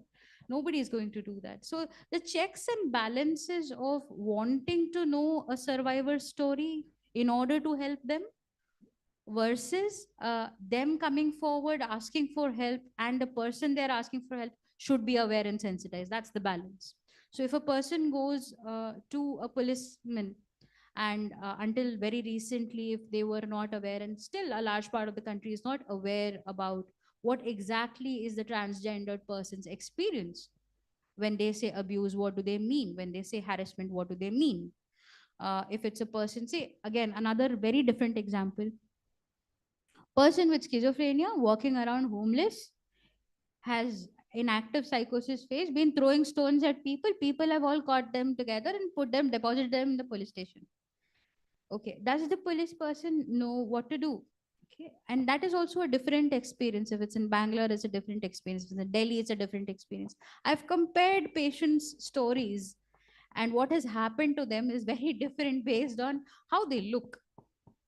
If it's a woman, if it's a man, if it's a child, if it's a teenager, if it's an elderly person, do they look like, okay, this is a employed person who suddenly seems to be ill for some reason, versus a person who's been on the streets for such a long time. Nobody even pays attention to them. Nobody is looking at a person who is homeless and saying, oh, this is a person with schizophrenia. We are not looking at it like that. Another learning I had very recently, at least within the past 5 years, is a lot of people, when they don't know how to take care of a person with active mental illness, deposit them in our Indian railways, which mostly end in Kanyakumari, which is why Tamil Nadu has a lot of burden to take care of people with mental illness, because they end up here, the trains end here. That's just a geographical eventuality. And how aware are we about all of these things?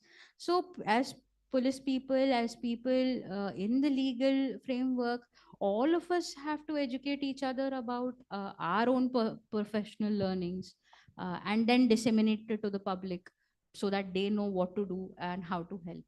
I think that's something that trauma itself is a very, very long topic to talk about. Thank you. Thank you for asking that question.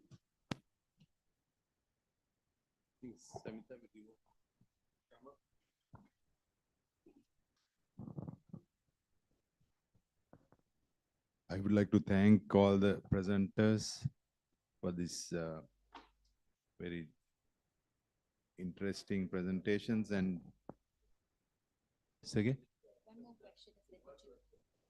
please.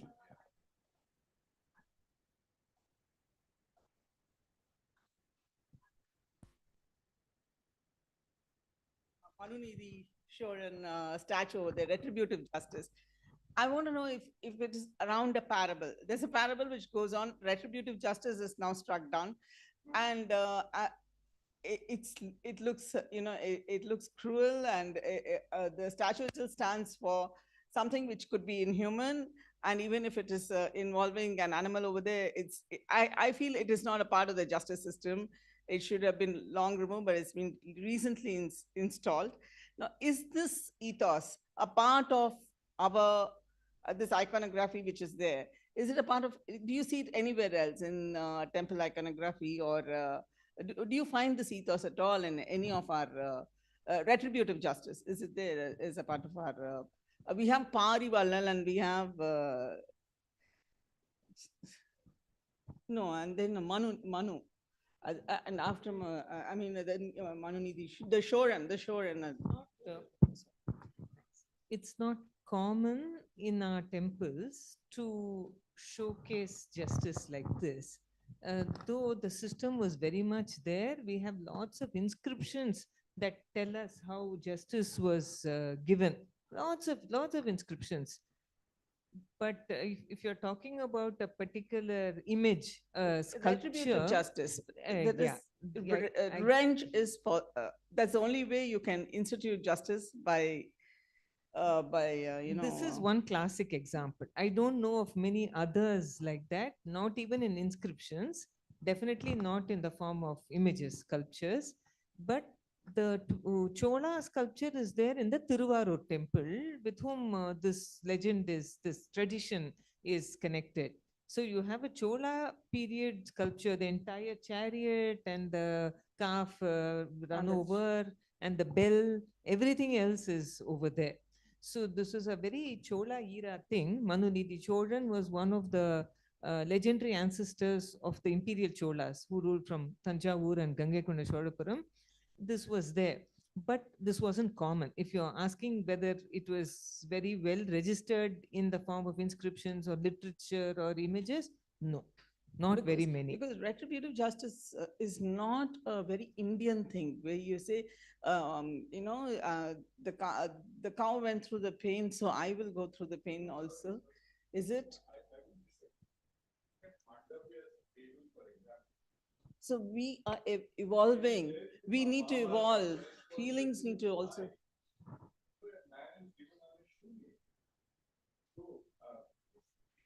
No, you are talking about the ant and the rishi. So, yes, but we are in evolving times where we don't, again in Kashmir, you can't go around blinding people who were blinded. At this point, we are evolving. So I want to know if was this a parable which was created and attached to the justice system? Would it be possible in an evolving time of justice to still hold on to that icon and say this stands for justice today? See, first, it was not.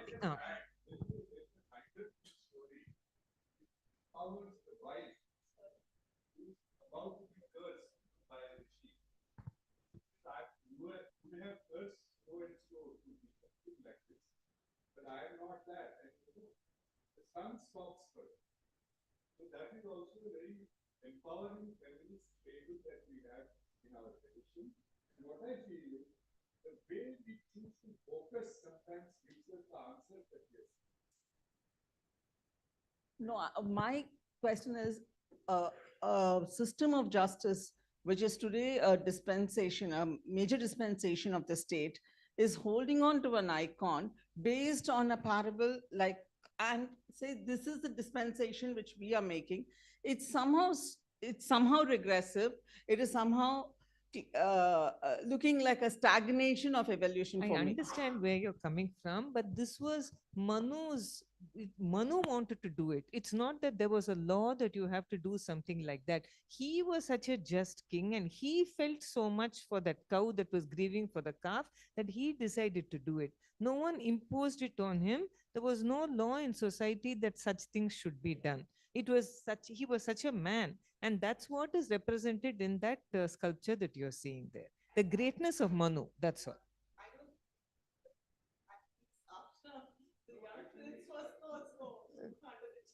Not, you can look at it.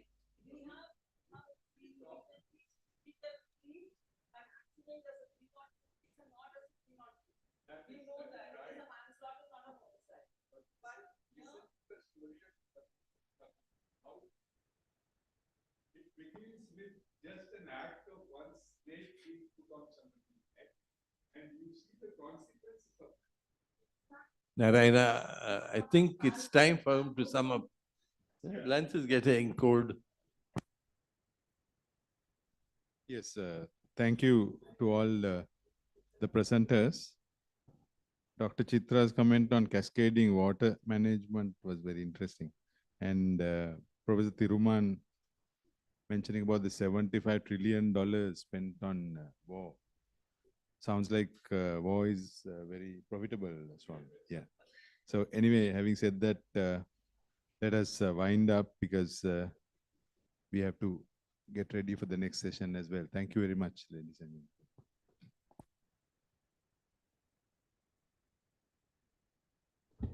If I can request everyone to reassemble at 2 o'clock, we will start promptly at 2. Thank you.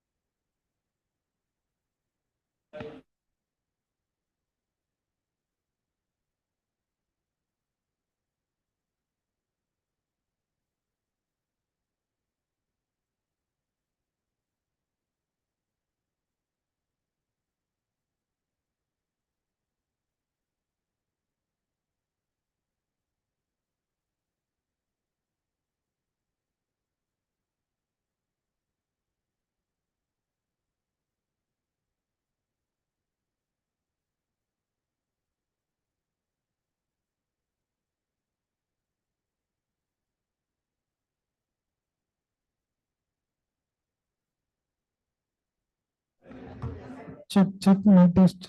Check, check, check, check. Check, check.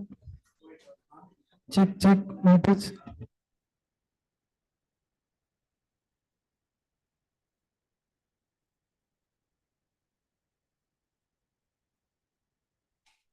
Check, my test.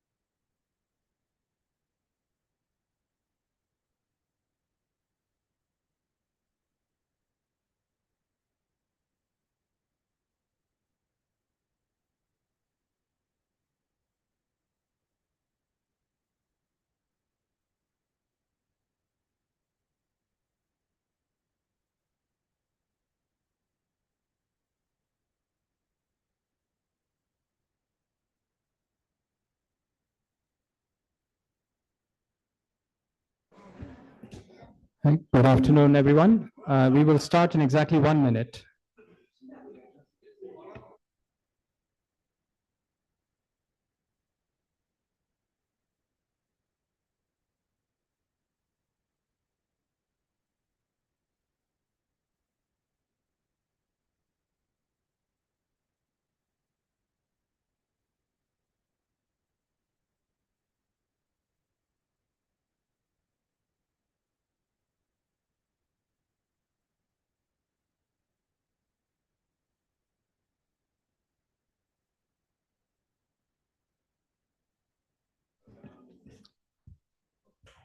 Good afternoon, everyone. A hearty welcome back for the plenary session number 3.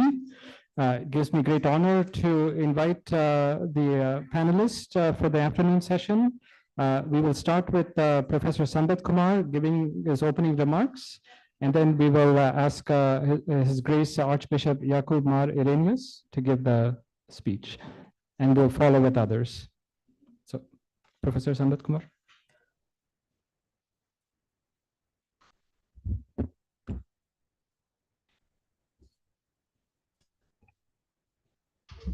Good afternoon to everyone. Pranams to Gurubai.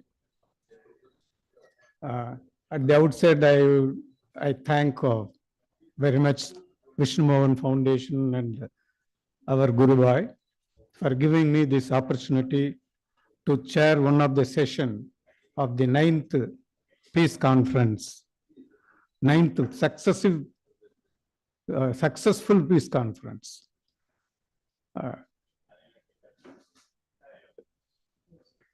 There are many institutions in Chennai which very, they don't bother about to conduct academic activities, though they are called academic institutions.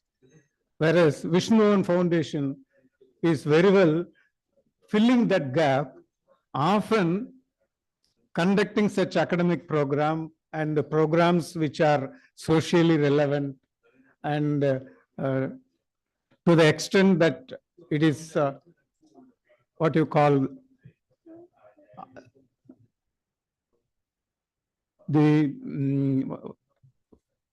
it's a practical also. So we find this our right place in Vishnu Bhavan Foundation, maybe to satisfy some of the academicians like me. Swamiji is giving opportunity, and Professor Indra is very much appreciating my idea, because that is the thing is going on. Actually, we find solace in Vishnu Bhavan Foundation and its activities. So it's my pleasure, and I am privileged to be here in this peace conference also. Actually, our tradition, with 1 or 2 minutes, I will just say some idea about the peace and what really, the real peace, or the peace which we are getting, is it transitory or temporary, like that. With 2 or 3 minutes I will tell, and then I will ask one after another the speakers. Like me, like you, I am also very eager to listen the various speakers who are assembled here. Actually, the Eurocentric conception of man, or their theology, treats the nature as a commodity to be consumed by human beings. So naturally, the attitude towards nature is different.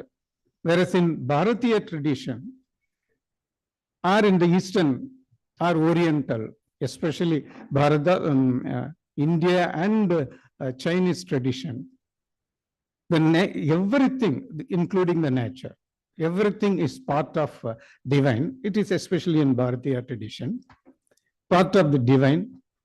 We are all part of the one reality, Brahman. So our attitude towards the nature and other people or other things is different. What is suggested and advised by our rishis and gurus like Gurubai, live harmoniously, that lead to peace. And this peace, that is, we get by living harmoniously with the nature, with the other people. So our attitude and our activities are in such a way that we gain peace, which is, to my understanding, is only a temporary one, temporary phenomenon, or it is called worldly peace. But the real peace is different, which is inside, within oneself. And this is possible. This peace can be realized or attained only when you know what you are. You are nothing but part of that Brahman oneness. If you realize this, the permanent peace will come there. Unless we understand where we are from, we cannot find a solution to the problem. And our Shastras tell us that we are from that Brahman. So if you realize that, we will find the solution to our problems. How this thing can be achieved? How to solve these problems which are mundane, that are hindering our progress, that are hindering us to realize whom we are? Simple solution is that do your duty, Swadharma. Do the act or the duty or the karma equanimity, with the skill of equanimity. And if you do this, the karma which will not bind you automatically will lead you to the realization point. Whether justice or whether justice will be helpful to get peace or peace is born out of justice. All these things are mundane again. As rightly pointed out in the inaugural session by the Honorable Governor, justice is contextual and subjective. And how it can be, how it is born out of justice. Peace is born out of justice. So all these things are mundane. So this peace is only a temporary one. The real peace is within oneself, and this can be realized by our activities, and that activities are our duties. With this introductory remark, I will ask our speakers who are assembled here to tell their views one by one. After completing all the speakers, we will take up the question and answer session. Thank you very much for giving this opportunity.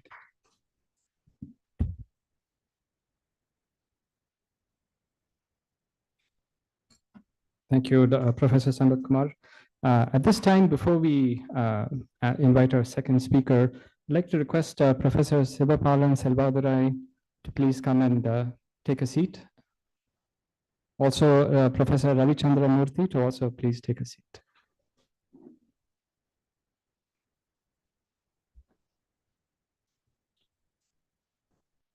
So I'd like to introduce our next speaker, His Grace Archbishop Yakub Mar Irenaeus, born August 15th, 1949, has a master's in English, philosophy, education, and theology from Princeton University in the US.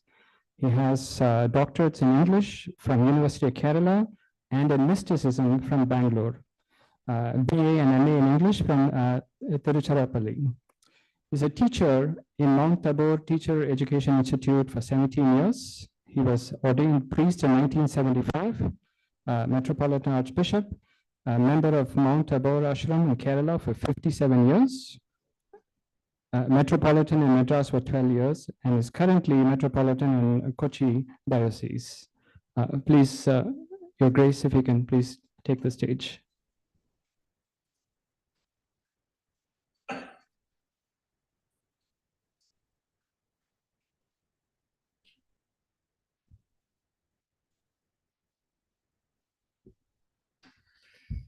Vanakkam. Good afternoon to everybody. I am thankful primarily to Swamiji and also the foundation. Yeah. Only for 12 years. And 5 years, so total 17 years in Tamil Nadu. Thankful to Swamiji for inviting me for this colloquium, this seminar, 2-day seminar in Chennai. We do collaborate in Kerala, Swamiji and myself. We have a CCC, Council for Community Cooperation, based in Kochi. And it's, both of us are the vice president of the CCC, Community for Community Cooperation. And we do attend its assemblies and meetings regularly. And Swamiji comes all the way from Chennai to Kochi. Yesterday when I was in the airport, the boy there, that they were telling me, I know Swamiji, he usually passes through this airport only. So I thank you for that. I do not have a formally prepared paper before me. I don't know whether it's a gain or loss. So I am free to talk. I was just talking to my friend, if you had paper ready, you will be tied up with that. Now I can fly about anywhere.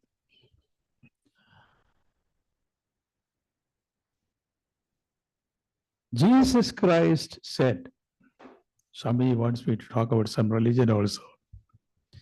Blessed are the peacemakers. They shall be called the children of God. So immediately I see a connection, a correlation between God who speaks, and we humans.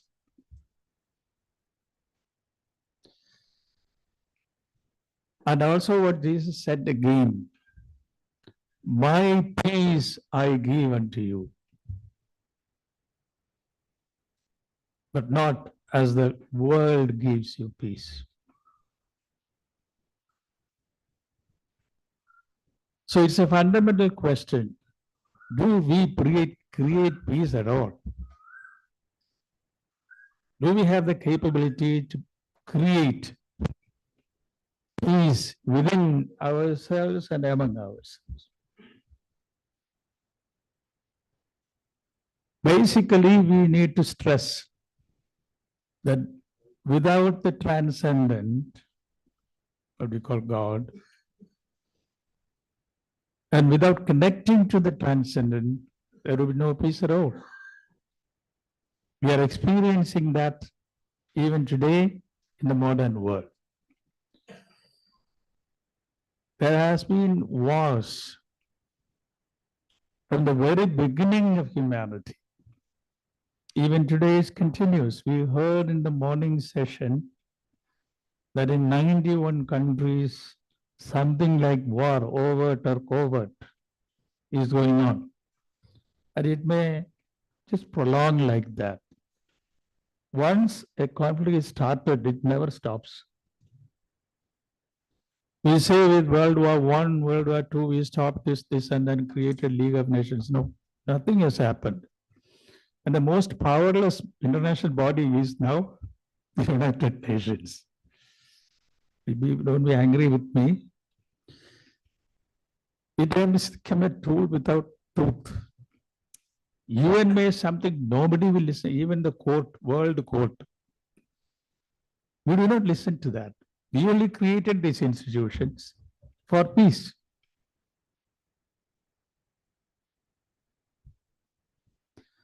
So first thing I want to emphasize to you, my friends, is that without the divine connection, I won't say religious or spiritual like that, there is not going to be peace at all. Our introducer was talking about this, that all are one. Incidentally, this morning when I stepped into this room, I was totally confused because it's a small group. What is happening here? Increasingly, I became very much conscious and aware that this is an elite group. We have the top echelon of society here, not only from Chennai, even from beyond. And the deliberations are very seriously going on. Sometimes I felt that the deliberation digress into specifics for too long in the forenoon. Anyway, that will happen anyway. So I made a first point. We human beings, by ourselves, just cannot create peace. But we are part of it. We have our own role to play in making peace as the peacemakers. No denial that we humans are to work hard towards peace, but we alone cannot. There is an ethical or spiritual or human element in peace. I give you my peace. That is what Lord Jesus Christ said. And from that I understand that the origin, the source of peace is God Himself. And as a Christian and also all Semitic religions believe that human beings were created, this is from the Bible, not from the Hindu stories. Human beings were created in the image and likeness of God. It's a very tricky sentence. Even today, nobody knows how to explain it. God created human beings in His own image and likeness. Boda, no Rupa, Nama Rupa, Rasagandha, without all this. But how can you say created in the image of God and likeness of God? There cannot be a likeness of God unless you see him, which is impossible. So fundamentally, many theologians explain this, that we are created in the image and likeness of God. Primarily, that there is a similarity between God and us. It's Christian theology, nothing else. I repeat that there is similarity between God and human beings. In what details, don't ask me. And like God, as God does in his love and magnanimity and long suffering, we can love, take care of, respect, and be concerned about others and their welfare just as God is. There is a possibility. Being created in the image and likeness of God is also explained in those terms. Like God, we humans can also respect each other. Namaste. We can forgive each other, love each other. Is a possibility before us. If we will, we can. And also the Bible has taught me in an ecumenical language. Are we not created, all of us created by God? Is it that we all of us has that one God? There is a challenge thrown out in the Bible. So that has limits. For example, ecumenism is a word used mostly in Christian circles and even other outside. Ecumenism is not different churches coming together and having dialogue or dialoguing. The word ecumenism refers primarily to the whole inhabited world, universe, the whole inhabited world. So it includes everybody. Not this country or that country, this religion or that religion, or no religion at all. The whole inhabited world is oikumene, and we are part of it. So when I say namaste and join my hands, I say I respect you. You are my neighbor. My neighbor need not be Christian. I studied in a Muslim college, Jamal Muhammad College in Tiruchirappalli for 5 years, for undergraduate and postgraduate courses. I like that place very much. You won't believe. I belong to a ashram, or ashram members regularly study in Jamal Muhammad College. And we are close, thick friends with the management. They allotted to us a small room, Arabic room or Hindi room, I don't remember, so that we, ashram members, can pray in the afternoon. This happened in a Muslim college. That is India. That is our oikumene. I just quote this wherever I go. A Muslim management giving a room for us to pray. And also in the Gulf country, I don't remember which emirate it is, a Keralite, who's a Christian, is a businessman, and so many people are working under it. Most of them are Muslims. So on Fridays, they go to a distant place to pray. And one day he's decided, I will prepare a place for them to pray here in this campus. And he built a mosque there. It was inaugurated some 4 or 5 years. I was also there. Many Muslim leaders from Kerala were there, including the Tangal. That became an icon. I said, this is life. Remember, a Christian, an Orthodox Christian at that, building a mosque and giving it to his Muslim employees.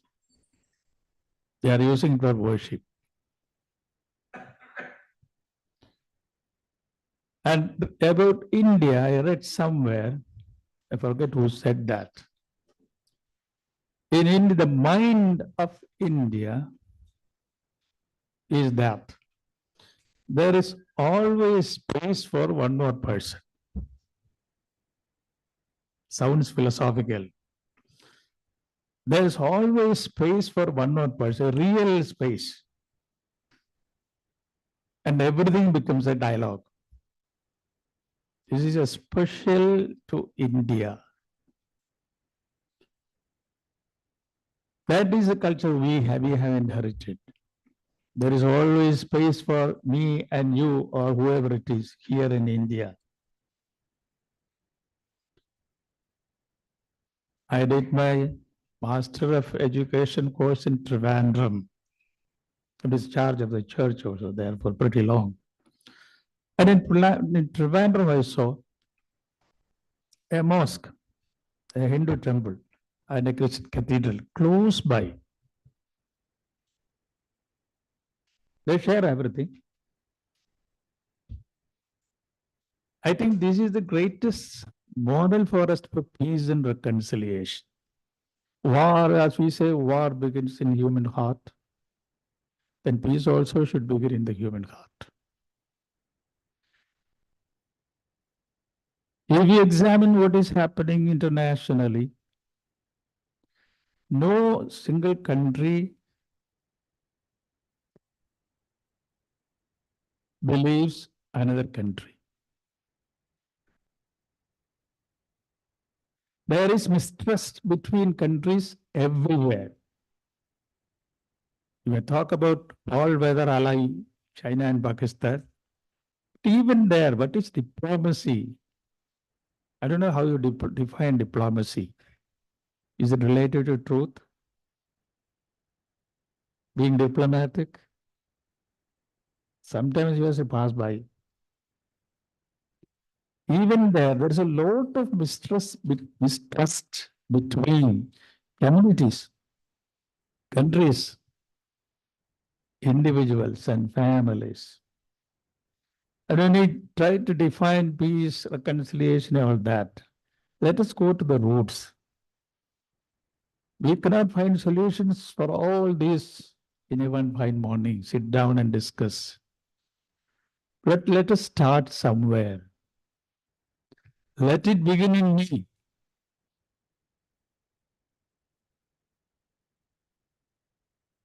It is also an attitude.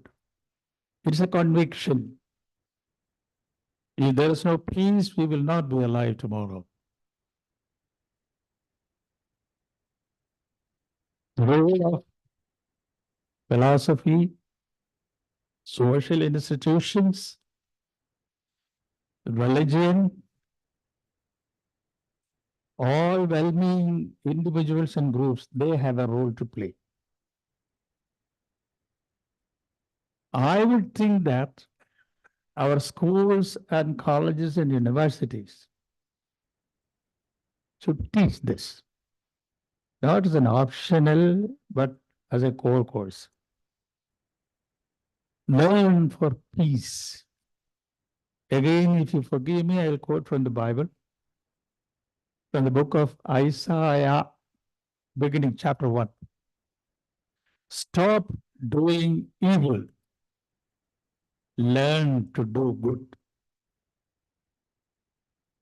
Nobody needs to teach us to do evil. We will do it anyway. But to do something good, you need to learn it. Stop doing evil. Learn to do good. This learning should start at home, extend to schools and college universities, where children are growing up. We know in the schools, in the early grades, primary, lower primary, like that, they feel no difference at all. They are all very peaceful. And who teaches them the other one is different? Who will teach them and us? That without you, I am incomplete. I am incomplete without you. This sense of incompletion has to penetrate into, enter into Vishnu. I don't know, I have studied Sanskrit but forgot all Sanskrit. Vish, V-I-S-H means enter. Yeah. So who will help our children to have this idea entering with them? Wish, that is the real Vishnu.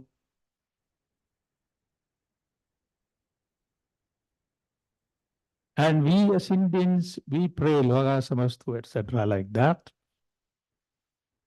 Where does all this endeavor bring sukha to others, not only to me? What actually is sukha? I was reading one of the books by Vinoba Bhave.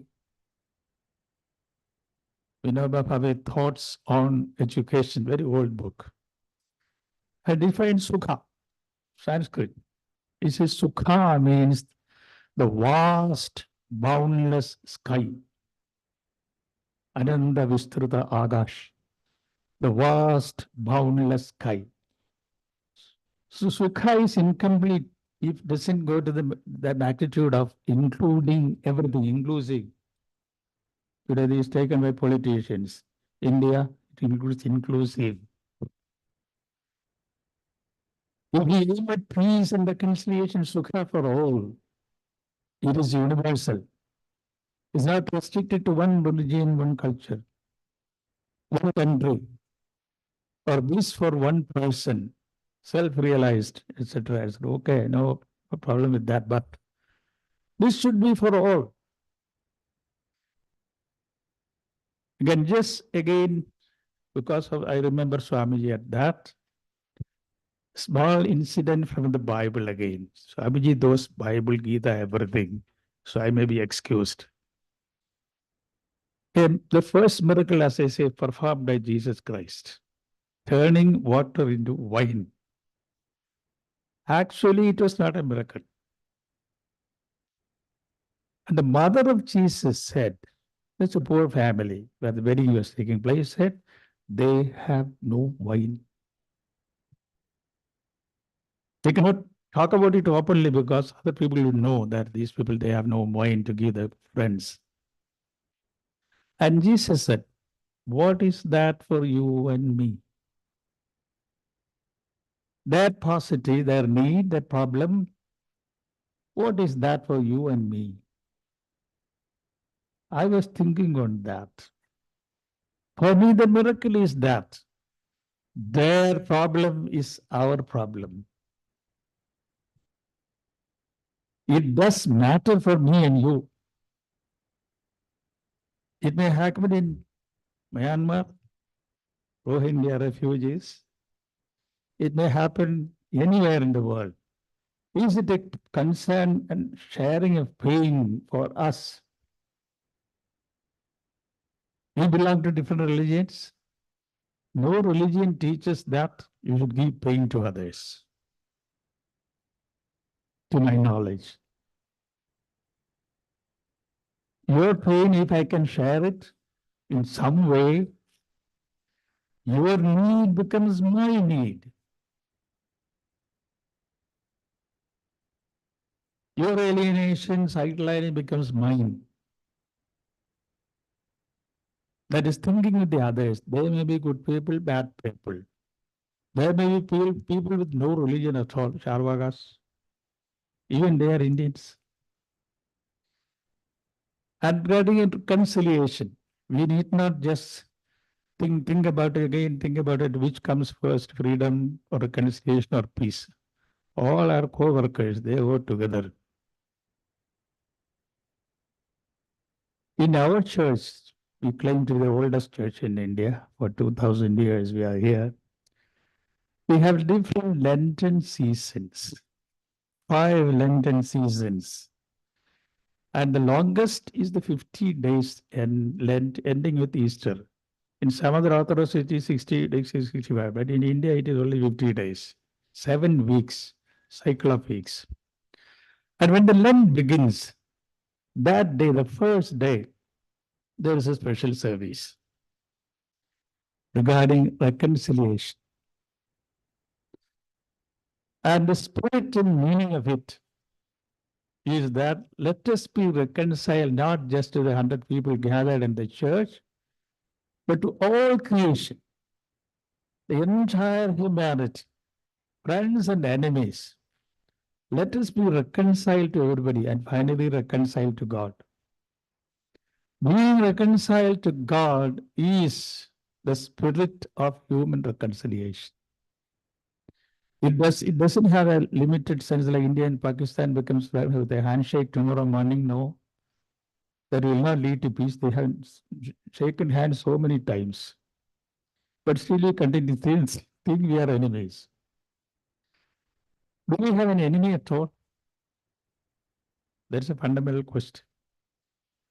Do human beings have enemies at all? If there is one, who is the enemy? The enemy, that we call it devil or whatever it is. No human being is an enemy for me. He may like to kill me, but he's not my enemy. Larger outlook, view of the whole humanity and the world. Reconciliation, in that sense for me, where is the idea? Get reconciled to yourself, get reconciled to your friends and foes, be reconciled to those people you have never seen, and to God. Is this spirit of peace, these day you will be called the children of God, means we were created to live in peace and reconciliation. In the image and likeness of God, all of us, whether we know or not, we have the imprint of the image and likeness of God, which asks me to love all of you, irrespective of who you are, what you are, where you are. This spirit, this is the mind of India. There is always space for one more person. As we deliberate on peace and tranquility, in Kochi also we have the Triple C, and we are thinking and meditating on it. I would say, Swamiji,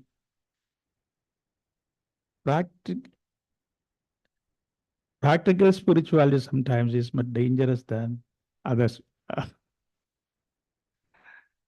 What is the job of a person who is religious or belongs to this or that religion?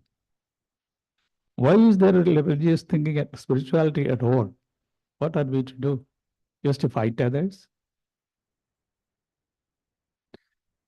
A very worldly secular spirituality is going to be very dangerous. A worldly spirituality, which maybe sound very functional and useful and beautiful, could be dangerous.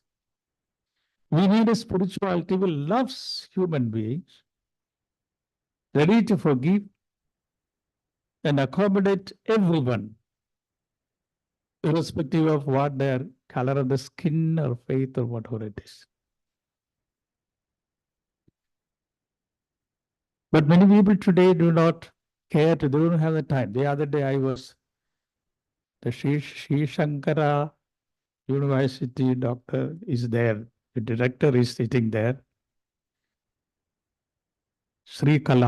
Dr. Sri Kala Nair is there. I just told them that there's a rainy day. There's an accident on the roadside. And the first time I walked into that campus, Sri Shankara University for Sanskrit Studies and Research.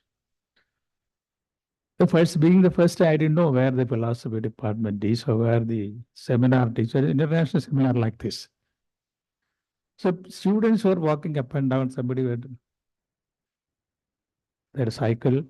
We asked some students, can you please tell us where is the history, the philosophy department?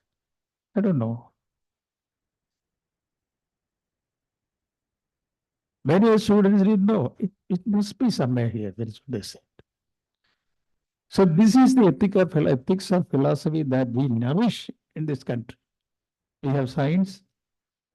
And I told them at the seminar, I was also a kind of speaker there. Madam was there sitting here listening to me. I said, ethics or philosophy should walk in front and explore unknown regions and thoughts. Science follows. When you explore, found out something, hand it over to science. And my point I made there was society should have an intelligent kind of monitoring and control over science and technology. It is not our God. We have created science and technology. We are the masters, not slaves. So peace cannot be made technologically. Let us start here. First, peace with myself. Mental health people, when they here sitting there this morning, they were talking too long. Peace with myself. Reconciliation with my friends here or anywhere. Ashoka was our emperor, very famous emperor, was a Buddhist. His full name, somebody was telling me, is Ashokavardhan. Ashoka is one without shoga, without sorrow, grief. It's not a personal level. Ashokavardhan means, as per true to his name, he is going to increase that into to others. One who increases lack of shoga into others, make the whole world happy. Sukha, the vast, boundless sky of humanity. So Ashokavardhan, everybody is an Ashokavardhan. Increasing the volume of peace, less of shoga. I may work hard and suffer so that you will not have shoga. That is the mind of India. I think India can show the way in this. This is something we should be proud of. India, as in which very historically very important country, India can show to the world how to live in peace. Because we have a very long tradition of philosophy, Indian philosophy. We have the age-old religions here. India can, if it wills, can show the way to the world. This is the Atma of peace and reconciliation. All of us know that every country, including India, is spending a lot of money, enormous amount of money, not on education, but for defense. Is that peace and reconciliation, including India? So where are we? We can have conferences like this. Who will tell the powers that be, the rulers, that you are wrong? When Gandhiji says that, people say, we don't want to listen to you.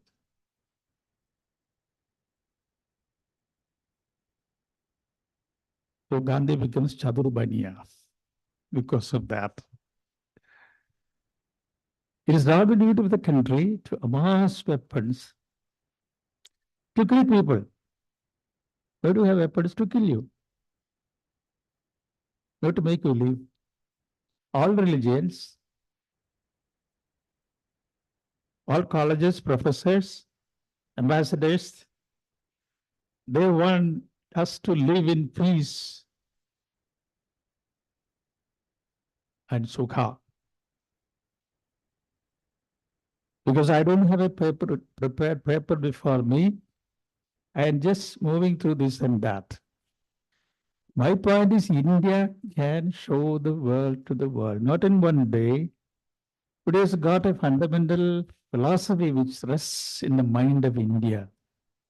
That this is we have learned as part of India. There is always space for Hindu or Christian or whatever it is. I'm not talking about citizens' rights, nothing like that, Citizens Act, but there is always space for another person in the Indian mind. You cannot deny that. When we go wrong, at the last resort, the courts come to our rescue, say, this is it. That is the last resort, not for scoundrels, for citizens. Politics is the last resort for scoundrels, they say. But for us, the last refuge is the court. Justice, that always goes with peace. Justice always goes with freedom. Freedom, basically, as we understand, is the ability to choose the best from the options available for you. Not the freedom to do anything or be anything, but to choose the best option which is before you at every instant. That is real freedom for me. So justice, I'm not going to define that, very difficult to define. Justice, peace, reconciliation, freedom, all go together. We didn't spend a bit, but I toil about how to define freedom, how to define peace, it's already there. Let's start doing something about this. We have made a small beginning in Kochi. Here Swamiji is directing it for a pretty long time. It's a very patriarchal figure. We all respect you, Swamiji. Even with all the difficulty to travel, he comes to Kochi often. This is the mind of India. This afternoon, he was serving me when I was lunching. I was scared. Swamiji was serving me lunch. That is the mind of India. That is our peace. That is the freedom and reconciliation. So we get reconciled to the nature, the human family everywhere, reconciled to God. That is the real peace for me. So let us do something at home. That's why I said, let it begin in me. That is the motto. Because I have to leave to the airport soon. Maybe I will have to run away from here. Gandhiji, Swamiji has given me the permission to make myself scarce. So thank you very much for listening to my sense or nonsense. Be with me. May God help this country. Satyameva Jayate. Thank you all. Jai Hind.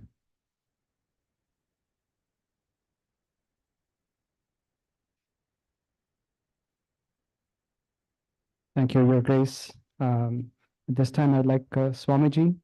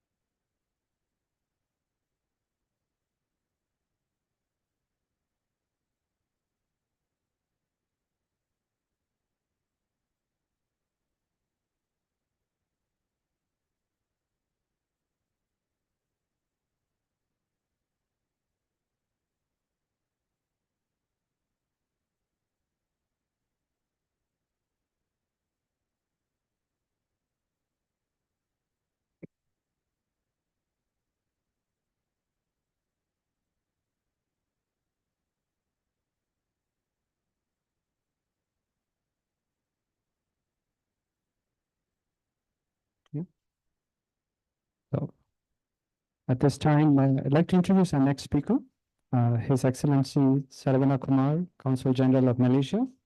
A brief introduction, Mr. Saravana Kumar Kumaravasagam is a Malaysian diplomat with a wealth of experience across various government ministries.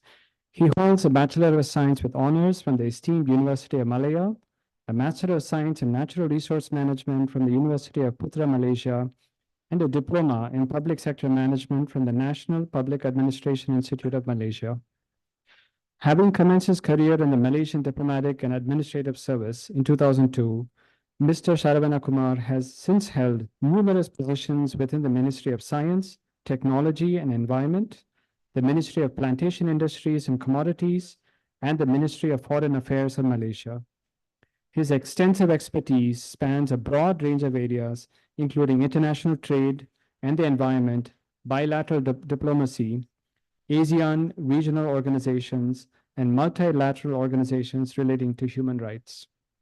Mr. Saravana Kumar has also served as Minister Counselor and Deputy Head of Mission at the Embassy of Malaysia in Laos.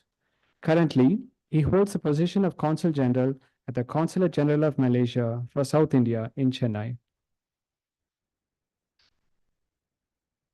Please. I request all the speakers to follow the timings, 20 minutes.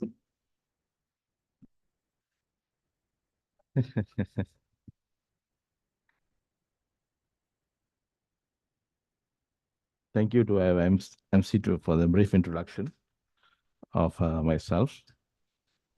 And pranam to Mataji and to Swamiji for inviting me for to give a small a talk today on peace and conciliation, as well as distinguished speakers here in the dais, as well as ladies and gentlemen. What I see is people are, the audience here, I look upon, most of them are very experienced people. They are not normal street man. You know, I can see they are diverse, you know, their intellectual capability, and most of them have extensive experience in life. I can see that. So we can, I can say safely our year accumulation of, if we put our age together, is more than 1,000 years of experience with each of us put together, because each of us have lived our own life, and that when we combine, that become a treasure of trove of wealth with which we can share each other in this kind of conference, as well to the society. Okay, touching on this peace and reconciliation conference, 9th annual conference on peace and reconciliation. I'd like to broach upon this idea of in Malaysia, our Prime Minister have introduced a concept called Malaysia Madani. So basically it's what is called as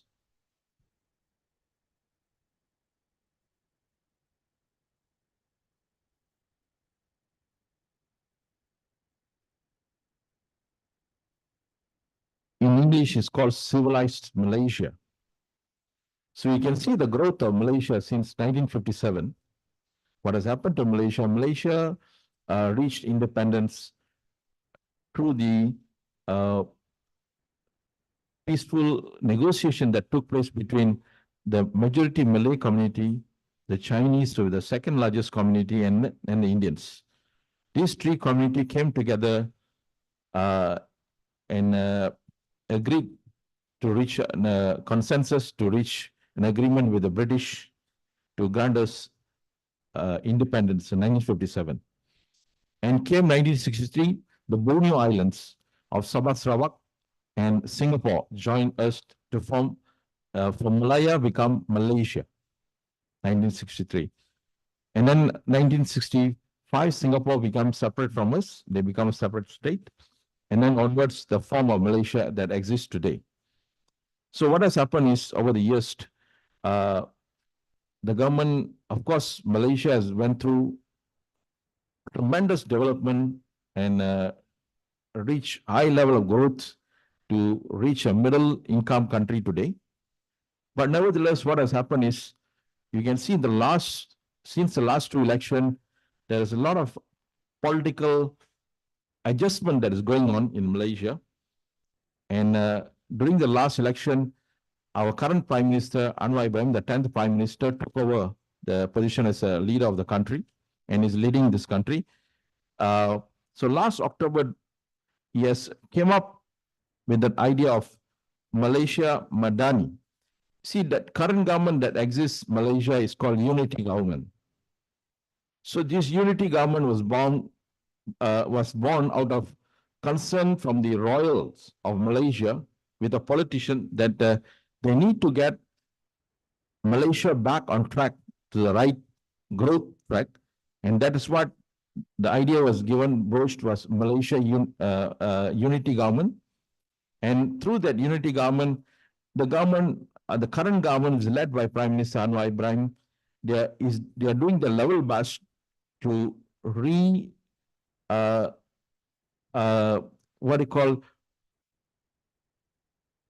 come up with the new formula, political formula and narration for the country. Because they have noticed in the last 7-8 years, there's a lot of political party that has campaigned using the issues of race, religion, and race. So this has become a kind of a very contentious issue. And the current government, through the Malaysia Madani, is trying their way of doing things is, we must avoid these issues. This should not be part of the political issue in any political campaign or running of the government. So this is what the concept of Malaysia Madani, a policy framework, a government slogan introduced by the Prime Minister. The concept focuses mainly on good governance, sustainable development, and racial harmony in the country. So under that concept, the government prioritizes 6 integrated components: sustainability, care and compassion, respect, innovation, prosperity, and trust. So based on this concept, the government is running the day-to-day running of the government and all the policies that's implemented in terms of recently there is some drastic subsidy was removed in Malaysia that has caused a lot of disharmony in the society. But these are things that they're trying to rebalance whatever allocation that resources country has, and try to address this narration, which the concern by the rulers of Malaysia, the 9 royal families, that they want to see Malaysians live in peace for a long time to come among the 3 races, Malays, Chinese, Indian, and the people of Borneo, who are the natives of Borneo, to live together in long time to come, because this, when they put together, Malaysia have a good future. When each of these community put their diversity, they're thinking together, Malaysia can stands by its slogan, Malaysia truly Asia. And we can see that every Malaysians, even I'm an Indian, I will able to understand Chinese culture so well, and including the Muslim Malay culture. So we able to understand each other so well and live so peacefully in this country. But there are certain elements, that political elements, as Graceful just now indicated, that political elements try to disunite people along these 3R issues.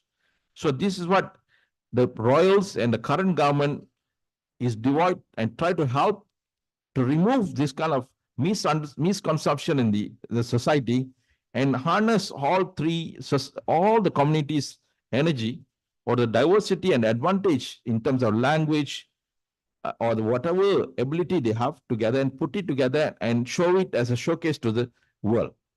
So you can see Malaysia is similarly to India, which is very diverse in terms of culture, language, religion, all these things. But we cannot come. India is very large in terms of population and land area wise. Malaysia is a small middle power country. So in that sense, we can say Malaysia is also sitting in the core of Southeast Asia, it has also been involved in a lot of what you call Cold War, kind of a confrontation between big powers. Because Malaysia sits in the center of Southeast Asia and a crossroad of trade between Europe, Western and Eastern side. So Eastern China is growing so powerfully, the second largest economy on this side. The Western side, the Americans are first largest controlling this thing. So the trade route that Malaysia sits in, the place, it makes Malaysia or Southeast Asia a contentious geographical location for power control of power wielders. That is the Western powers and the Eastern powers. And this create, until now, that is what Malaysia's foreign policy, together with Madani Malaysia, they again, the concept, the ASEAN, which the 5 countries, including Malaysia, pioneered way back in 1971, has maintained the peace and prosperity in the region until now, devoid of involvement of superpowers in interfering in country running of the affairs, and how we take positions as small and middle powers in the world issues. Even currently, there's a lot of issues going on where our Prime Minister trying to juggle between the balancing of power between China being the major trading partner, number 1 trading partner of Malaysia, and US being very close to that. And both sides, whenever Malaysia pivots to China, the US, the other superpower sees us, we are kind of very pro-China. And our Prime Minister just a few days ago has kept on saying that is not the case. We only make decisions based on what is important to our society in Malaysia. So that is what he has said to the world, that he stands to make decisions based on what is the need of my Malaysian community, not to the needs of superpowers. So these are some of the developments that countries like middle power countries like Malaysia are facing day to day, and using the Madani Malaysia concept, our Prime Minister trying to build a kind of mature narration or how to bring the country to a better, peaceful and reconciliatory role between all the races and also with other countries, in order to bring Malaysia and to another level of growth from a middle income country to high income country. They are trying their best with the current unity government. So I feel that I need to bring this and introduce, because people like speakers from India, they can talk. India is very huge in terms of contribution they have done to the world. In Malaysia is a small middle income country, but we have to play within the powers or the strength we have. So with this kind of Madani Malaysia concept and a neutral foreign policy as a middle income country, Malaysia stands to support any peace and reconciliatory work that happening in the world, including the role Malaysia currently playing in conflict in Middle East, that is Gaza, through the means or the powers they have within the middle powers country, and also Ukraine-Russia conflict, where Malaysia taken a neutral stand because we need both US or Western Europe and Russia for our interests is there. So these are these are the policy mechanisms that Malaysia has been, and our government has been using to sail through this difficult time in the current world, and we are seeing the emergence of new world order that is appearing in the next probably 5 to 10 years. So with that, I'd like to wish the organizer for giving me the opportunity to present a talk today by me. And then I'd like to wish the conference all the best, and for this wonderful job of building capacity in this area, very important area of peace and reconciliation, which the world forever needs keep going for all the humanity to live in peace. Thank you.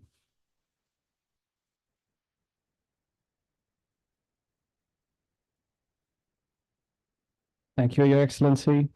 Thank you again for giving us a rich history of Malaysia and the recent policy mechanisms instituted by the government to promote peace. At this time, I'd like to invite trustee of Sri Vishnu Mohan Foundation, Ravi Gopalakrishnan, to honor our speaker.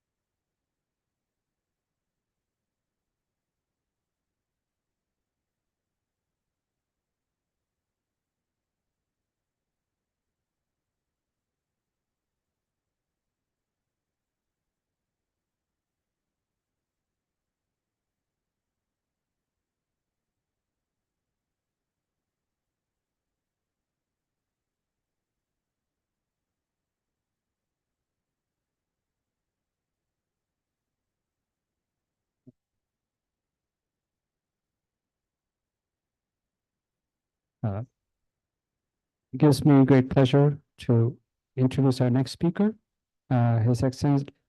Okay, sorry.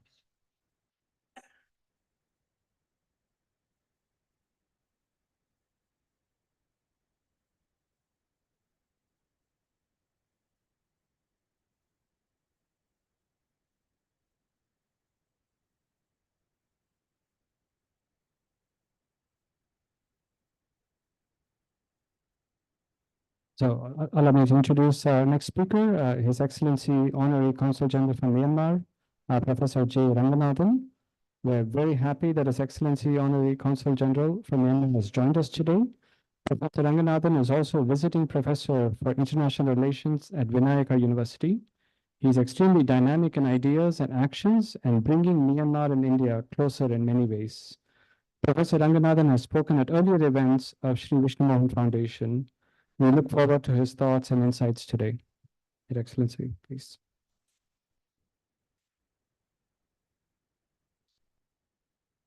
Which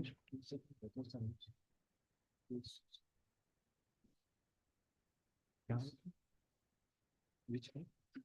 Speaker.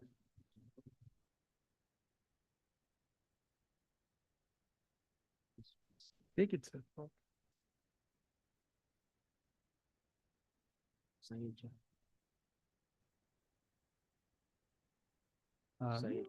Mr. Syed Jahangir, can you, Dr. Syed Jahangir, can you please come and sit at the podium, please? Thank you. Can I? Yes. Pranams to Swamiji, pranams to Mataji and Professor Sampath Kumar, the chairperson, His Excellency Sri Saravana Kumar Kumaravasakam, the Consul General of Malaysia and South India, Archbishop of Kochi, and Dr. Ramakrishnan, Dr. Gopalakrishnan, Dr. Sivapalan, Professor Ravichandra Murthy, Dr. Anu Ramaswamy, Dr. Ajay, and many other dignitaries on the dais, off the dais, and Professor C.T. Indra. And, good evening to all. I take this opportunity to thank Swamiji for giving this, a time to talk about peace and reconciliation. As this conference is a very, important one in terms of the importance of peace and reconciliation today. Reconciliation is a long-term process by which the parties to a violent dispute to build trust, learn to live cooperatively, and to create a stable peace. It can happen at the individual level, community level, and at the national level. Be local, think global. Reconciliation means truth-telling, sharing of historical narratives or dialogue to transform relations among groups. Peace to flourish, replacing fear by non-violent coexistence, building confidence and trust, and developing empathy. Ladies and gentlemen, wrongs of the past never be repeated. Acknowledge our past through education and understanding. Education is a passport, for progress. Education is a passport to progress. And today, education means peace. We promote peace, right? We want to promote peace by giving education to everyone. Give me one pen, one school, one teacher to transform the world. That is the power of education. And by, education, you can transform, it can be converted into extraordinary time, extraordinary moments for a transformative lives. It can happen only, through education. Education is a power. Education is a magic. Education is a weapon. And that is the power of, the education, in fact. Reconciliation should be accompanied by justice. Otherwise, it will not last. While we all hope for peace, it shouldn't be peace at any cost, but peace based on principles and justice. The practice of peace and reconciliation is one of the most vital and artistic of human actions. Today's reconciliation must be broader, deeper, and inclusive. The past is a central dimension of reconciliation. But reconciliation is essentially about the future, moving from a divided past towards a shared future, and to build relations for the future. To provide intellectual structure and for the nonviolent approaches to personal, national, and global conflicts. Peace, development, and the fulfillment of humanitarian needs cannot be achieved without one another. Amidst today's ongoing multidimensional conflicts and crises, progress on human development has reversed. The number of people living in conflict-affected contexts has increased, and humanitarian needs are growing. With the vast majority of humanitarian needs nowadays emanating from conflict, and the countries affected by fragility, lagging furthest behind on the path towards sustainable and inclusive development, there is a growing international consensus about the need to anchor humanitarian and development efforts in the pursuit of peace. Meanwhile, the human rights dimension is also integral to addressing humanitarian needs and advancing developments and peace. The Sustainable Development Goals, SDG 16, talks about peace, justice, and strong institutions. It is all about, the goal 16 is about promoting peaceful and inclusive societies, providing access to justice for all, and building effective, accountable, and inclusive institutions at all levels. People everywhere should be free of fear from all forms of violence and feel safe as they go about their lives, whether their ethnicity, faith, or any other. Peace is a fundamental precondition for social and economic development. Without peace, societies are often plagued by conflict, violence, and instability, which can hinder progress and result in the loss of lives and resources. Ladies and gentlemen, let me touch upon something on peace for next 5 to 6 minutes. The concept of peace is defined and understood in various ways. Understanding peace as the absence of violence is a limited vision. Peace encompasses happiness and harmony among living beings. In our wider understanding, peace is a nature and goal of every sentient being. Being peaceful is living in friendship with oneself and with every creature. Peace is indivisible, but peril anywhere can be a threat to peace everywhere. Violence anywhere is a threat to peace everywhere. And in fact, that we touch upon Buddhism here and there. Buddhism envisions peace as the inner state of mental tranquility that spreads outward. Attaining a state of inner peace could be an inspiration to all. Inner peace by the practice of meditation, which inspired to work for world peace. In most of his teachings, Buddha has emphasized that the practice of meditation, which according to him, that will give you a lasting peace and tranquility. Buddha, there is no path to happiness, but happiness is the only path. There is no way to peace, but peace is the only way. Peacemaking, peacekeeping, peace building is not so easy. Buddha, with great compassion for the world, required his followers to practice the 4 boundless states. Apamana, loving kindness; metta, compassion; karuna, sympathetic joy; mudita, equanimity; upeka.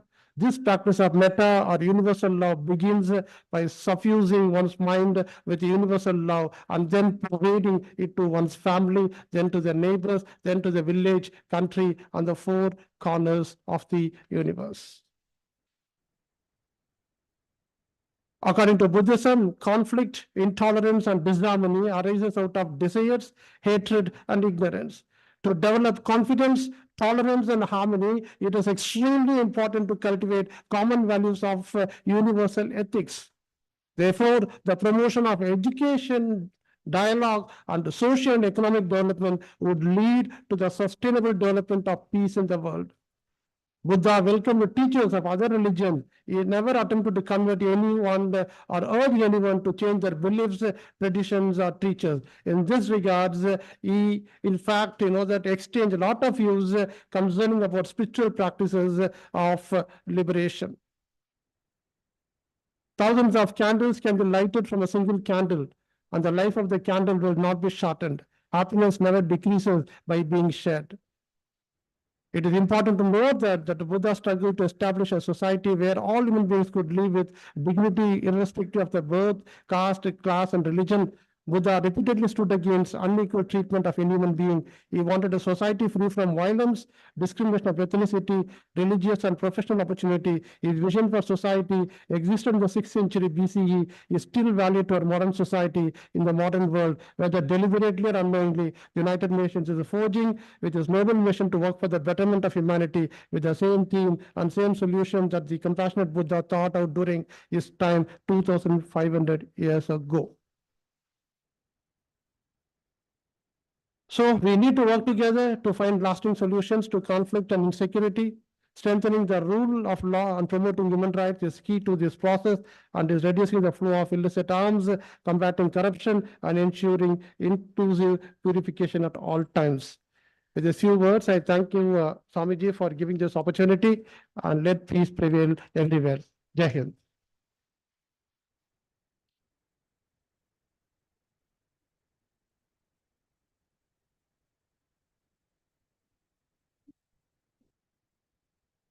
Thank you, Your Excellency.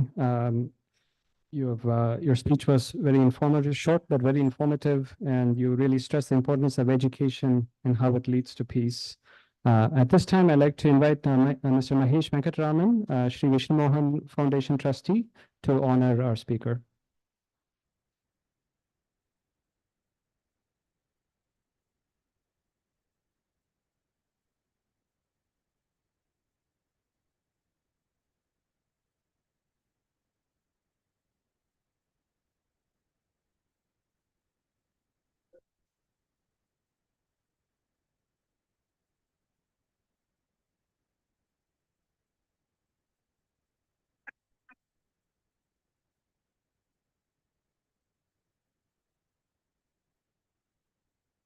Thank you. Gives me great pleasure to invite our next speaker, Dr. Syed Jahangir. Professor Dr. Syed Jahangir has many qualifications, MA, LLB, PGDTA, MPhil, PhD Fazil. He's an executive council member, the English and Foreign Language University in Hyderabad. He is Dean Planning and also Dean School of Arab and Asian Studies. He is head of the Department of Arab Studies. He is the founder editor of Hira, an Arabic and Urdu journal, a fortnightly magazine. He was awarded personality for the month of September 2016 by the Global Arabic Academy, Kingdom of Saudi Arabia. He is a UGC nominee for SAP in Aligarh Muslim University, Uttar Pradesh. And he is a member of many renowned institutions in India and abroad. Gives me great pleasure to invite Dr. Syed Jahangir to the podium.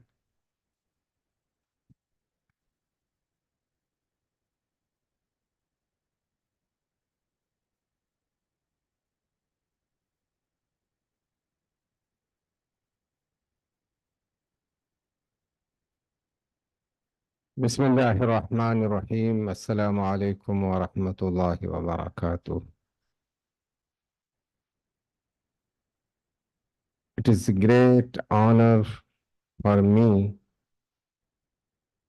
as I am representing my Guru, His Holiness Sayyid Muhammad Jilani Madadillahul Ali from Medina Munawwara, and his recommendation to Swamiji, Almighty Creator may bless him with a very active life and health and prosper the foundation for the future generation. I bow to Swamiji, his humbleness, though his great achievements for the society. The works, the services, the activities which are being executed and carried out by His Holiness Swamiji are the activities, services of the prophets and apostles. What prophets and apostles used to do till the Prophet Hadrat Sayyidina Muhammad sallallahu alayhi wasallam, now being carried out like such pupils as we have among us, Swamiji. These are the pupils because of whom the society is surviving and society is alive. I think we, irrespective of our religion, caste, whatever our belongings are there, we should appreciate and bow and respect and honor the peoples like Swamiji, who have totally, affectionately devoted and consecrated their life for the betterment and welfare of the society. Since day before, when I stepped down at Chennai airport, I have been experiencing the kindness, the blessings of Swamiji and the foundation. Such a wonderful foundation. The activities which are being performed in our society, when the societies in all over the world are engaged in clashes, conflicts, wars, destructions, killings. But Swamiji, how great he is! He has lightened a candle of peace and reconciliation.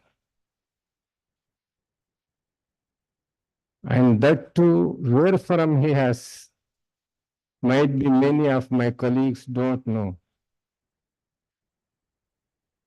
The Sarandeep, which is close, very much close to Trichy and then Chennai.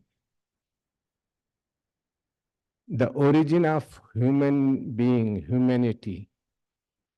The first human being, the person who came down from the heavens, Hadrat Sayyidina Adam alayhi salam, was a mountain which is still existed, and people from all over the world, they approach, they worship, they respect that place in Sarandeep, which is known as Sri Lanka. From Sri Lanka, Sayyidina Adam alayhi salam used to come over to India, Trichy, from where he used to go to Makkah Mukarramah. For my younger generation to have some information in this regard, the place which is named or known now as a Ram Setu, if you switch on or click on to Google, you will see and read in Arabic that is Jisr Adam, the bridge of Adam. What does it mean? I can't go in details because this August function and conference is well-versed and don't know much about the history of the human being, how the mankind came to an existence on this earth. That is the place of Sri Lanka, Sarandeep, Trichy, from there to India and to Makkah Mukarram. From this place of sacred land where Sayyidina Adam alayhi salam came down from the heavens, he has started and kindled the journey of peace, harmony, reconciliation, and social justice. So this is a great opportunity for me to share few views with my colleagues of this conference who have been representing their respective organizations. You all are all galaxy and stalwarts of your departments, your disciplines. But since yesterday you are enlightening us with such a wonderful topics, which all led to the peace and harmony and reconciliation. Thank you very much, Swamiji. We appreciate your services, your contributions for the societies to bring back the peace to the distressed and disgusted mankind of this era, which is a great achievement of the foundation. I hope As I have been watching that the office bearers of foundations, they are fully devoted to Swamiji's instructions and they seek His Holiness blessings for every moment, for every actions. I am sure this foundation will prosper and will spread the peace and the harmony, and inshallah ta'ala will create and will bring the reconciliation to this unrest society. Ladies and gentlemen, how a peace can be prevailed and what is peace? Unless and until if we don't understand the peace, the meaning of peace, how we can work for that? How we can train our younger generation to come into this fold and join the foundation and strengthen the hands of Swamiji for successful achievements of reconciliation and peace in the society. We have to make them understand what is peace. Peace is a stability. Peace, when we give everyone's right, that would be peace. If everyone gets his share in the family, in the society, wherever he is working or he is living, when he see himself stable, satisfied, so that can be considered as a peaceful life. I don't want to speak in a very broad manner because we have already been instructed by the organizers. We don't want to bring any unrest to our organizers if we cross my time limits, because I don't know how much time I have already consumed. But however, Prophet Sayyidina Muhammad sallallahu alaihi wasallam, who had been given the prophethood, it's a very bad. Especially, I heard from the people of Islamic religion, our prophet, our religion. This is a very bad interpretation.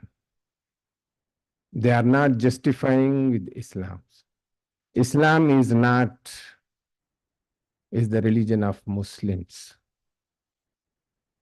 What does it mean, Islam?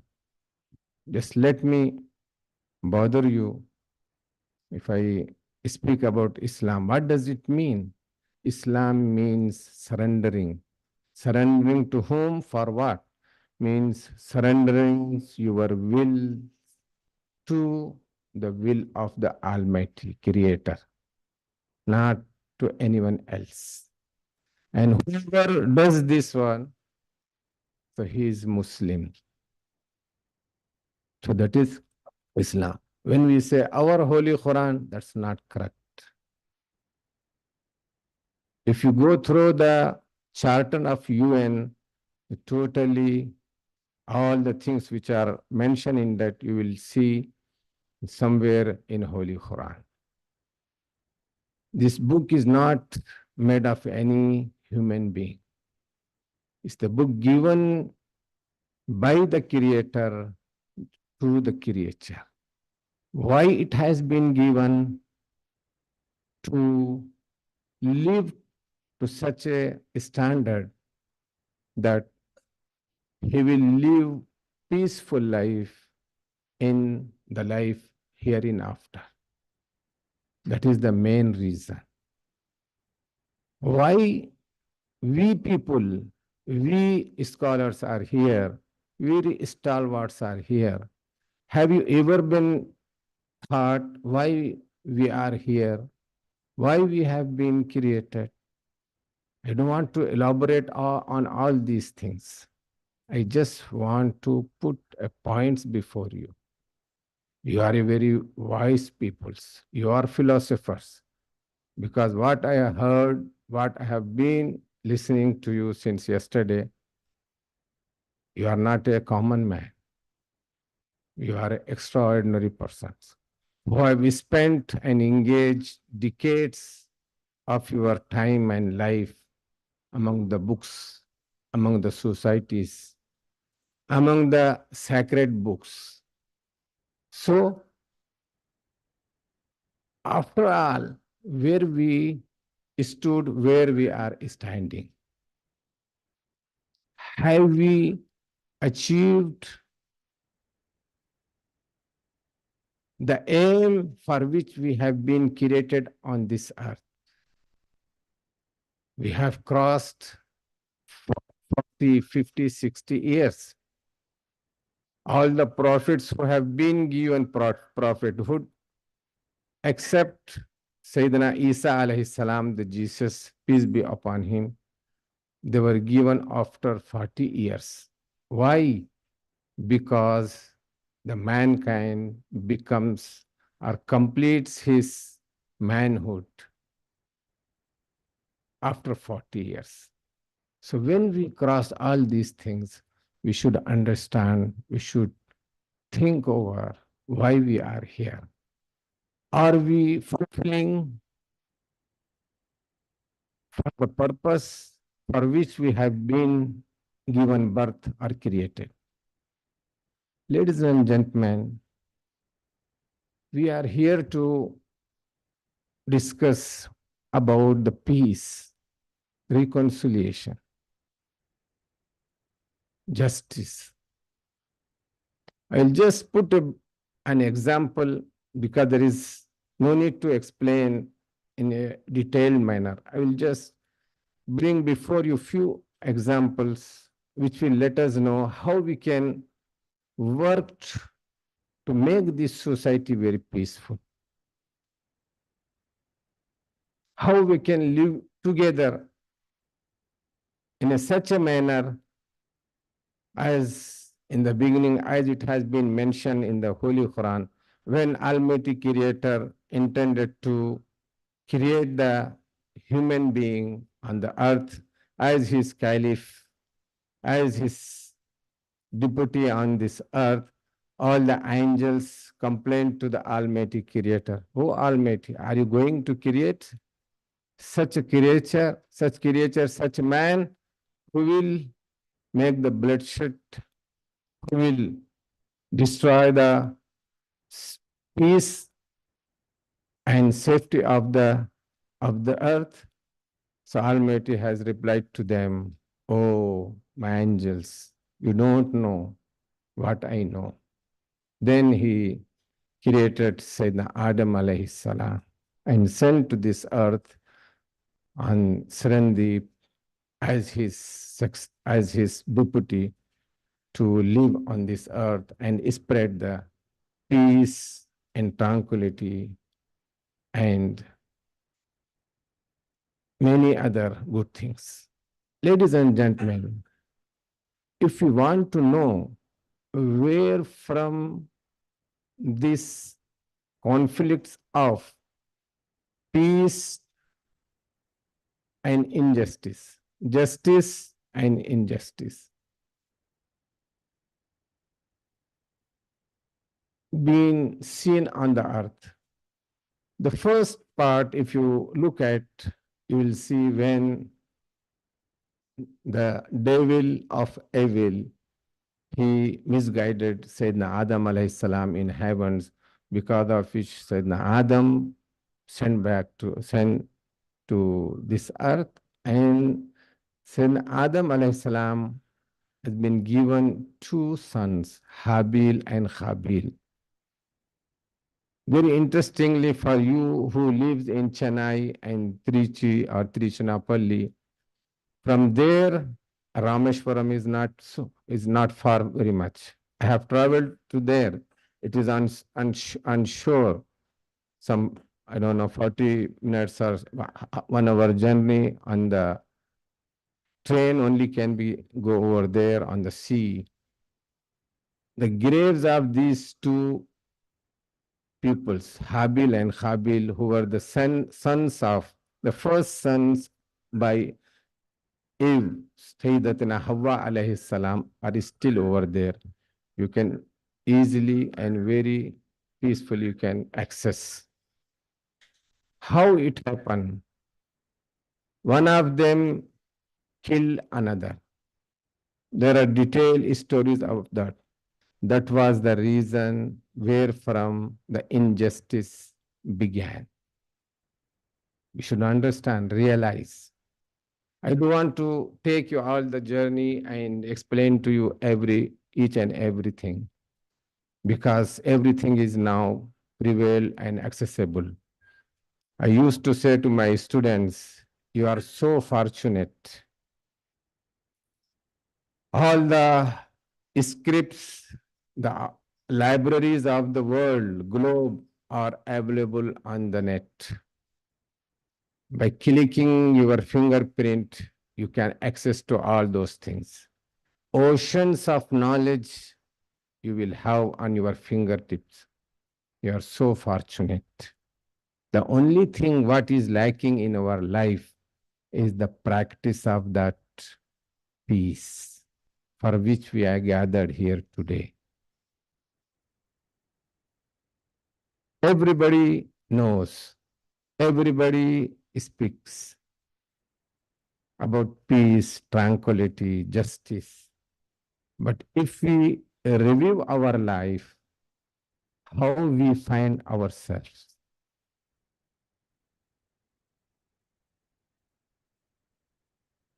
Are we maintaining peace, justice in our life? Are we giving the rights of others whom we have to give?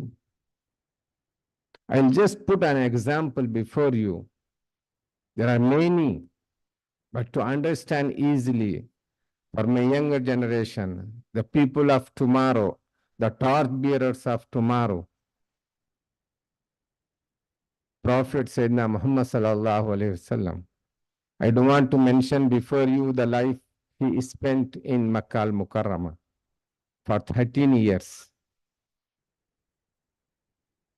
He struggled for the propagation of Islam. He passed through such difficulties which could not be explained. Hazrat Sayyidina Anas ibn Malik radiallahu ta'ala anhu, who is his companion, he lived with him for 10 years. He used to accompany him day and night. Even it is mentioned as a servant of him in his house. He himself mentioned that I lived for 3 years with my master, but he never mentioned for about any work why you have not performed this, why you have not performed this, why you have not performed this like this in this manner. For 10 years. Moreover, ladies and gentlemen, to understand what is peace. If I let you know what is Muslim, what is Mu'min, by that you can understand how and where we will be easily embody and execute the justice and peace. As I have mentioned, peace is to bring the stability and give the rights of each and everyone. That is peace. Is it happening in our society? Even if we hide someone, are we ready to pay to him as soon as he concludes, finishes his job? It is mentioned, I don't say Islam, it's not my religion, it's the religion of mankind. What he has mentioned. Give the money to the workman before his sweat becomes dry. He does not need to ask you.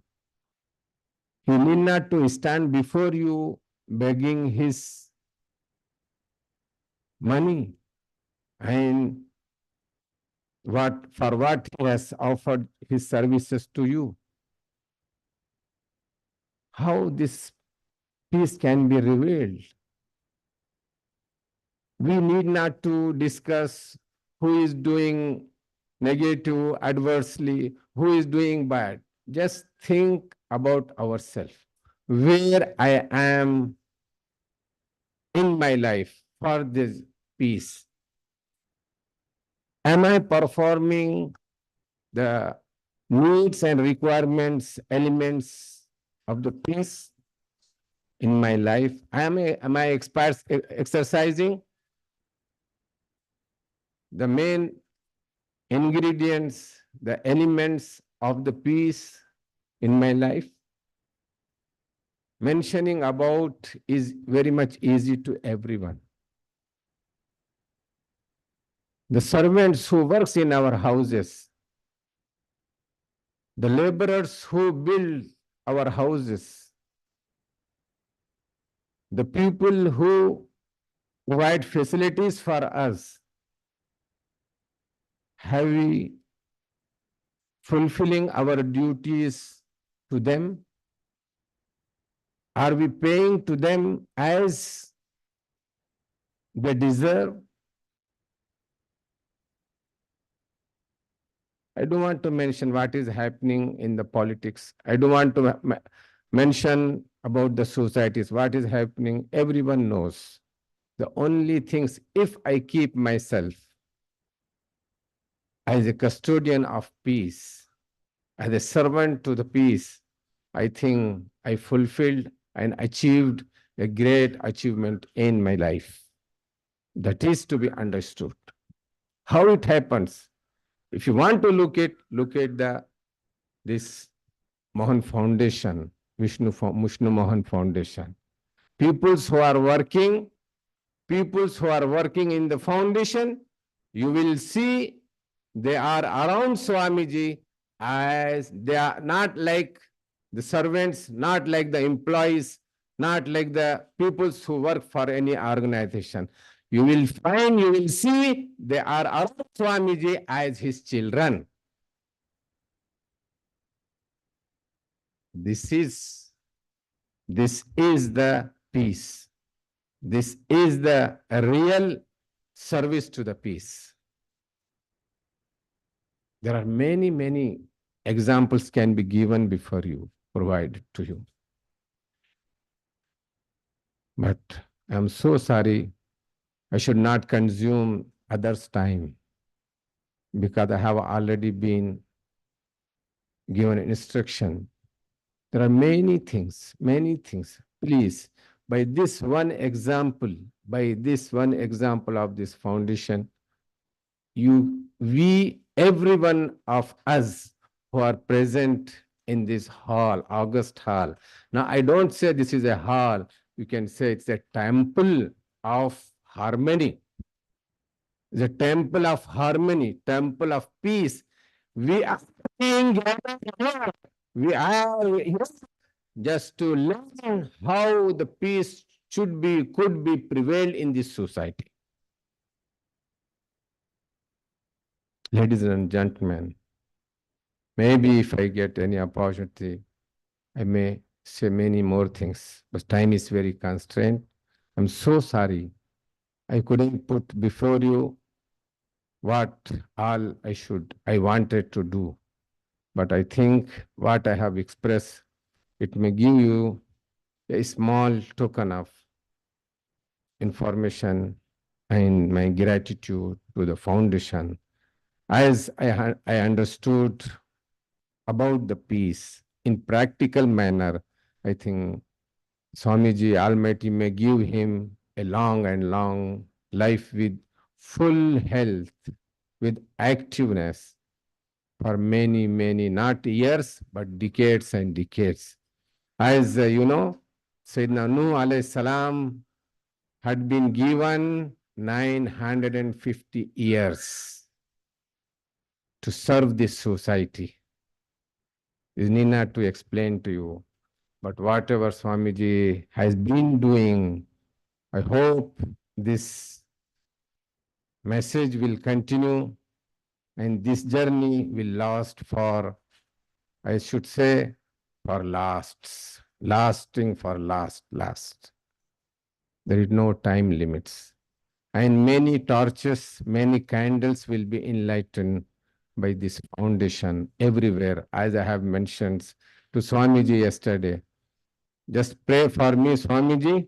If I have got the means and things, we should play the same replica in Hyderabad under your patronage. Because Swamiji deserves and all this kind of honor and respect and assistance and boost to prevail the peace, tranquility, justice in the society. Because Swamiji has shown us a path in practice, in practical manner, as the apostles and prophets have lived their lives for the society restlessly and without expecting anything from the society. Swamiji has been passing through different kinds of times and experiencing different kind of actions and themes. But even though Swamiji is continuing on his very sacred path, as his mother and brother put before him, thank you very much, Swamiji. God may bless you and leave you long, make you live long for the society, for every one of us. Thank you very much to you for showing us a very right path. And thank you very much for your patronage and your presence in this august temple of peace and harmony. Wassalamu alaikum wa rahmatullahi wa barakatuh.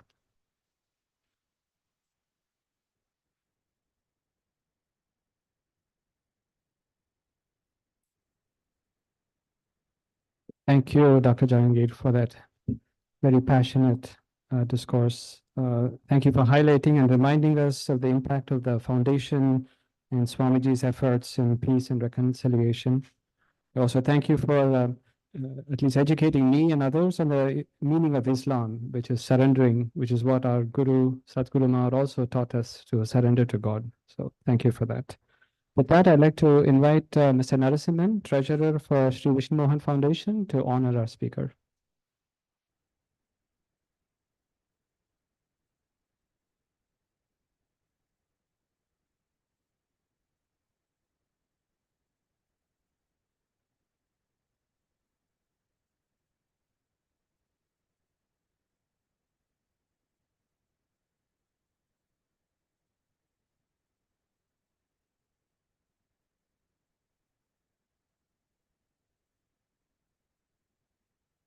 Thank you. We will continue. It's my honor to invite our next speaker, Dr. C.L. Ramakrishnan, IPS, former Director General of Police, Tamil Nadu. Some brief words of introduction.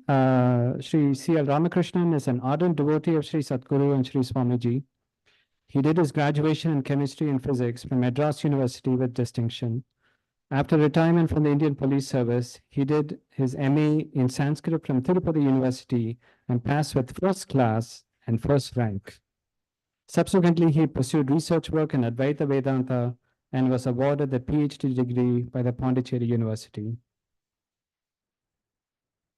He was a footballer and cricketer during his school and college days, and he's a keen enthusiast of classical Carnatic music. As a policeman, he was decorated twice by the President of India with the award of Police Medals for Meritorious Service and Distinguished Service. He's also won awards from various organizations, and he has had the good fortune to deliver a series of lectures on the Upadeshams of the Sadguru and the celebrated Narayaniam at the Sri Peetam. Sir.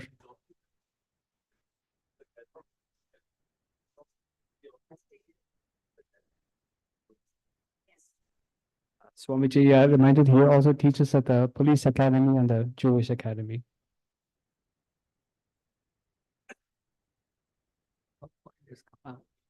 Can you please turn on the PowerPoint?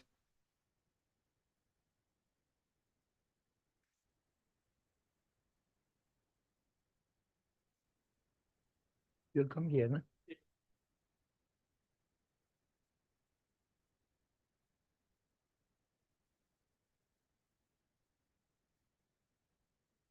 Very good.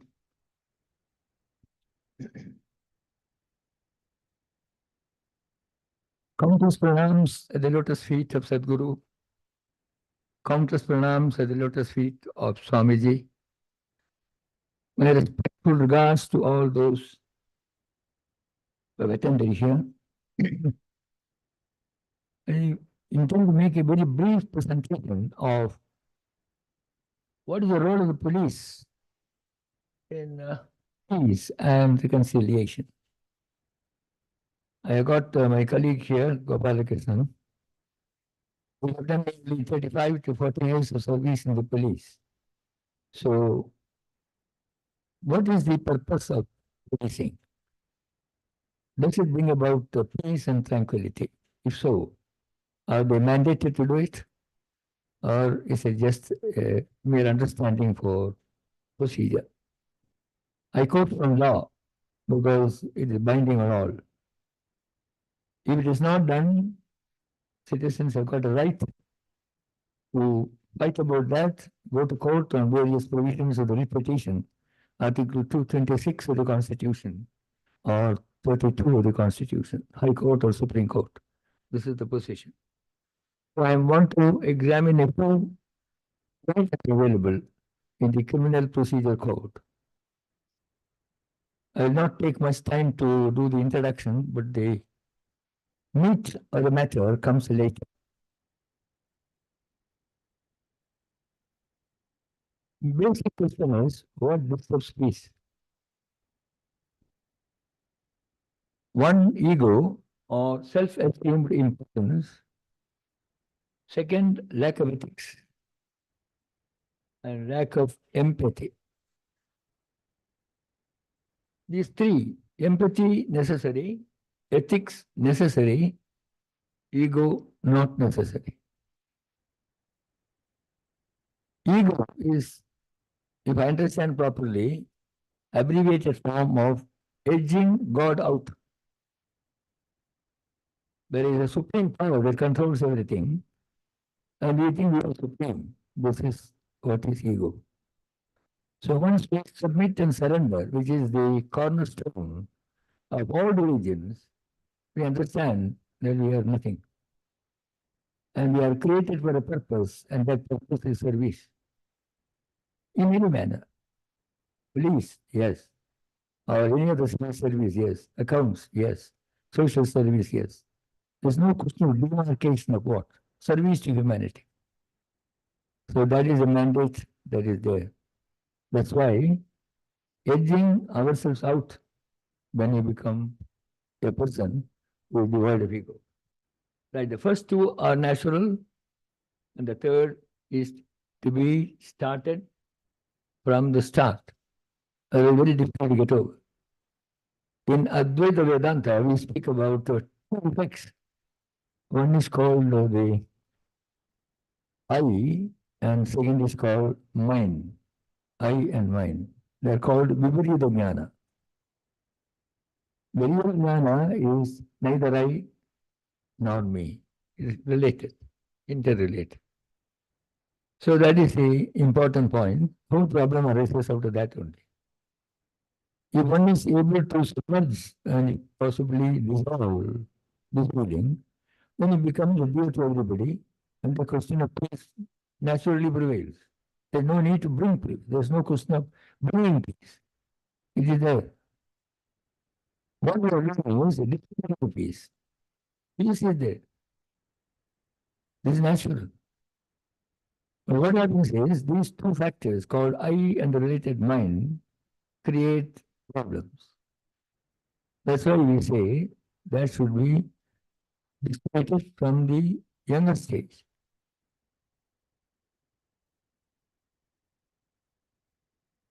Not working? Oh. Ethics. How do you define that? Simply they say non-injury. But this injury is a matter which is difficult to understand. You have to go to the definition given in the Indian Penal Code, section 44. It says, the word injury denotes any harm whatever illegally caused to any person in body, mind, reputation, or property. So, your injury can be caused body, mind, reputation, or property. But then the controlling factor there is illegally caused. So it leads you to think you can legally cause injury. Yes. How? Expression operates. Injury is there. But is it legally an injury? No. But a lot of something and causes a damage. It becomes an injury. This is a difference. That's why the lawmakers have very clearly and especially put whatever is illegally done is injury. Anything illegal is not injury. It's an interesting definition. Now the English meaning. Okay, so that is ethics. Huh? Inga? Inga varada? I don't want to harm somebody by doing it. You can just point. I can. That it will be injury. So, Abadiya. Or can you do for me? Next one. Thank you, sir. Next one. I may plainly confess I don't know all these things. This electronic business. All this done by my wife for me. So I have no idea about this. I know only two things, up and down arrow. So kindly help me for the next. Yes. Empathy. Not sympathy. Who are we to sympathize with somebody? We want God's sympathy. One person cannot sympathize with another. We can empathize. What is that? A very beautiful quotation I am taking from Thirukural. Arvina Nagodundo Piridi Noi, Tanoi Bol Potrakadai. What's the point in getting degrees and learning and things like that, unless you take other suffering as your own? That means automatically you will not cause injury to yourself. So that will be ethical. Next one. The parallel in the Bhagavad Gita, Atma Autmana Savatra, Samam Putripayana, Sukham Va Idiva Dukham Sayogi, Apamamataha. I consider that person to be a yogi if he will empathize with the feelings of others, whether it is pleasurable or painful. Now, the question of examining the word yogi is important. Yogi is not somebody who does asanas and all that. That's not the definition given for yogi in Patanjali's Yoga Sutra. Yogaha chitta vritti nirodha. Chittasya manasa vrittehe prinamasya nirodha yat tat yogaha. Chitta, mind. Prinama is modification. So if a person can stop the modification of the mind, or rather still the mind, he becomes a yogi, not physical activity. There are so many asanas that the yogis teach us. They are good for keeping your body. But what about the mind? That's why they say, when you're doing this round of the finger, index finger 6 times clockwise and 6 times anti-clockwise, see that only behind everything in this world. So mental concentration and concentrating, that's yoga. Yoga chitta vritti nirodha. Chittasya manasaha vrittehe parinamasya nirodha. Yat tat yoga yadi yoga shastre uchyate.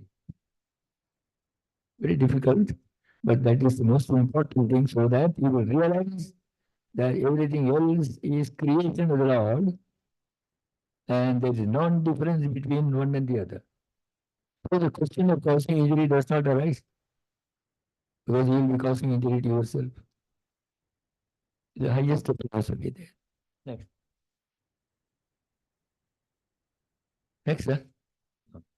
Ego, I told you, edging God out. No fear of anything. So I am the master of what I do, and therefore unconcerned with others. Right. Why do we need peace at all, after all? If you don't have peace, you will come to pieces. That's all. Very simple. Not the plural of peace. Go to pieces. That's what happens when there is no peace. So these are the positives of having that. That's why all scriptures emphasize what should be done. Everywhere you end, whatever religion, there's no question of any religion. It's a question of faith, belief. That's all. All religions say the same thing only. That place, for that population, that period, that is what it is. That's all. Eternally, all are same. That's why they say all roads will lead to Rome. Next. What is the role of the police? Because Swamiji particularly wanted that to talk on that. And there is another policeman sitting here. He will complement or supplement what I have left and perhaps throw a better light on that. The Constitution of India refers, there is no word police in the Constitution. It only says law and order. So if law is maintained and there is order in society, there is no question of any injury. So that is the duty of the police, law and order. Prevention is better than cure in every area, but very relevantly in police. Because if damage has happened, no point in investigation and punishing the culprit. It does not give any compensation for the victim. So what is most important in police work is prevention. 100% prevention may not be possible. Therefore, what is left over and what cannot be prevented, well, detection is necessary to bring justice. But detection is not the end point of police work. But generally, people beat their breast and say, in my time, I detected 99% of the cases. This is admission, you have allowed them to happen. That's the problem. If I say I detected this case, what does it show? I've admitted, so it's a failure, not a success. That's why the Police Act says the first and foremost duty of the police is prevention. And when it's prevented, it prevails. Of course, all cannot be prevented. For the simple reason, the denomination of the police in the population and the total population, it is not possible to do it. 3% of the population from the police force. So they have the death rate 97%. Of course, all are not bad. The psychologists put population in 3 boxes. Box 1 or plus 10%. Whatever the situation, they will never do anything wrong. On the other side, there is a box 10% minus. Whatever the situation, they will do only wrong. So now you've got 20. The 80 are in the middle, cat on the wall. If situation is favorable, they will do something what they want. If it is not, they will contain themselves. So the policing is only for them. Which can do not need, there is no point in dealing with that 10 also. If 80% are protected, 80%, 90%, that is all that we can do, and that is all that needs to be done. That 10 will be there always, incorrigibles. Nothing can be done with them. It is like the bacteria in the human body. There are good bacteria, bad bacteria also. But when what gets criticism or dominance, when the person is healthy or unhealthy. This is exactly the society. You can take a miniature of body to society. So prevention is better, and it applies generally to all, but definitely to police because it affects the society. Society means society at large, not a section or a sector. Next one. Criminal Procedure Code is the book which deals with the procedure in dealing with offences. When an offence takes place, there is investigation and then prosecution. But when it takes place, there's no point in saying that I have detected the case, because I said that we failed. Amen. Okay. So what is to be done is prevention. So that peace will prevail. The one is role of prevention in it. How to prevent prevalence of peace in society. But other things are available. So I am only taking random examples because there are a lot of things in that, but an idea of bird's eye view will give. Prevention of disorder in society. We have got two sections now, 144 and 145 of the CRPC. 144. When order is proclaimed by the executive magistrate, more than 4 persons cannot collect in one place. They call it unlawful assembly. Assembly is the right constitutionally. When it becomes unlawful, then there is a duty of the police to disperse it by use of civil force. It is necessary, they will use also military force. So, allowing unlawful assembly, which will militate against peace in society, the first one. Second, prevention of offences to human body, property, or public peace. There are 3. Human body. You can start from hurt 323 IPC and go up to murder 302 for the IPC. All these form, in between so many are there, they will form against human body. Human body, very important point. If somebody hits or kills a dog, it is not under the IPC. There's another law for that, not IPC. Human body. Second, property. 2 types of property, movable and immovable.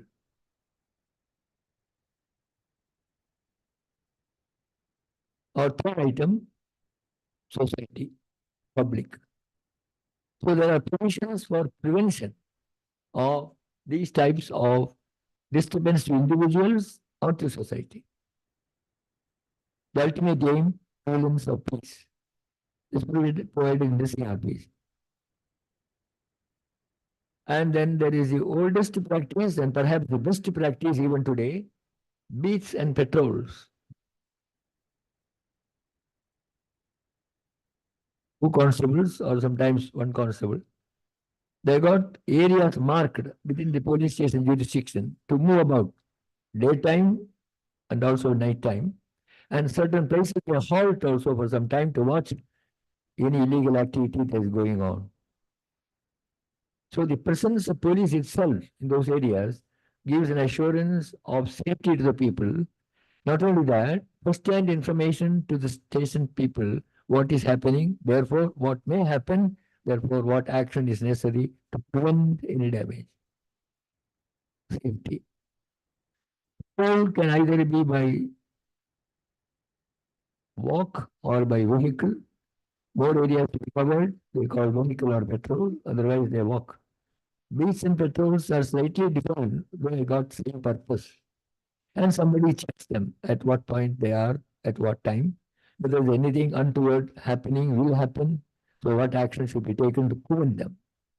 That's why I repeatedly say prevention is the duty of the police, not detection.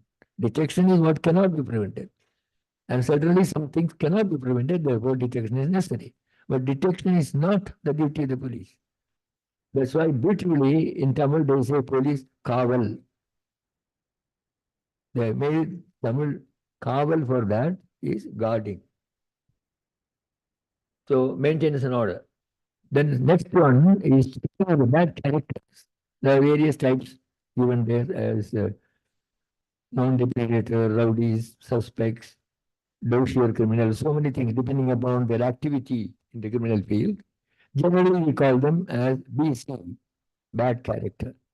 Where they are living, what are their activity, what are their contexts, what are their contacts, so that eye is kept on their movement. And if possible, bring them back to society, reintegrate them and get them jobs so they will be weaned away from crime. Otherwise, they keep a watch over the activity so that they are kept under control, not interfering with the individual or the society. So these are the areas available in the Criminal Procedure Code for prevention of offense, or positively saying prevention of peace. Next. Regarding prevention of offense, there are specific sections. Details are there. I don't want to go into it because it will become a police class. 41, 109, and 110. There are specific sections dealing with how to prevent. I just show a sample. Next one. 41. May arrest without warrant. You know, freedom is the entitlement of every individual. Arrest cannot be made when there is no reason for that. If that is done, is an offense onto the police under 341 of the IPC, illegal detention. There are certain offenses which are called cognizable, meaning recognizable, and non-cognizable. All offenses are divided like that. All IPC offenses are divided as cognizable, non-cognizable. Non-cognizable, police has no business to do anything. Only under court orders they can take action. And for arrest also, warrant should be obtained. Because independence of people are highest. Your constitution is that, Article 19. So in cognizable offense, meaning more serious. For example, if a man does that, it is called non-cognizable, 323. Doesn't mean that you go on doing that. That's a different story. But if the beating breaks the bone, it becomes cognizable. So serious offense and less serious offense. In serious offense, police may, not can or shall, may arrest without a warrant. That also is not always necessary. Policeman has to use his discretion to see whether arrest is necessary or not. If he is a repeater, or he is a terror to society, or he cannot be contained otherwise, then arrest becomes the may become shall. That's why the language is may. In cognizable offense, serious offense, where the police has to take cognizance of what has happened, arrest is not automatic. But that doesn't mean that arrest should not be made. But it should be made with discretion, with circumspection, and see that the person does not repeat the offense. So safety. The lawmakers have put the language very beautifully, correctly as may. Cognizable offense is an offense where the police officer may arrest the accused without warrant. So there are all various points there. I don't think I should go into all details. There's not a police training college where I should do it. Just an idea only, an exposure to you. So that is one. When the police may arrest without a warrant, idea is prevention. Prevention is one side of the coin, maintenance of peace the other side of the coin. When you prevent offense, it prevails. Next. These are all the sections of that. I think we'll leave it. Next. Next one, sir. This is an important provision in the Criminal Procedure Code 109 and 110. All are preventive. In 109, if a person does not have reasonable means of subsistence, he can be, it's not arrest actually, he is taken to custody and you have to execute a bond that he will be behaving properly. And if violates the bond, he will be sent to jail. So it's a control. It's not actually an arrest or remand and all that. Initially it may be there, but the purpose is not that. He is put out of action. There's a control on it that he undertakes to behave properly. If he violates the condition of the bond, then he will be committed to jail. That's 109. 110, there are some provisions in which two are important. Persons who indulge in rowdyism. And these two, there is a language used as habitually. Next slide. Next slide. Now these are all the examiners. Habitual. It's a very interesting word. If you ask somebody what's the meaning of habitual, they'll simply say by habit. And what is a habit? So there are some guidelines prescribed to see whether a thing is habitual or not. Two tests are there. A minimum of 3 instances, same instances, within a period which is reasonably up. Suppose a person does 10 items in one day, it is not habitual. Because tomorrow he may turn a new leaf. So you should not make a person a criminal. That's why the administration of law has to be, it is something like a sensitive action. So Supreme Court has said the meaning of reasonable is at least a minimum of 3 instances marked by reasonable time interval, 1 to 2 and 2 to 3.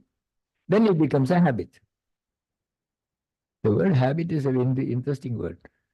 You take S, it becomes a bit. You take A, it becomes bit. Take B, it becomes it. It's very difficult to get over. That is the meaning of habit. So not that the person in 1 day or 2 days does 20, 30 items, it is not habitual. Of course, law will take its own course. The man will be punished and all that, but you can't call it a habitual offender. That's the definition. Reasonable time interval. So it is ingrained in him that he will do it. That is the point.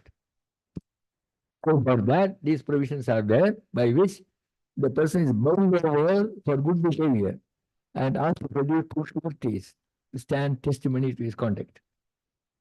And if he breaks that, he will go to jail and sureties also will go to jail. Preventive. The idea is, if you condemn a person, then the society will condemn him and he has no other way except to come to crime. Psychology. That's why redemption of a person who has done wrong is more important than committing him to jail. If a person is sent to jail, what will happen? His future is gone. Nobody will take him for any job. So what he will do for survival? In any case, I gone to jail, let me go further. And he will become a jailbird.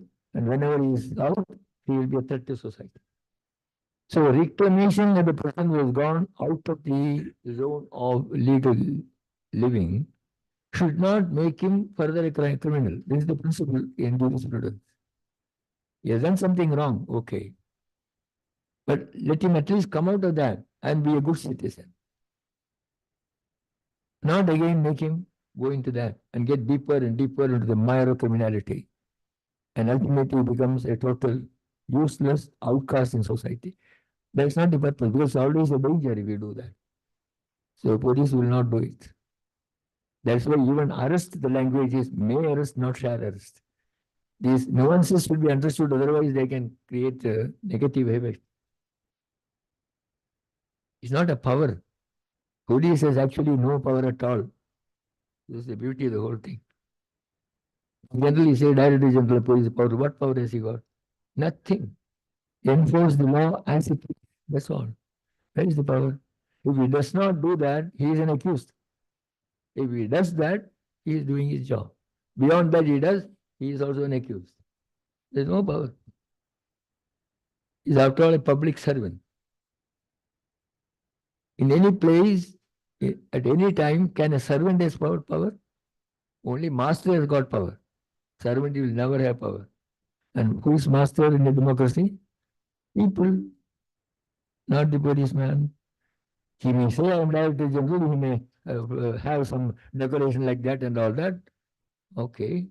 You are a highly paid, but most respectable or respected public servant. So the question of going out of the law does not arise. But whether people realize they do that, I don't know. It is a matter open to discussion. Okay. So habitual is a very important word. Not by doing 2, 3, 4 items even one day, you can't brand him totally as a criminal. So you try for some time, he is a repeater, and with reasonable time, there is no chance of the man to coming back, then you call him habitual, and there are provisions to deal with him, and there are treatment of offenders also, to see the maximum to bring them back to society and reintegrate them into society, so that they are not a threat to society, they are good for themselves also. That is the aim. Punishment is not the aim. Punishment is always rigorously. But there are some cases where punishment is necessary, exception. Therefore, Justice V.R. Krishna here in one of the Supreme Court judgment said, bail is a right and jail is exception. They are all intended to reclaim people who have gone out of the circle of legal activity, not to damage them and make them feeling miserable and revert to crime. So you are actually contributing to crime by arresting and detaining unnecessarily, creating criminals. I think the danger is because of statistics. You know the definition of statistics itself. Lies, damned lies, statistics. Next. So these are all the provisions. 144, you know, you read about that. 145, land dispute. 151, a person has not done anything, but he may do in all probability, therefore, keep him in custody. Next. Next. Sir, next slide. Next one.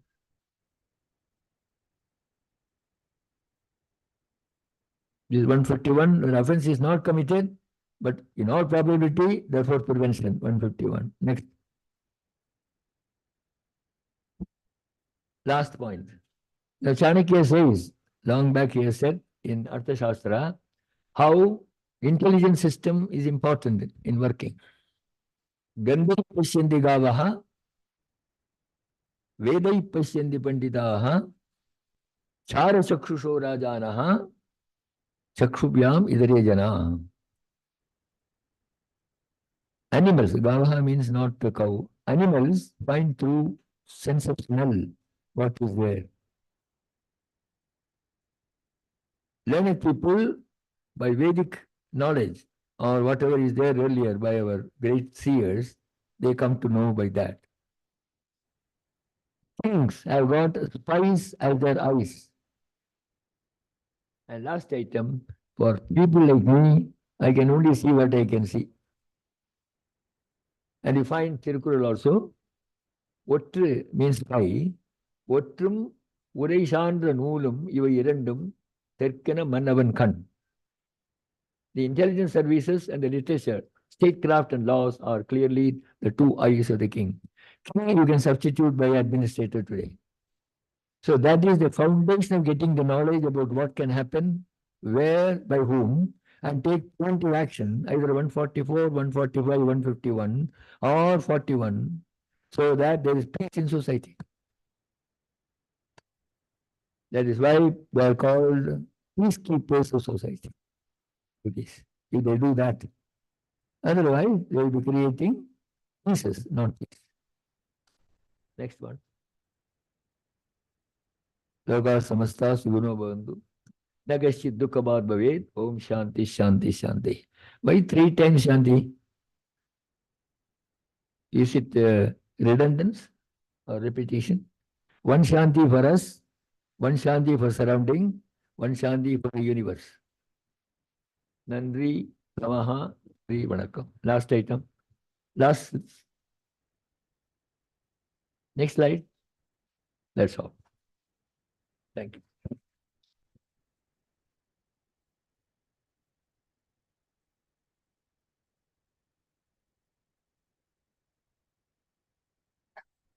Thank you, sir. Very, very informative. The role of police, I think you've answered the question very aptly. So with that, I'd like to invite Dr. N. Jayachandran, Ayurvedic physician and social activist, to honor our speaker today.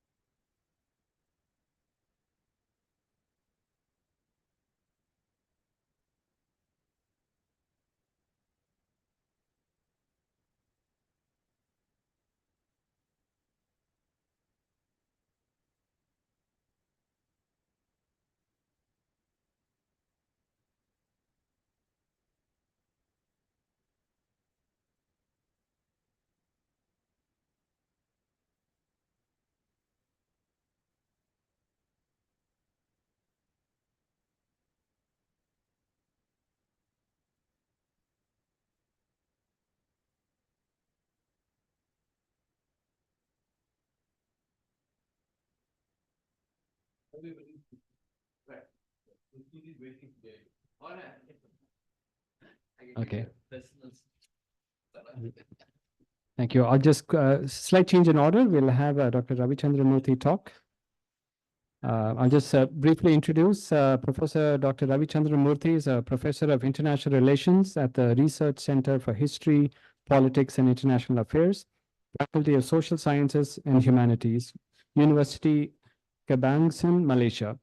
He specializes in South Asian and Indian Ocean geopolitics. He also has special interest in bioethics and Indian philosophy.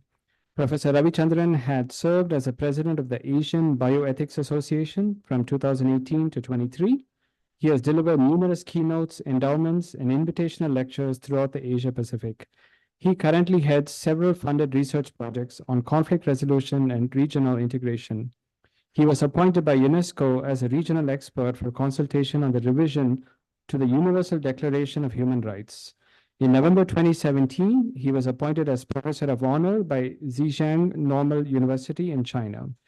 Professor Ravichandran has published more than 100 scholarly publications in high-impact journals and with international publishers. In 2022, he edited a volume titled Conflict Resolution, Perspectives from Indian Philosophy and Traditions, published by the University Kebangsaan Malaysia Press. Last year, he edited another volume titled Emerging Dynamics in Malaysia-India Relations, published by Rauman and Littlefield, United States.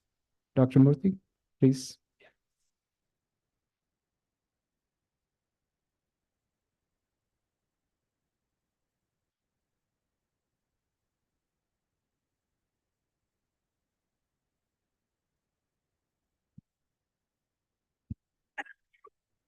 Thank you, Master of Ceremony, for this kind introduction. Pranam Swamiji. On the outset, let me thank the organizers, Vishnu Mohan Foundation, for this invitation. I met Swamiji couple of months ago in Kuala Lumpur, and he said that he invited me then. In fact, this is my first trip after the COVID lockdown. And the last, when I came, I also attended, I'm not sure whether it was 202 or 201, the peace conference here. Okay, so it's good to be back after several years. Okay, my name is Ravi. I teach international security studies. for many, many years. And prior to my university appointment, I was in the same cadre of Mr. Saravanan here. We call the Administrative and Diplomatic Service.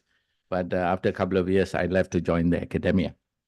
So I've been dealing with conflict issues since I joined the Diplomatic Institute in 1996. From then onwards, it's all about conflict.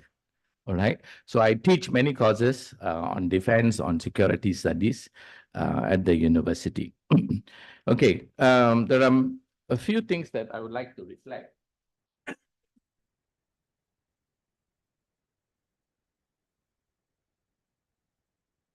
All right. I will divide my lecture into three parts. The first is actually some reflection. This one?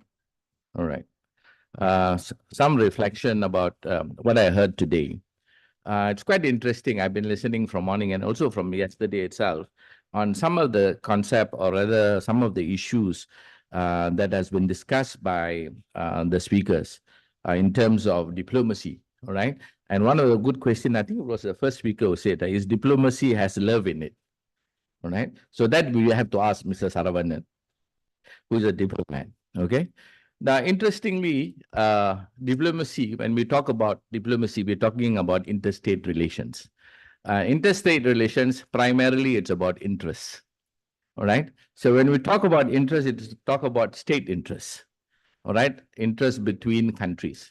But having said that, interest is also emerged from the concept of value systems. So over the years, the international community has developed certain norms and practices, norms and value system to manage interstate relations. One of it that one of the earlier speaker mentioned about war and the concept of just war, all right? What is the concept of just war? The concept of just war is basically about ethics of war that came about in the aftermath of the Second World War.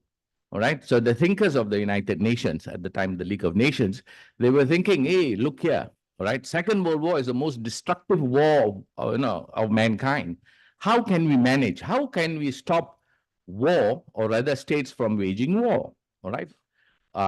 And we know that the concept of state or nation state states that the war is a prerogative of the state. So it is legal. All right. You see, I cannot wage war or you cannot wage war because you are not an actor of international relations. Even you are an actor of international relations, only the state has the right to wage war. Of course, terrorist organization, they can, they call it war on terror, but in actual definition, it's not a war on terror because they are not state. So it is very interesting, all right? The nature of state, all right? The behavior of state suggests that me and myself, self-help. It is my interest, all right? So I can have what we call dual moral reasoning, one morality for me, one morality for you, one ethics for me, one ethics for you. That's the reason, like in the United States, they can talk about the Patriot Act. It's about human rights and all that, but sometimes they do not practice it elsewhere, okay?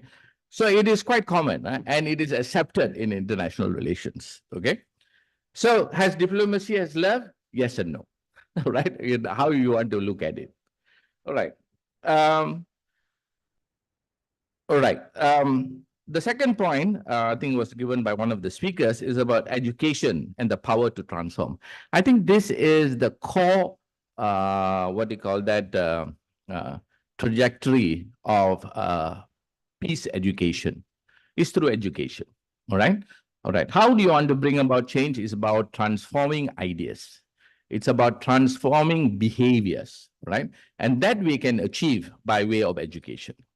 All right. Why the states, think that they have the right to do all this, right? Aggression, all right? The right of aggression on hostility is because somewhere in Europe, during the war in Europe, there was a treaty called the Treaty of Westphalia.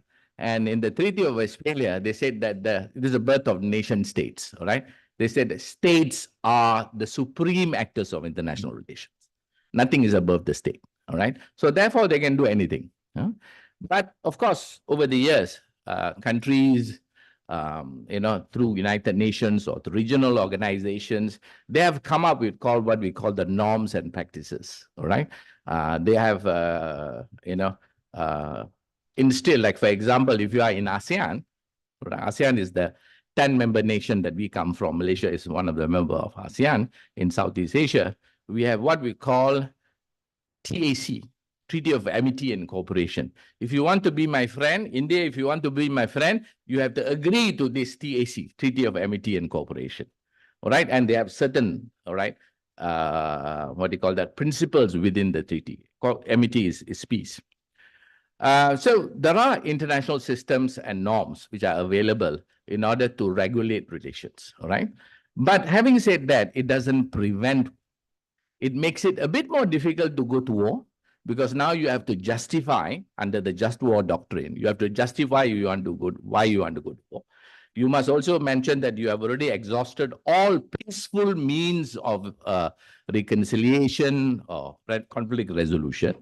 All right. Only then after you go. Even if during war, all right. During war, you cannot have arbitrary violence. You must have targeted. You must need to have what do you call that? War objective. You must have certain objectives. Once you achieve that objectives, you must stop. Okay. Then after that, what do you do after the war? After the war, you cannot simply leave. You have to be there and help in the reconciliation, rebuilding process. So you have to spend more money. So therefore, the whole idea of a just war doctrine is to make it difficult for people to engage in violence, in aggression, number one. Number two, it becomes more expensive, all right? So many countries follow these principles, all right? But having said that, there are also other considerations, like, for example, the war in Gaza. This is a war of the Abrahamic tradition, okay? This is the problem of the Abrahamic traditions. Judaism, Islam, and Christianity. And we know about this, right? This 70-year-old problem, or even earlier than that, okay? So how to manage this? Because now it is biblical, it is Abrahamic in nature. It becomes very difficult. Even nation states cannot handle this, okay? So that's another issue, okay? So if I think I'd better start talking about my presentation.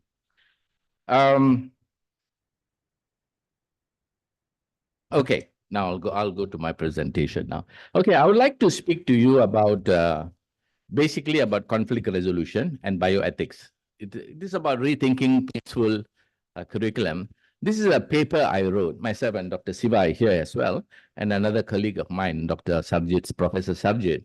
We wrote a paper which was published in a journal called Sustainability, a Swiss journal called Sustainability a few years back, about how are we going to look at peace education, all right? What are the problems and all that? So if you're interested, I can share the paper with you. And this paper is about conflict resolution and bioethics, because I'm also in the field of bioethics, all right? And how we can use this in order for us to relook at the peace curriculum. But the case study was actually in Malaysia. Next, please. Okay. All right. We'll start with this conflict map, all right? So I got it this morning. I was looking in the internet, what shall I show you? So this is a map, a very interesting map. As you can see here, all right, almost all countries in the world have some level of conflict, some kind of conflict. As what we say in international relations, as long as you have borders, you'll have border conflict, all right? You will have border conflict. It may be small conflict or big conflict, all right? It can be land borders, it can be maritime borders, and also it can be air. They call it air defense identification zone. If you are flying in the Straits of Taiwan, you'll get a call. They said you have entered the airspace of China. All right. A friend of mine who's a pilot, he flies one what do you call that airline in Singapore? Sorry, in Taiwan. And every time they fly through in international waters, China will say that you are now entering Chinese airspace. Okay, so this is, even air is contested. All right, the conflict in air. So everywhere is here. Where is India? So India is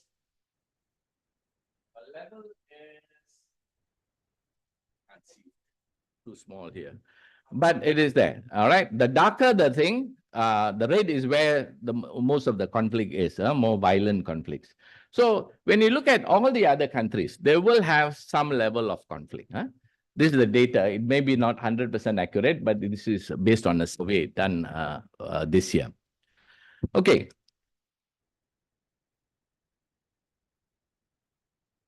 All right. Now, when we talk about conflict, just okay,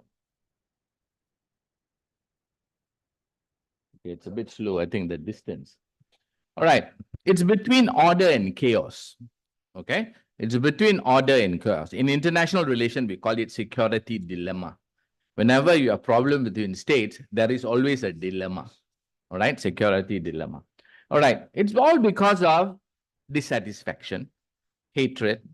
All right. And that contributes to what we call divide in individuals, in societies, between ethnic groups, all right, between countries. All right. Malaysia and Pakistan, sorry, India and Pakistan have a lot of border problems. All right. You have not settled that particular problem.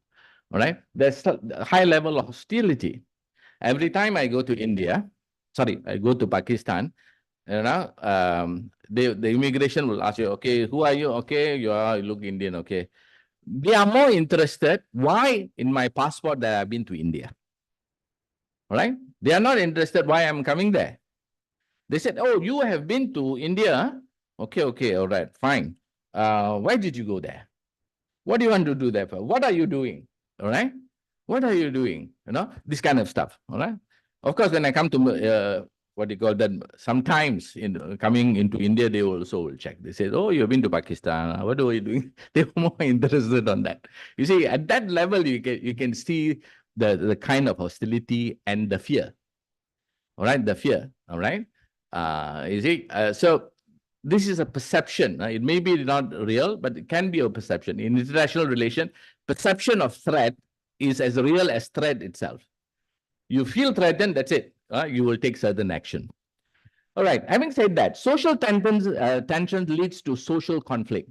When the tensions are not mitigated or managed or resolved, then you have problems.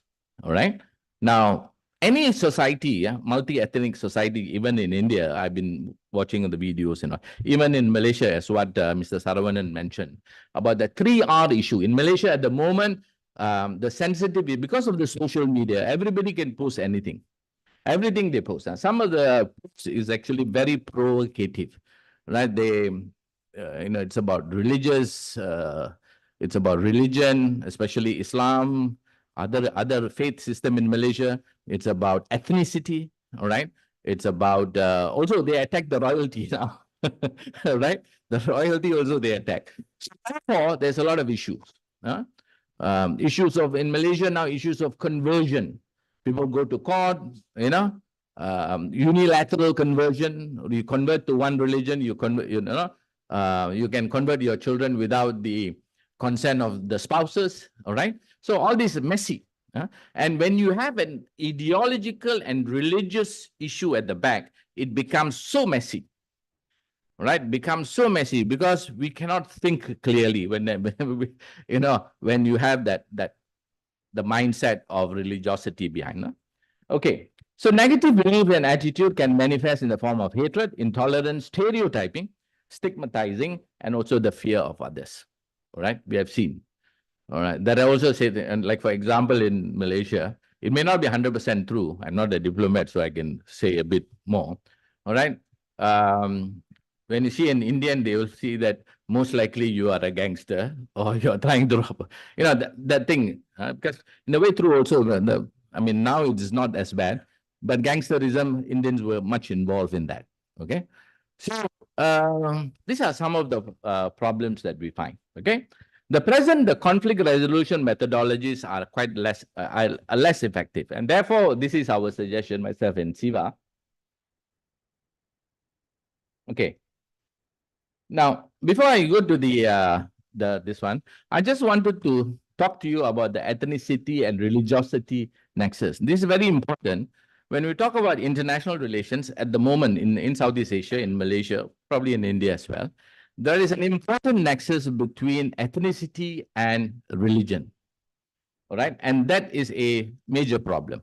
It can also be others. It can be linguistic determinant. It can be language as well.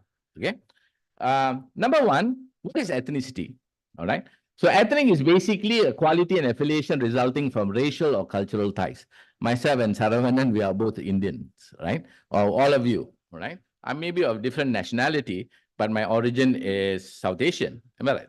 Parents came from South India. Okay.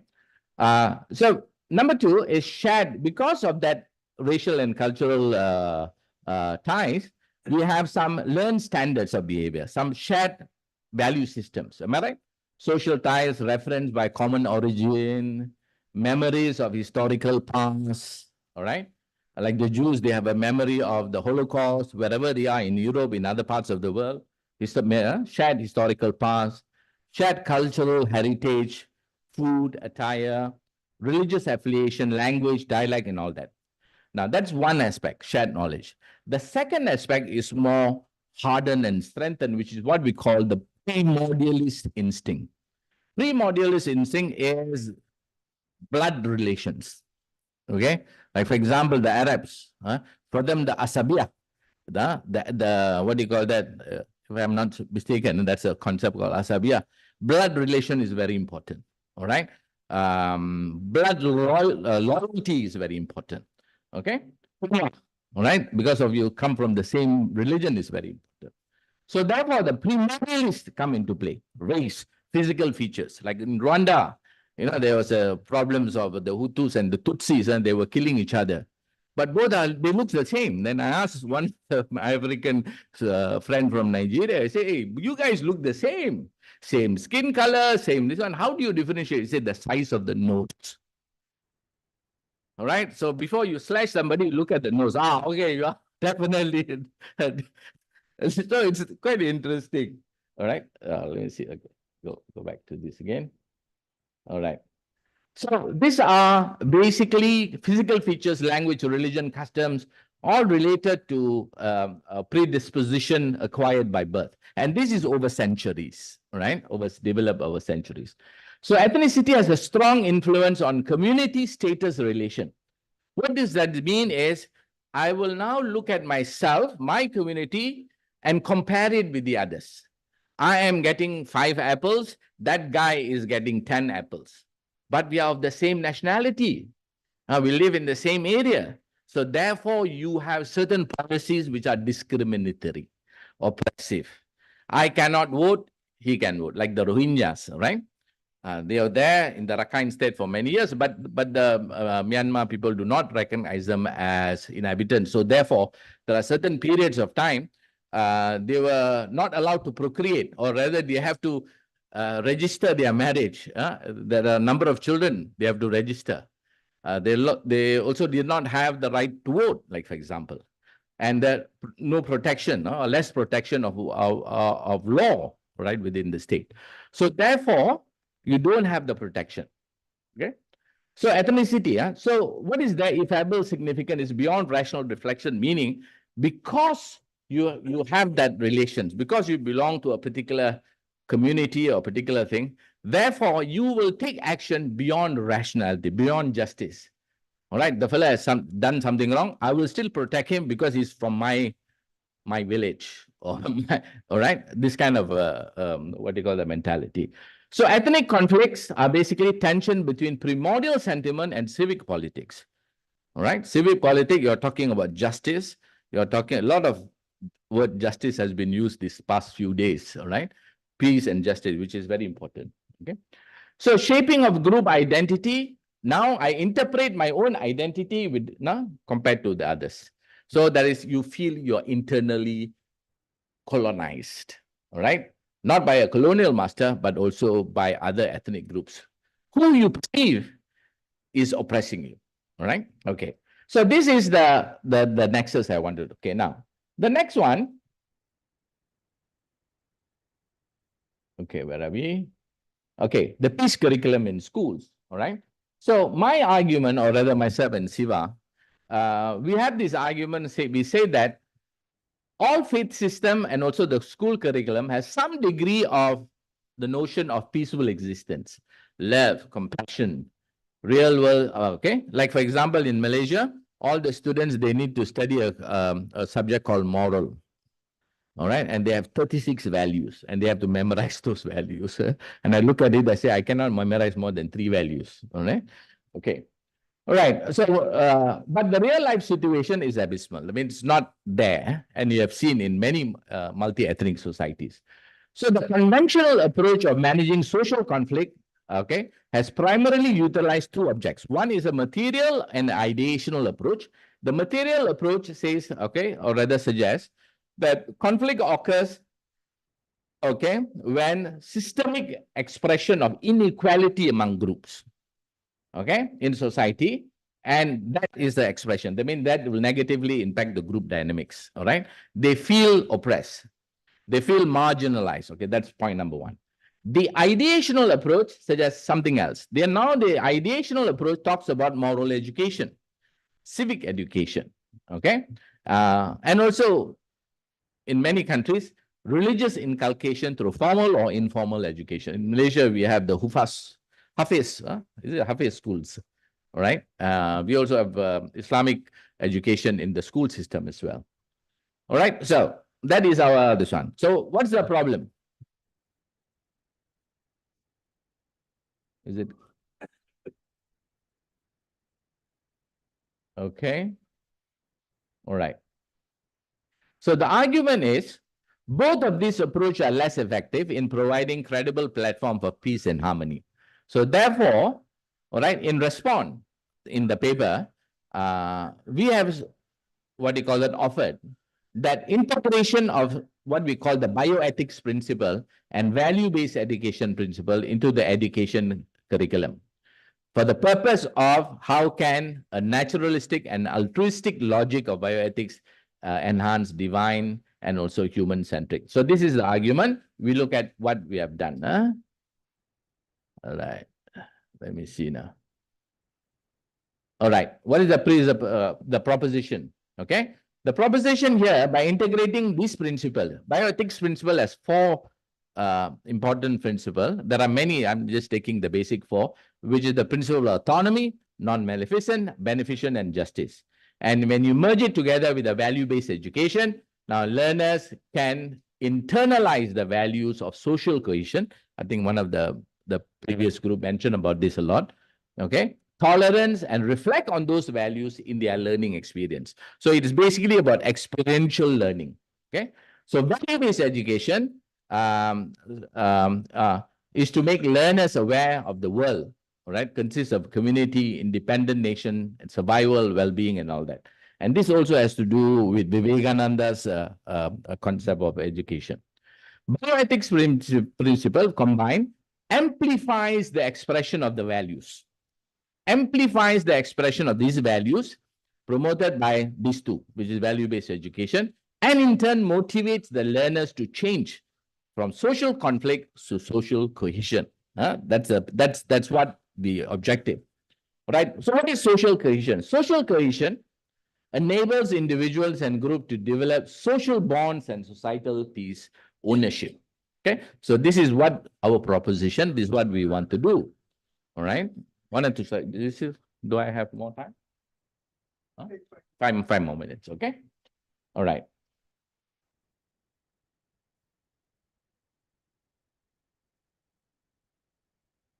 Slowly. All right.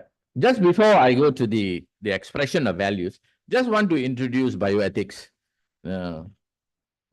I also have my self-interest in introducing this. I was involved in this movement called bioethics when I was working for the Ministry of Science. I think Mr. Saravanan also worked in that place before, Ministry of Science. So I was involved in the bioethics framework, UNESCO's bioethics framework in that time. All right, and from there until now, I'm also involved. I was the president of the Bioethics Association for several years. It was only for 2 years, but it was extended to 5, 6 years, but not because they liked my presidentship, because it was COVID. Nobody couldn't do anything. So they said, "Never, you stay on for another few years." So the bioethics principle came about from a Christian tradition. All right. And it dealt with medical ethics, medical bioethics at point of war. When you have limited resources, now doctors and medical practitioners will now have to decide who to give. All right. What is the justification? All right. Who do you give? Do you give to elderly or you give to a young person? All right. So it came about from that, and they developed the principles. 4 principles are autonomy meaning decision making. All right. Non-maleficent, don't do bad. All right. Beneficent, do good, and justice. All right. Now, bioethics principle, we believe, can provide a naturalistic as well as altruistic moral reasoning. So whenever we talk about bioethics, it's not about right or wrong. It's about how you make the decision, yes or no, which is based on the idea of reasoning, moral reasoning. Okay. Okay, this is what we have done. Okay, now based on the value-based education, just want to show you the first diagram. We say the existing value-based education. So you have civic education, religious ethics, existing value. Then you have, but it contributes to social negativity, social conflict. Okay, so what the second diagram we suggest, we say that enhance the civic education. We bring in the bioethics principle. Then at the end point, we are looking for social positivity. All right. So this model has to be tested. All right. This is what do you call that? An academic review model. We are testing it at this point of time. Okay. Next one. Okay. I think this is my last slide. I have another few more, but it's okay. So what I'm trying to say here, you have these 4 principles. Then you have value education, value-based education, and this is what? A value enhancement. Like you have autonomy, you have the concept of respect, courage, optimism, cooperation, action comes from the value-based. So what do you have? You have value enhancement, ability to show respect to others and express opinion, courage to move from comfort zone and express opinion, right?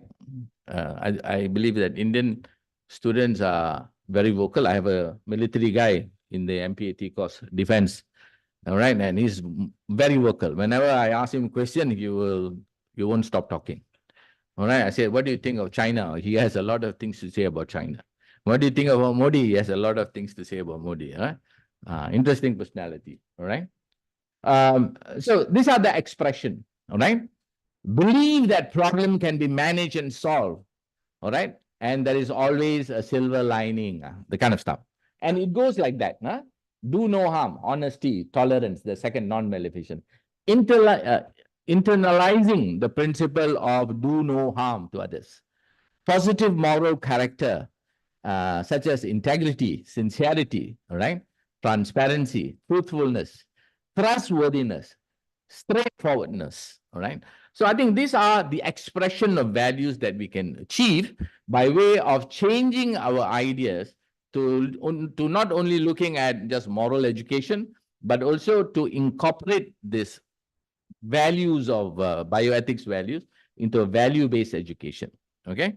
Like for example, and we also emphasize on the idea of experiential learning. Like for example, many of these values can be taught, like for example, water security, all right? Water security, water ethics, like for example, sharing of resources, what do you call that? Safeguarding your riverine, your river resources. In fact, I first met Mr. Saravanan in Vientiane, was it Vientiane? In Laos, because I was there with another colleague or 2 colleagues of mine. We were doing research on water security. We were not, the water flows, the Mekong River flows from China to another 5 more countries and empties itself in South China Sea in Vietnam. So we were looking at how countries, what are the conflict problems between countries, all right? How China can turn on the tap and turn off the tap. If they turn on the tap during, what do you call that, rainy season, you have flooding, all right? You have flooding in the delta in Vietnam. Or during drought season, they want more water. They will turn off the tap and what do you have? You have desalination. Seawater goes into the paddy fields in Vietnam. Okay. So how are they going to manage this? So these are conflict as regard to water security, water conflict. India also has it, all right?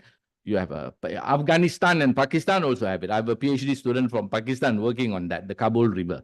So when resources flow in many countries, you have all sorts of dynamics. I'll stop here. Thank you very much.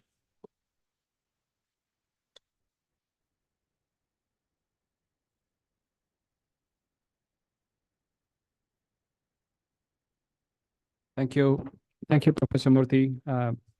At this time, I would like to invite Dr. Samita Hetige, who was the chairperson of the previous panel, to do the honors for the speaker.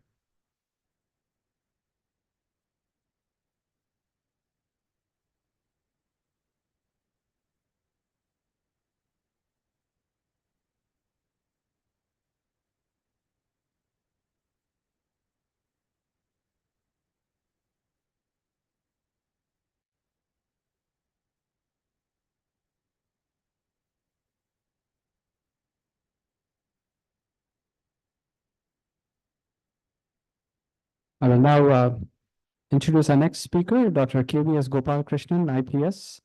He's a former DGP and Special Director of the Intelligence Bureau. I will give a brief introduction. Having completed his master's degree in politics and public administration, he joined the Indian Police Service in 1975 in the Tamil Nadu cadre. He also holds a master's degree in defense studies in 1990 and was a visiting faculty in the Department of Public Administration, University of Madras, for the courses of MA in Public Administration and MA in Public Management. He completed his research program in 2012 and was awarded PhD by the University of Madras with a thesis on total democracy in India and Germany, a comparative study.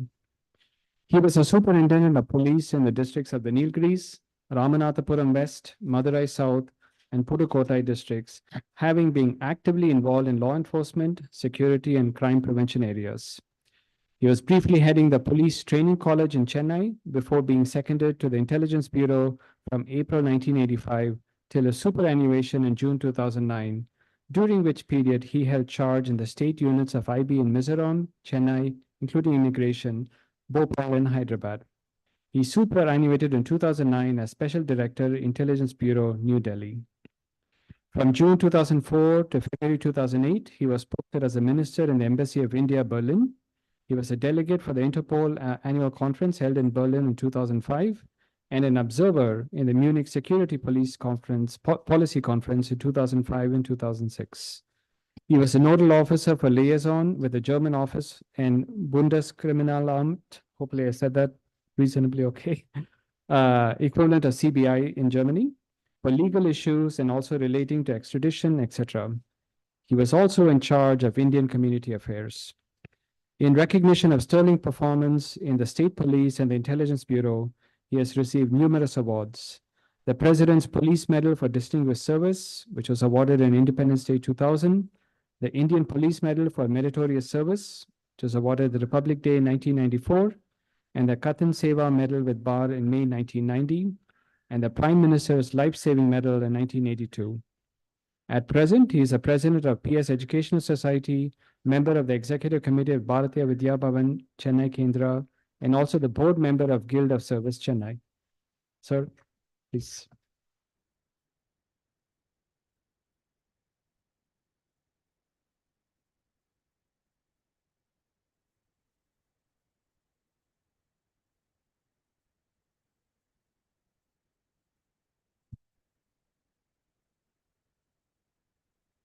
Gurubhyo Namaha.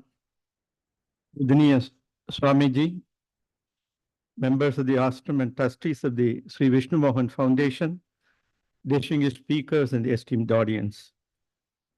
I stand before you thanks to the order of Swamiji, whom I met on 23rd December last year in Bharatiya Vidya Bhavan, and he was contemplating to hold this conference, and he said what he proposes to do, and one of his desires, so I am here with you.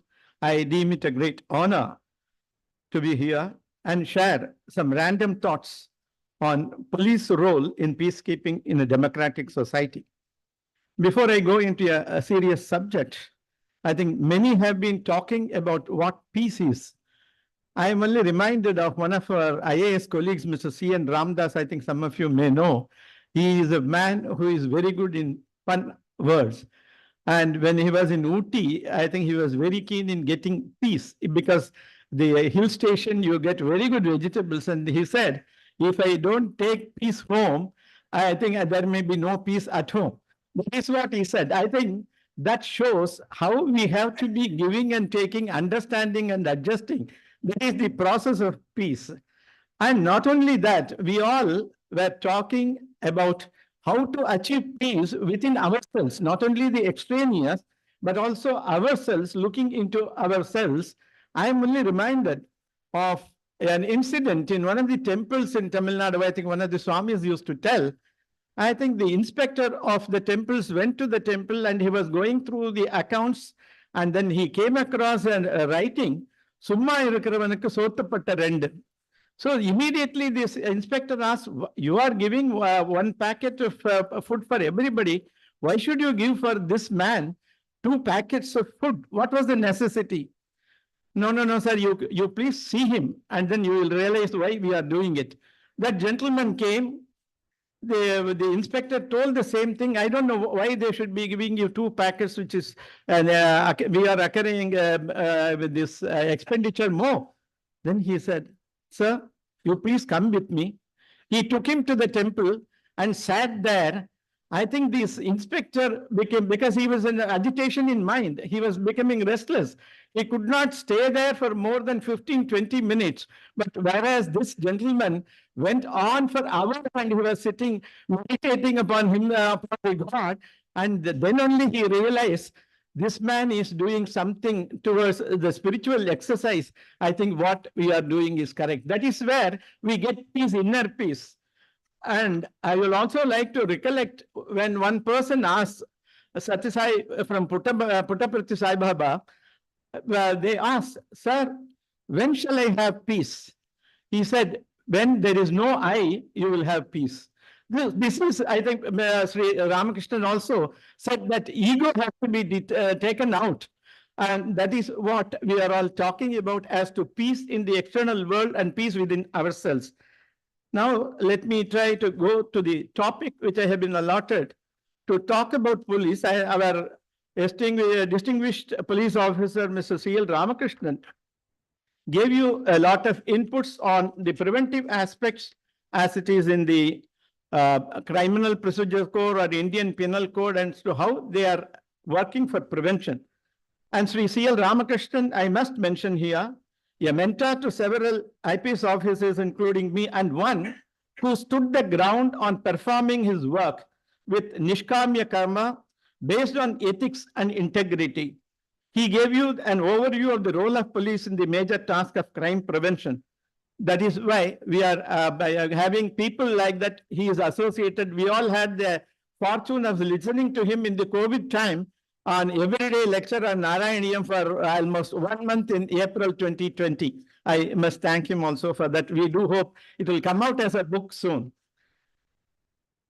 We all have, I think all of you must be thinking, because after he spoke, I think what these police people are coming and speaking to us, there has been sensational news in the papers in the last few days, the huge tragedy in Madras, 30 are dying, 40 are dying, 51 are dying. What is the police doing? I think that is the question you may normally ask. I think the position in which police are placed, you will realize that certain things are beyond their control. But we will have to take care of certain things I will tell later. I would only like to start by reading out one of the sociologists in the police side, David H. Bailey. He says about the police and political system, he gives an assessment of a policeman's lot. A policeman's lot, as the saying goes, is not a happy one.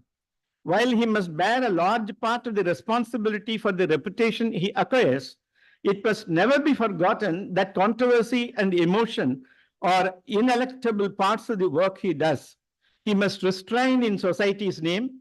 He must encourage and sometimes force individuals to conform to society's regulations. For most people, a policeman's contribution to their well-being is invisible. A policeman becomes real for them in most instances when he makes a demand of some kind. By the nature of his role, he is not a mark for praise or gratitude, except occasionally and for a very small minority of a community's inhabitants. A policeman embodies authority, and although people understand the necessity for the role in the abstract, they are not likely to empathize easily with him or be drawn toward him by spontaneous liking. I think with this observation, I will go into it. We were talking about the India post-independent, and also we existed with the same rules, etc., from 1861 when the Indian police system came into being. Addressing the police officers of Uttar Pradesh way back in 1952 November, the then Prime Minister Pandit Jawaharlal Nehru made this observation. The major problem of India is that of development. We must never lose sight of this objective. The army and the police only provide the background because they create the conditions in which development is possible. Our main task is that of providing a sense of organic unity by crushing the disruptive tendencies that are present among us. I think this is the framework in which I think the police and army have to operate for the welfare of the nation as a whole and welfare of the citizens within India when it comes to policing in the local states. By a simple definition, I think all gave a lot of definitions for peace. It is a state of balance and harmony, but its implications are varied upon the society as an entity and on an individual. In a society, peace is a phenomenon relying upon a balanced coexistence of the people in the society, varying in race, religion, or language, under a prescribed set of rules and laws that have emanated over a long time through the legislations by the people's representatives. The regulation of adhering to the laws and action for violations are ensured by the police and the judiciary at large. In a sociological sense, need for imposing certain norms or law arose when groups started living as a community. Otherwise, I think the individuals were never controlled by any system of regulation.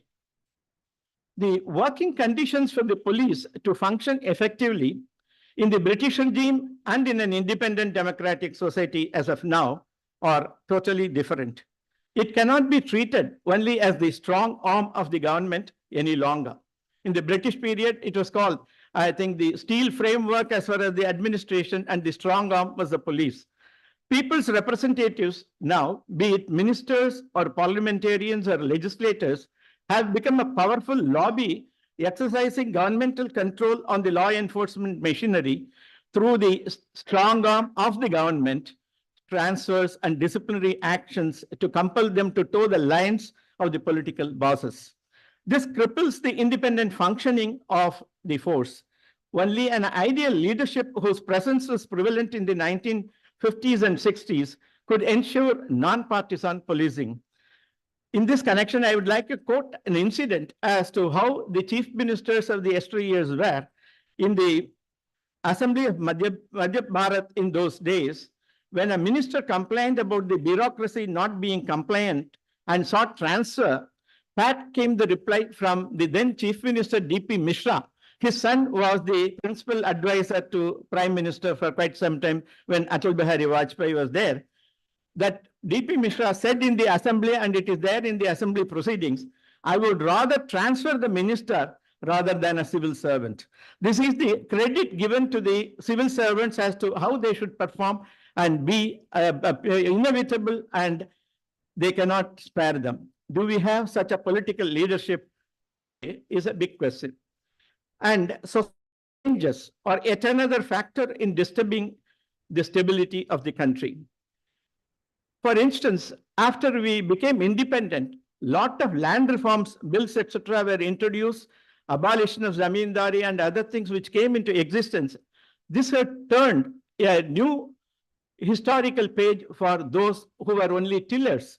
I think those who were tillers, they became the owners of the land. And that is one which brought societal imbalance. The Rajputs and Patels in Rajasthan could not tolerate that those who were being treated as an oppressed, now they have become equal to talk to. I think this is a social phenomenon which the police has to handle when it becomes a police issue. The possibility of course correction in the behavior of the young ones by the elders or family members or neighbors is a thing of the past. The relationship between the teacher and the taught has undergone a sea change.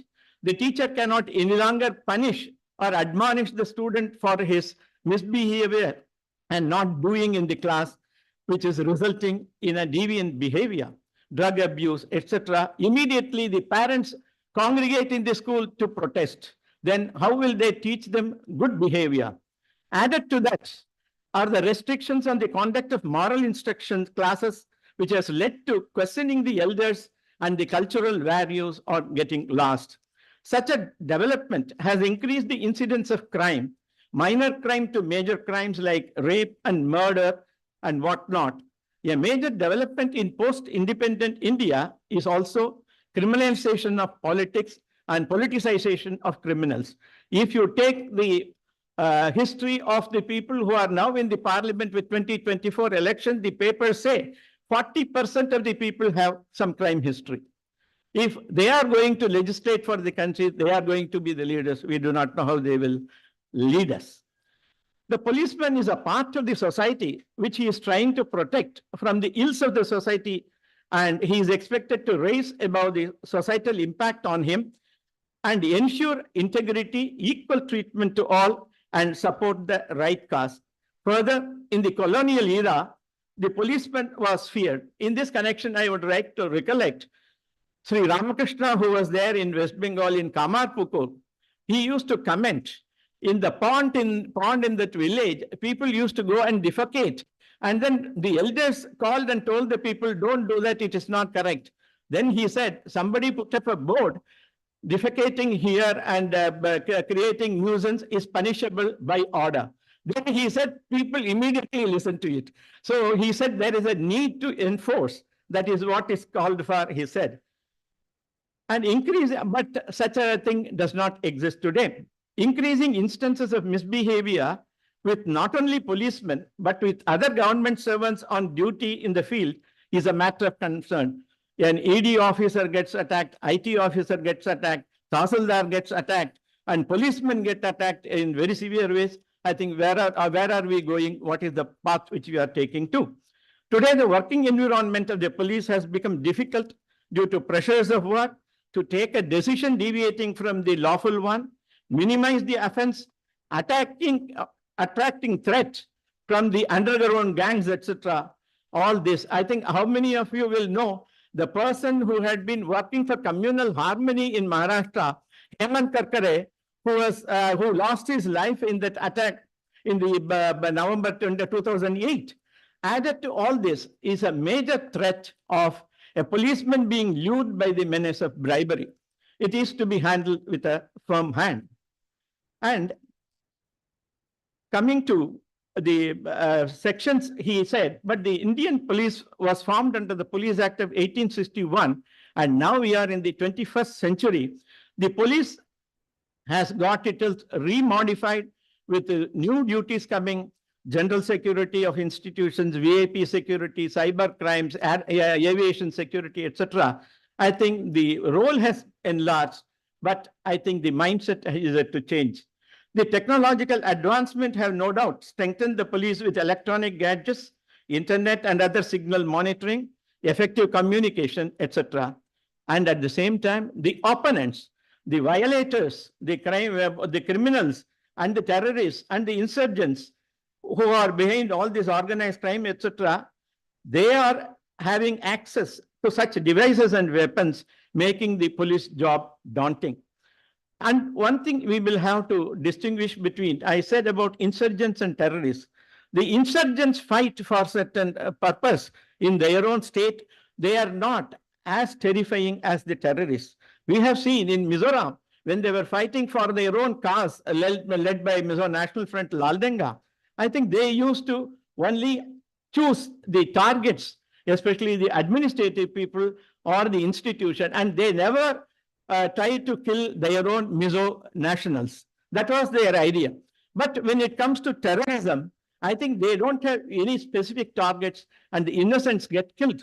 How many of you would know Mr. Bian Singh, who was the Chief Minister of Punjab, he said, we are applying human rights norms to these people who are terrorists, who have no concern for the lives of common man, and when they are violating human rights and killing innocents, should we give them the authority to use human rights for their purposes? But the same Bian Singh also became an attack and a target. And in the maintenance, we all think only police are working here. But how many of us know that in the maintenance of border security with which the Central Armed Police Forces like BSF, CRPF, ITBP, and the Special Security Bureau, SSB, are having a definite role in being the first line of defense. I want to emphasize first because in most of our decisions, it is the army should be in the second line. They should not cross the border and open anything which will tend to result in a war. So these paramilitary or armed forces are only kept as a first line of defense, and the armed forces by the army or navy, or they come in the second layer and tasked to intervene if warlike situation erupts. Hence, police excesses, if any, in the border crossing, etc., could be dealt with lesser stringent action on them. But in the domain of internal security, to maintain law and order or in security duties, the police is pitted against their own co-citizens. In this field, they face certain constraints. First, the due process of law and principles of natural justice need to be adhered to because so many judicial people are watching. It can be a local court or sessions court or high court or Supreme Court. Everyone is waiting to say the police have exceeded their limits. Secondly, the force used should be commensurate with the violence and violation of acts of law, and shooting cannot be the first resort. Yeah, I think he will be able to recollect when we joined the service, we didn't have the Malabar Special Police, it became Tamil Nadu Special Police.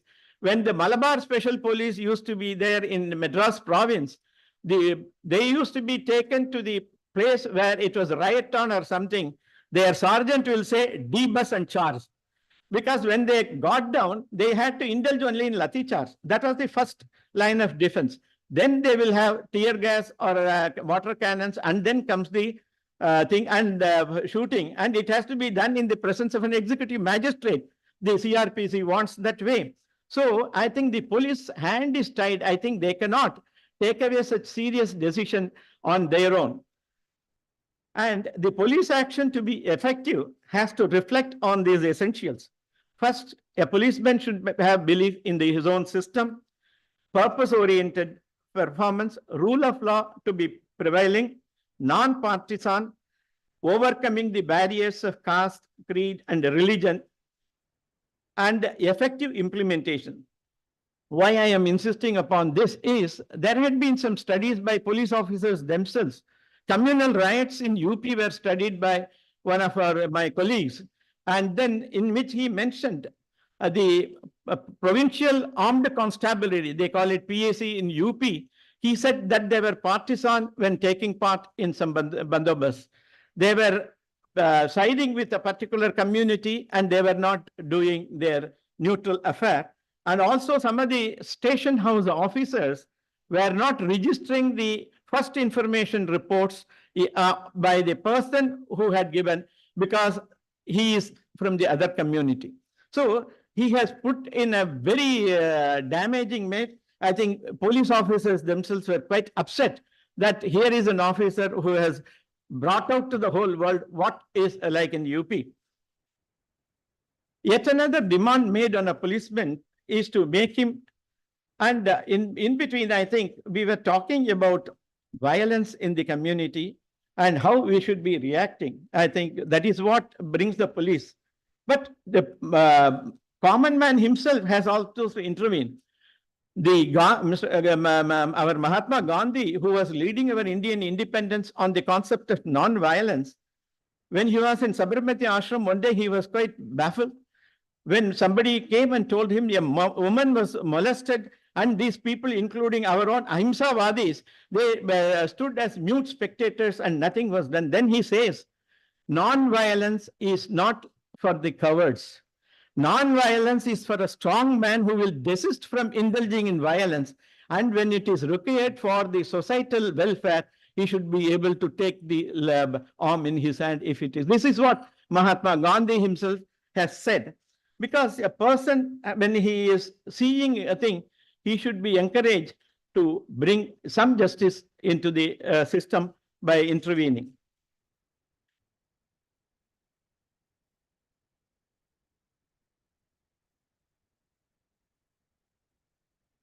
And the most saddening, I think I would also like to mention one. We have been talking about how to motivate ourselves to be in a system to seek peace.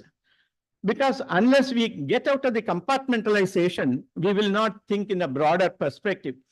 We have seen some Directors General of Police whom he may know, one Mr. T.G.L. Laya from 1953 batch from Maharashtra, and Trinath Mishra from UP. So whenever they used to address all the CRPF policemen in groups, he used to tell, you should think about yourself as Indian first, then your state, then your district or mahalla or whatever it is. Then only you should come to what you are in your family, clan, etc. Think first as the Indian. That is what is required of you, he said. But these days, such an idealism is rare to come by. The most saddening part is that of lawlessness on the parts of the protectors of law, which has manifested itself on the police system multifold over a period of time. False cases, minimizing offenses, and patronizing politicians, exceeding the limits of using force and third-degree methods, colluding with criminal gangs with offenses such as robbery, etc. They are becoming also perpetrators of sexual offenses under POCSO Act, etc. This makes one feel repulsive on hearing such instances. It was for this reason the National Police Commission has recommended so many things which need to be taken up, and this was given in 1980, but it has not, many of them have not seen the light of the day. And it even said that in every area there should be security committees which should only decide the postings of the policemen in the area. They should have, the public should have a say in who should we have as our policemen. Like the county police in every place, I think it became a localized police, and it is not a state police. That county only takes care of it. But, and also, if only this power had been given to the security committees, bereft of this power, the politician will feel helpless in going ahead with their political agenda. With all these, it is not too gloomy. Some stalwarts try to make the system stand up with pride. In the 1980s in UP, there used to be one Mr. N.S. Saxena, who was the DG of police. He insisted upon all the police station, please record all the information coming as FIRs. I'm not bothered about how the cases get disposed of, but you should send a message to the public that you are working for the public and no barking of crimes will take place. That is what he said, and it has. Similarly, in Tamil Nadu also, Mr. Stacey did the same thing, more prompt petition inquiries to redress the grievances of the public. All this, and also police public relations and police public sports. These are well used to make the police accessible. That is what is it. And also, the police also takes care of certain committees, especially in those affected areas. We try to give a village defense committee or peace committee, and we have the boys clubs to see that the children are not going the wrong way, and like that some measures are. And now recently they have also introduced cadet police, wooden cadet police, so that they will give them some training, just as in ACC or NCC. This also is being worked up by the and you must be happy to know that when Saxena was the DG in UP, he gave a request to the VIPs, the bigwigs, please do not visit the Kumbh Mela. This is for the pilgrims. And if VIPs come and gather there, I think there will be a collapse or chaos. And we don't want VIPs to visit so that the public can have a better. This happened, I think some of you may know, if VIPs goes, there is stampede and other things. I don't have to elaborate on that. And I would like to emphasize that the police force is not wanting in ingenious practices. In the other days, when the drama of Harichandra, I just want you to make it a little lighter. When the drama of Harichandra was being played in the villages or towns, there is a particular scene. When it comes, I think there will be little caste aspersions, and then there is likelihood of some communities coming to blows. I think in one of this out of the way place, a constable and a head constable were there. They know that this Harichandra, that the scene is going to come, and if it is enacted, immediately the problem will come. You know what he did in those days? Only the two Petromax lamps were giving all the light to perform. They took the Petromax lamp and scouted, and then the people dispersed, and then the violence was averted. This, I think, it is only a out of the way thing, but we cannot expect. And in another, I would like to, I think he made a mention about bad characters. We always have another classification also of KD, I think, which you have known depredator. So there was one in the then Madurai district in the Dindigul one KD who had been indulging in serial motorcycle theft cases. He was wanted.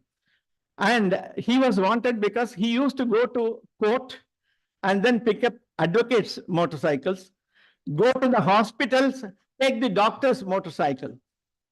But when we interrogated him later, he said, these two sections have let me down very badly. When my wife was admitted in a hospital, she was not treated well, and then I think maybe the child dead or something like that. He had a grudge over the doctor. And the advocate whom he employed first, he did not ensure that he was acquitted, he was convicted. So I think these two sections of people are not dependable, and then he was after him. And this man went to a place near Pollachi, and two people from two different districts went there, and then they were waiting and waiting. I think it is not like today, when we have the CCTV and we could monitor whether people are going around. And the two teams were gone and then waiting. One man was only looking at the house. The other man from Madurai, he sent a parcel through the postman to be delivered at a house where he is supposed to be living. And the postman went, he handed over the parcel, and I'll bet he came out and collected and went. Immediately the police went inside and picked him up. So these types of how they can be thinking ahead and then doing, it is also there. I think we cannot always only blame them. And there have been much more serious cases in the VIP security. And all of you know Lord Mountbatten became a victim of assassination by Irish Republican Army in 1979. And Margaret Thatcher with her other ministers, she was the target in Brighton Hotel, where it was also attacked. And then 5 other people died, but not Margaret Thatcher. I think she was having more life.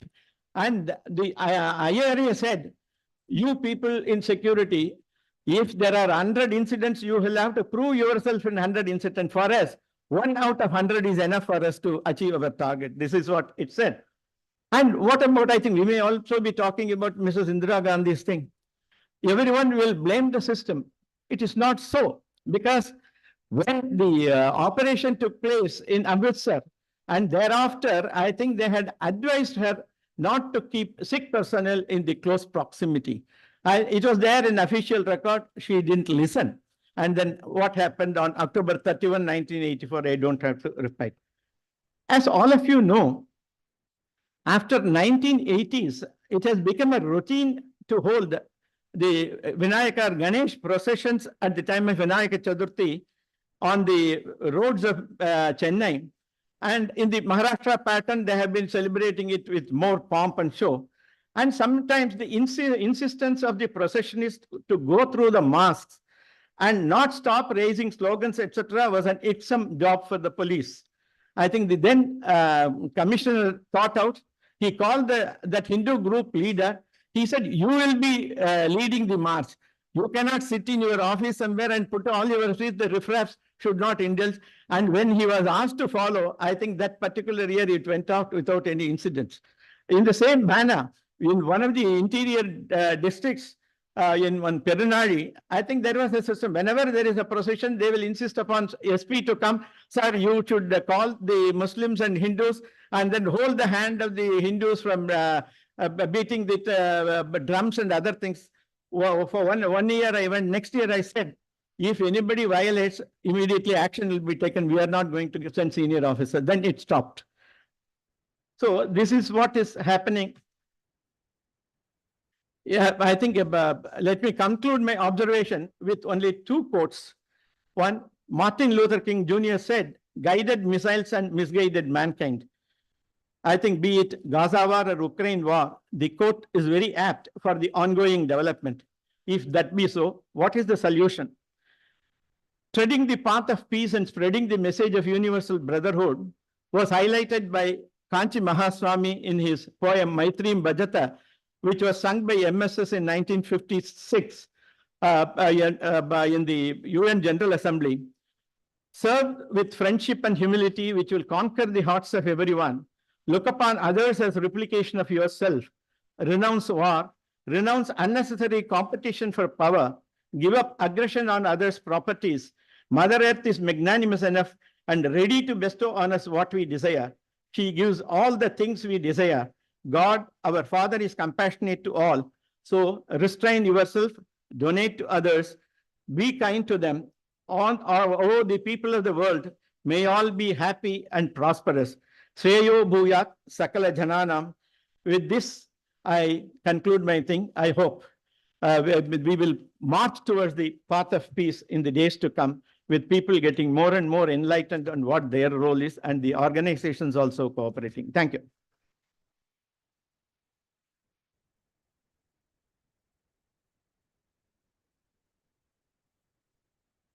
Thank you, sir. At this time, I'd like to invite Shri Vital Nadkarni, author, journalist, and practitioner of Hatha Yoga, to honor our speaker.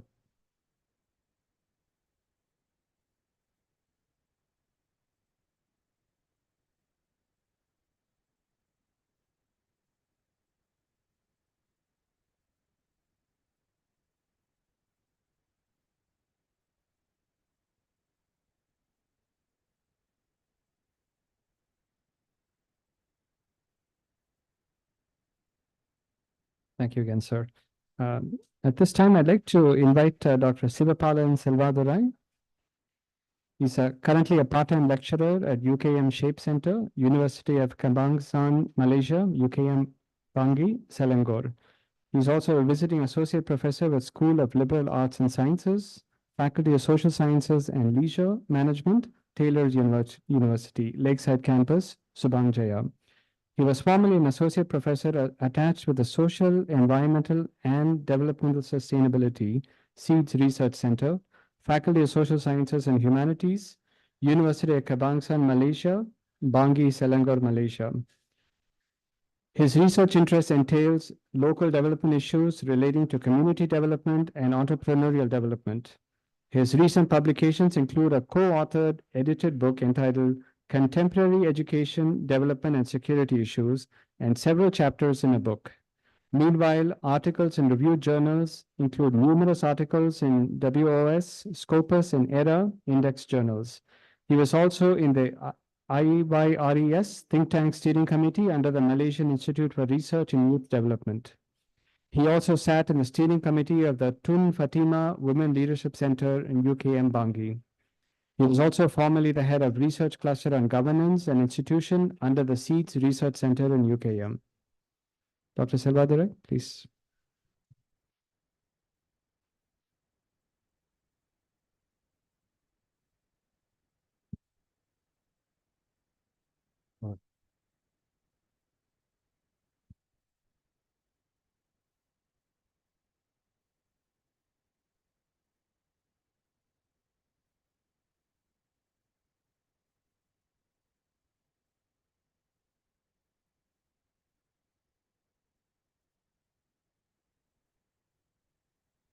Very good evening to Swamiji for his cordial invitation.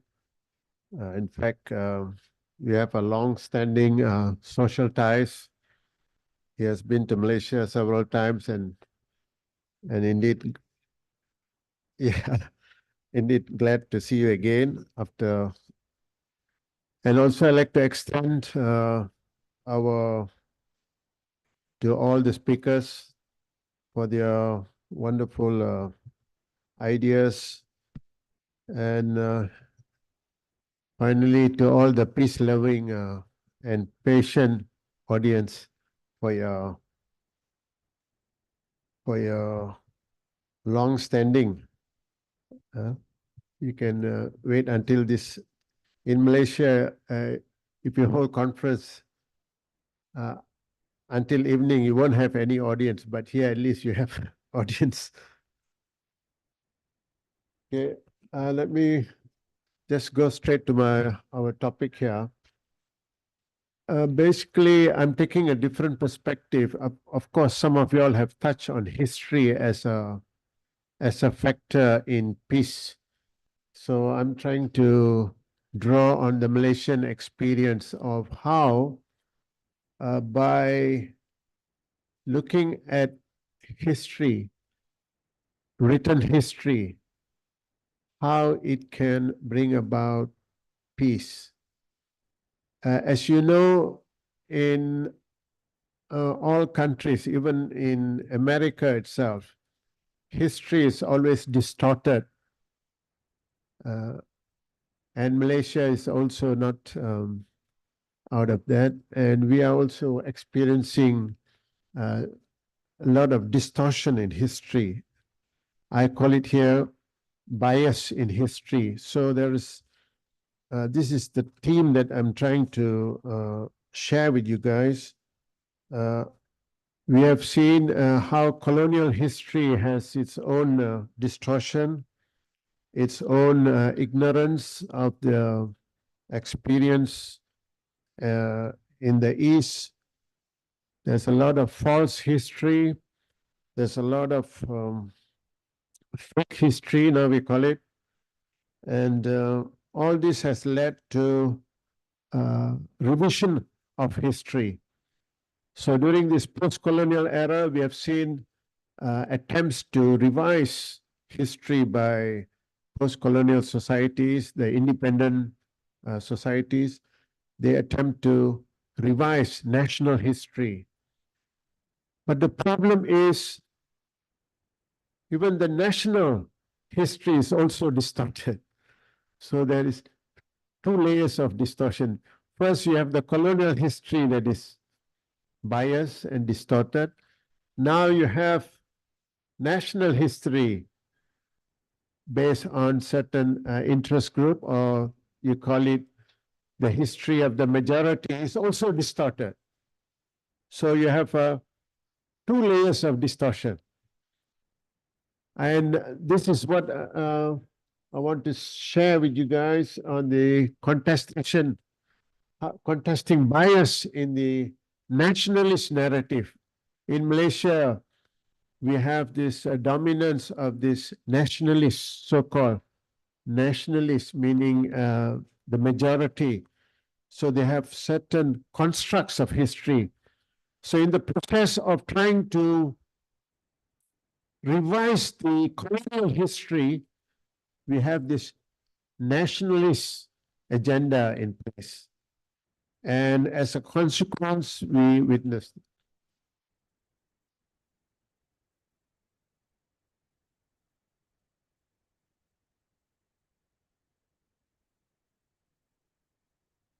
By way of content of my presentation, I'll just give a brief background of this, an introduction, the context in which I come from. Secondly, I'll talk about the problem. And then thirdly, I will be highlighting, this is the main part of my paper, is contesting the nationalist narratives. And finally, a conclusion.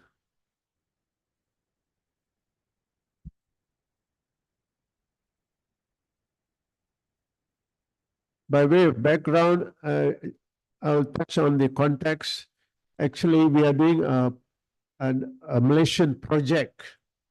We are doing a Malaysian project on this revisionist history.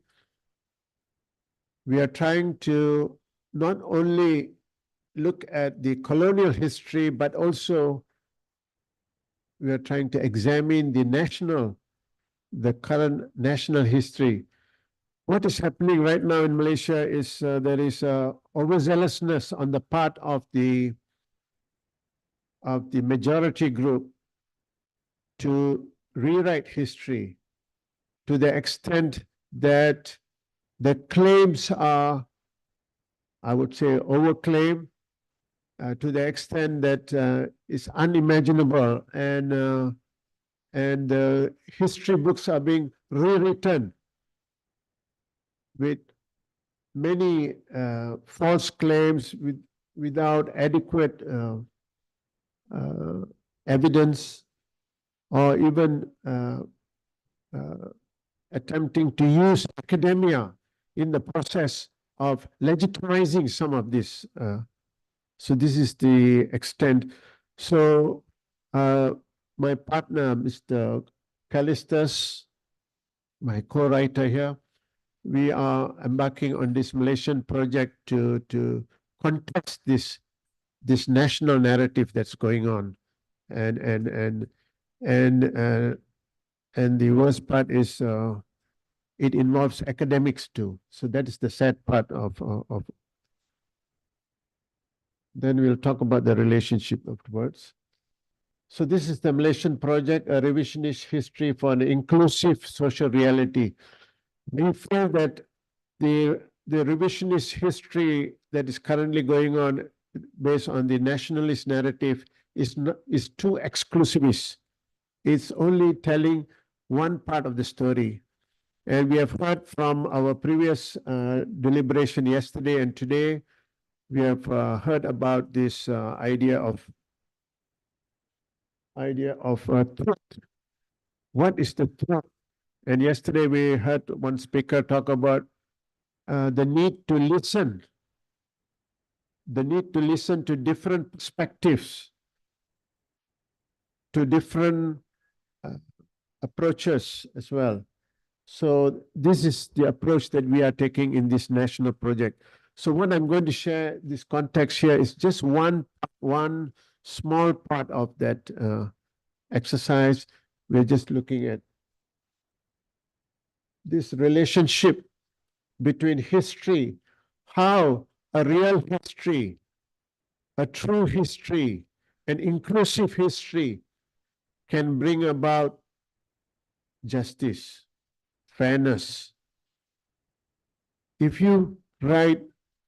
history lies, it has implication to justice.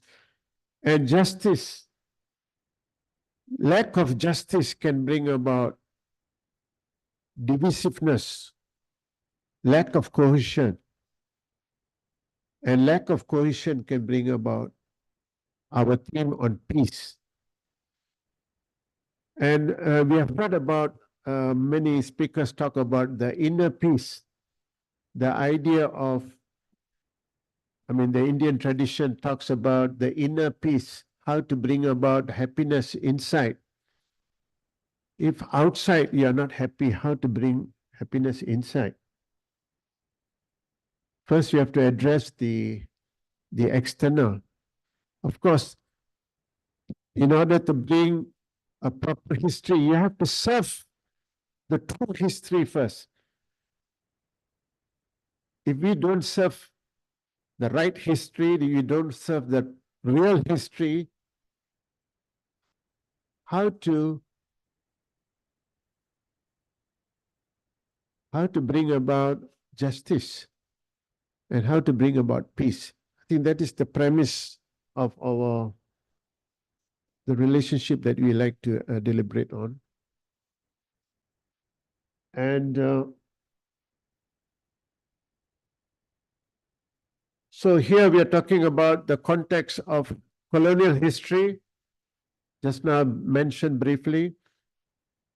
right now we are revising our national history, which is also skewed, which is also biased, which is also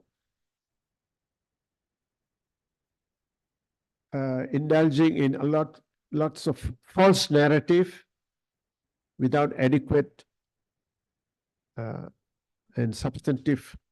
So this is the problem we are facing, and I would like to share some of the discrepancies in our history.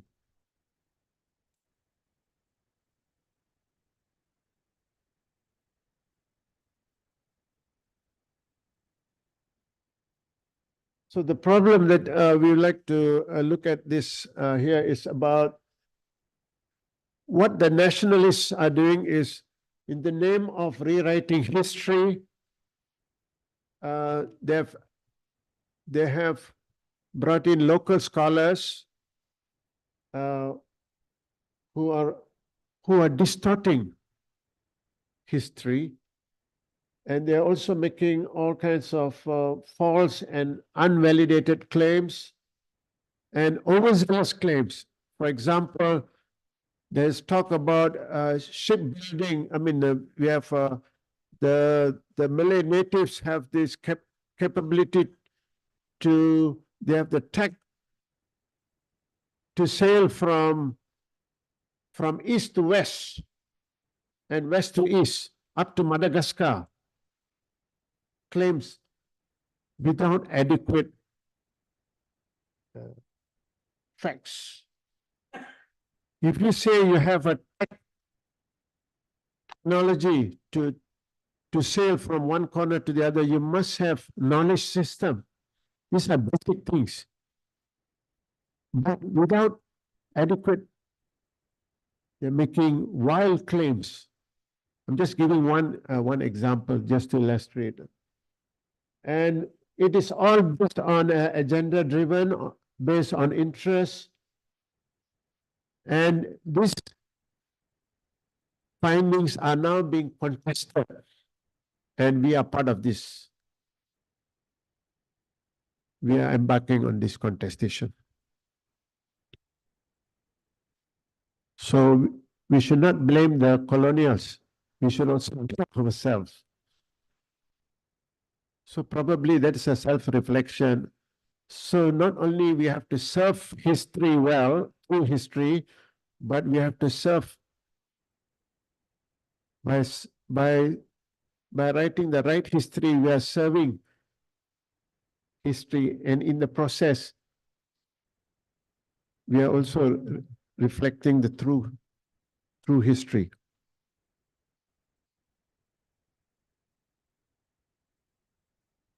So the consequences of this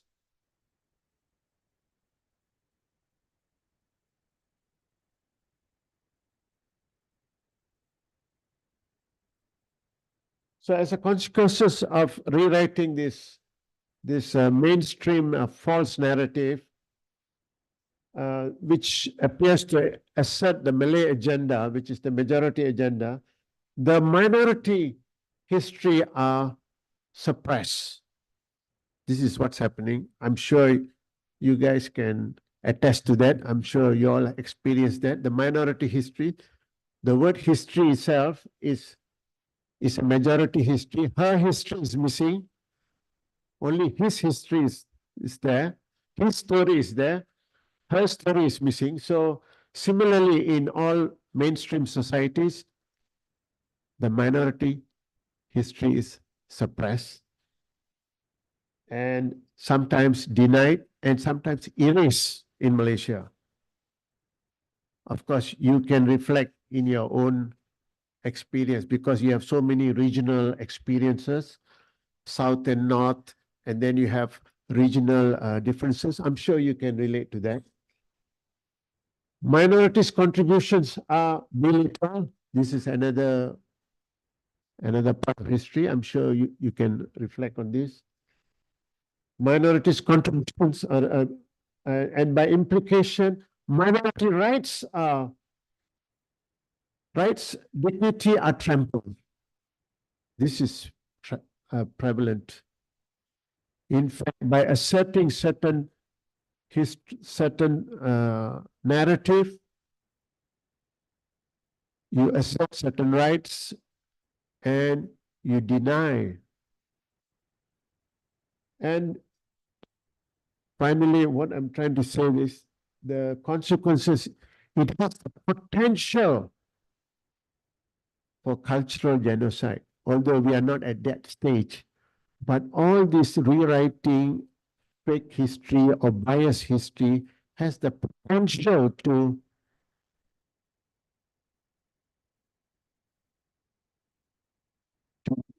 cultural genocide. I think history can attest to that. So that is the problem that we like to address. Sorry.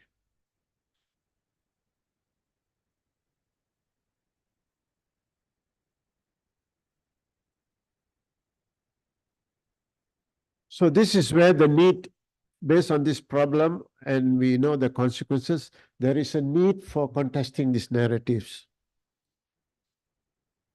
to correct the wrongs, to tell the history as it is. That is our project all about. And how the minorities' histories are distorted and how it has social implications in terms of policy, in terms of it has enduring effect. And the minorities need to buckle up. You don't have to be fearful. You have to tell the story as it is. You don't have to be fearful. Because I'm retired now, so I don't have to be fearful, Mr. Saravanan.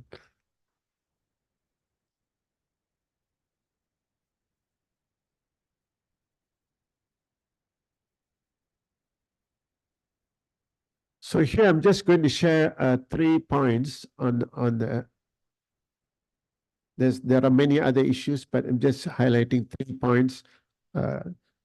How this contesting nationalist history, and this is what we are embarking on.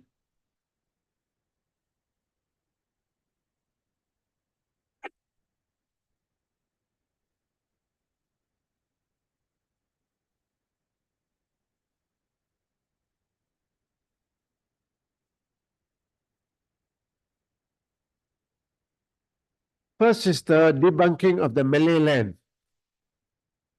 This is one of the main thing that is taking place in Malaysia. How we attempt to debunk this idea of Malay land. And this is the concept of Tanah Melayu or Malay land as a unified territory for Malay. It's actually a complex one, but this idea has been propagated, and in fact, it is also a colonial construct. We argue that it is a colonial construct. Of course, the nationalists, we believe that based on our interrogation of early texts from Indonesia, as well as Indian sources, we like to debunk this idea of there's no such thing as Malay land. In the first place, we are contesting the word Malay itself, we are contesting. So our project is embarking on that trajectory. Why? Because Malay, what this Malay land project they are telling is they have a very short-term view of history. They just take the post-1400 onwards, and the word Malay itself is contested. It's not, it's actually a colonial construct. How the colonials, they bring in the idea of race. The Europeans, they brought in the idea of race and they categorized Malay. But Malay is much more complex than that. It is not a unified shared identity. If you go to Indonesia, the word Malay is limited, but in Malaysia, it's all encompassing. So they use this kind of constructs to legitimize.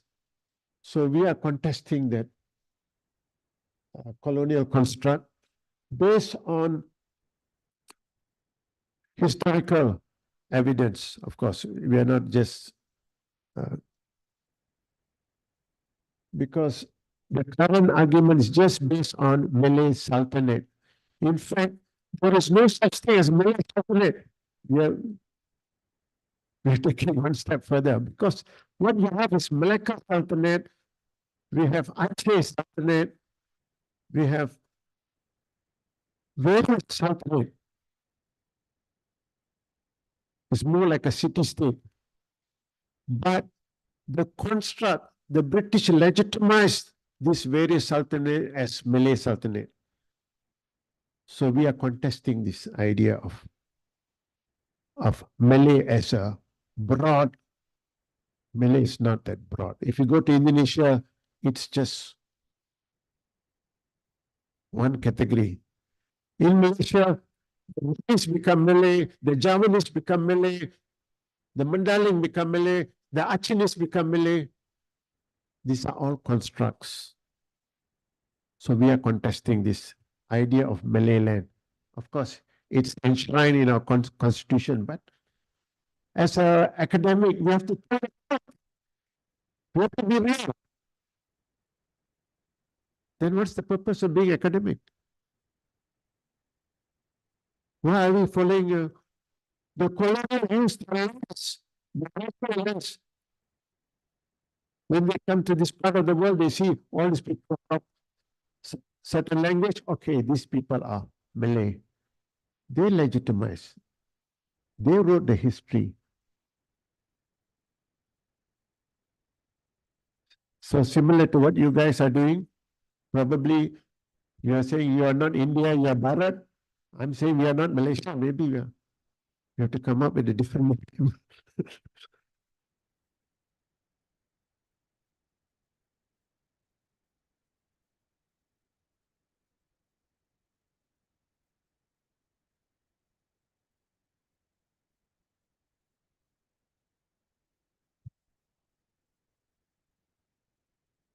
In fact, we are contesting the word Malay itself. Is Malay a race as what the British construct, or is it a location? We are saying Malay is a geographical reference, nothing to do with race. Just like you guys, you say India, there's no such thing as India. It's just a name given by the Parsis on something like that. I mean, but if you look at Malay, it was a reference to a location. Melayu originally, it was specific location to a river in Sumatra. Now we call it Jambi. That was that is where the people, and this, there is a reference. Kartagama, 1365. That's the oldest text available in Southeast Asia, in Java. They have reference to that, the people from that area. And also there are reference to people from Malay Kingdom in reference to Jambi. Nothing to do with Malaya. These are all constructs. And there are Chinese sources to Jambi as the Kunlun as reference to that part of the area. And there are, of course, Tamil sources referring to Malayu. And it's reference to Sumatra, not Malaya, the peninsula. So about Malay land as belonging to the Malay race is false. That's what we have. It's quite If I were to say this in Malaysia, probably I'm behind bars, huh? No. Huh?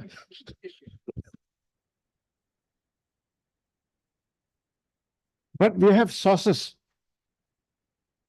based on the Javanese sources. They talk about reference to Malay specifically. They refer. Is the British as well as our local, they assume that Malay as all encompassing. There is a concept called rantau or subjects. People move around. There is a concept of regional mobility as people, as Malays. But Southerners, if you want to say Southerners are Malay, so the Chinese are also moved. The Chinese can construct the South China Sea as theirs because they move around.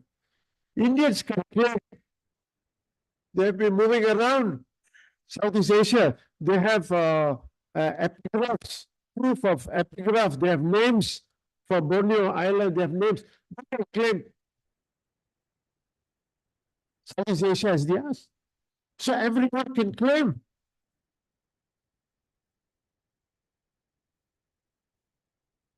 Mobility doesn't give you the right to claim any area as. So this is also we are contesting. And finally, I think the last slide, I don't want to take too much, just to give you illustration of the types of contestation that we are doing.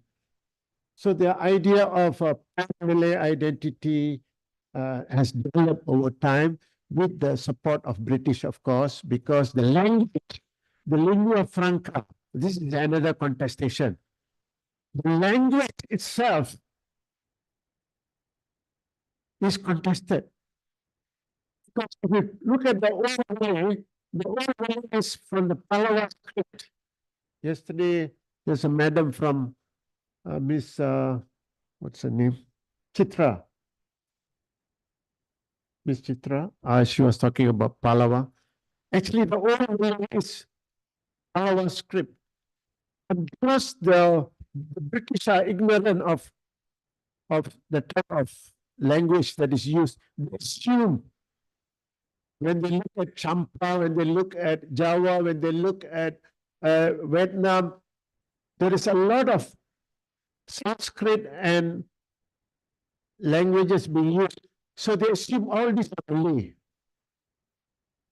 The old Malay, actually the core of it, the core words are actually Sanskrit. Only the script is Pallava script. But they assume that as Malay. Twice the lingua franca of Malay became a lingua franca. Actually, it's not a lingua franca. We are contesting that based on two two accounts. One is the Pigafetta list by the Italian. They have a Pigafetta list, and then there is a Chinese loan words, and we are contesting the validity of lingua franca. We are saying why we are contesting, because one of the leading Malay literary scholar, Munshi Abdullah, who happens to be a Tamil mixed with some Arabic blood, but always they diffuse the Tamil and they claim he's a Muslim. This is a tendency in our part of the world. So what these Arab scholars, this so-called Malay literary scholar says, he himself says, if you must learn the language of Tamil. How can a Malay scholar, a Malay literary 17th century scholar says, if you want to try, you must learn Tamil. But all this history, by telling lingua franca of Southeast Asia is Malay. There's irony to this. So to me, I see this is, so there's a lot of contestation, but let me summarize here. I'm just illustrating.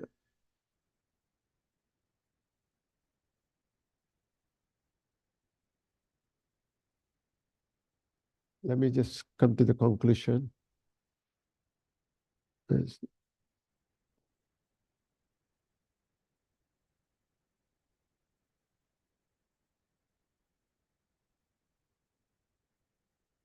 another overzealous claim just now. Sorry.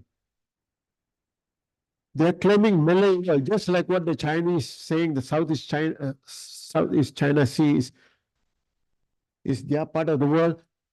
We are also claiming the whole archipelago, Southeast Asia, is part of Malay world.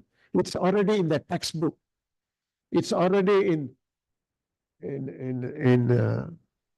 our narrative, national narrative. So we are contesting this because, to me, you have Javanese who have a longer tradition. Just because of that legitimation of the lingua franca, they are claiming the whole, up to Madagascar. From Madagascar right up to Timor is the Malay world. To me, this is getting overboard. I mean, this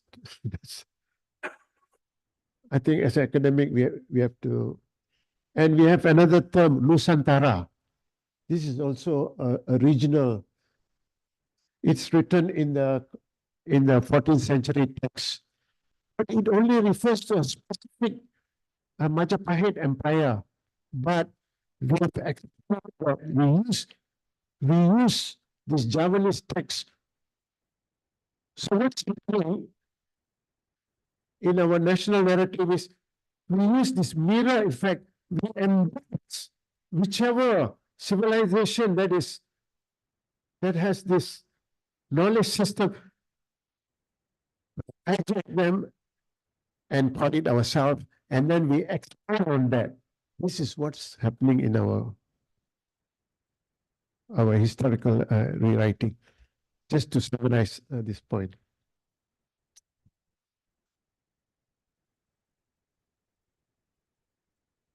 So what we are claiming is there is no evidence in pre-colonial text to validate the Malay claim. So by way of conclusion, what are we trying to say is by contesting this biasness in the nationalist narratives, we hope to work towards this real historical narrative, and Malaysia can develop a just understanding which can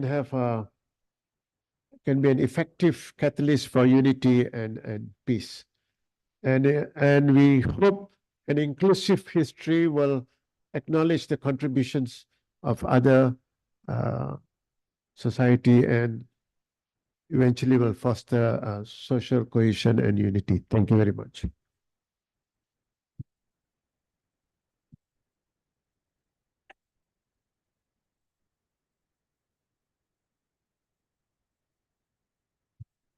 Sorry for some intervention. I do give due respect to the academic intellectual discourse that Professor Siva delivered. At the same time, we at the government of Malaysia, where we belong, there's a lot of these things. The government of Malaysia is always trying to address this issue. Of course, we are and create a harmony situation. So in that case, being academic, he is doing his job. At the same time, we at the government of Malaysia, we are trying our best to bring the society together with all these issues being in the academic field. At the same time, we need to look at our nation building and itself a peace and reconciliation, how we can get together and build peace and reconciliation. That is why I presented Malaysia Madani, which our current Prime Minister is trying to do something to address this thing and bring Malaysia to a better political future for everybody, encompassing of all societies. So nevertheless, this has been presented, but I'd like to, that is not whatever presented by Dr. Siva is his own I mean views. It won't belong to the Malaysian government. Thank you.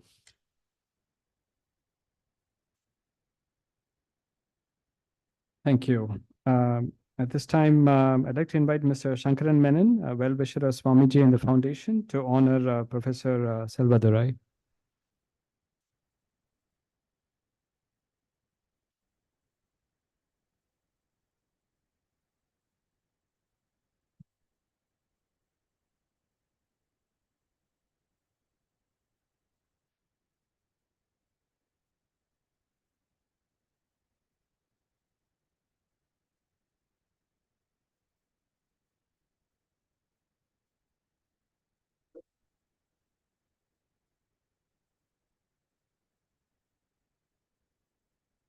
Thank you for being very patient. I know we are over time, but we still have three more speakers. Let's, without further ado, I'd like to introduce Dr. Patayal Danya Menon, who's Cybercrime Investigator, Director at Avanzo Cybersecurity Solutions Private Limited. Dr. Menon, who is India's first women cybercrime investigator, winner of the Government of India's First Women Achiever Award, and Director of Avanzo Cybersecurity Solutions Private Limited. Avanzo offers consultancy in formulating security policies for corporates, intellectual property rights in cyberspace, cyber forensics, cyber legal audit, and IS audit for banks and securities audit as per ISO 27001. She strongly believes that prevention is better than cure, and so an awareness program named as Cyber Awareness Program was introduced by Avanzo for schools across the country. Cyber specialties are cybercrime investigations, IPR, critical infrastructure protection, IT security audits, and cybersecurity awareness trainings. She's a regular speaker at international forums, a trainer for corporate and students, socially committed to the cause of cybersecurity, and has done numerous paper presentations at different seminars. She's also an arbitrator at IAAM and an M-Panel independent director at the Indian Institute of Corporate Affairs. Dr. Menon, please.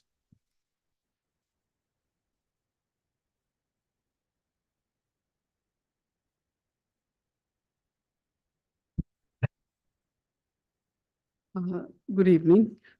I know it's been a very long evening post-lunch session, so don't be scared that I've opened the laptop. It's basically because there are only two things that I know how to do in life. One is deal with cybercrimes, cybersecurity, and the other is to dance on the stage. And, very little awareness or very little knowledge about anything beyond this scope.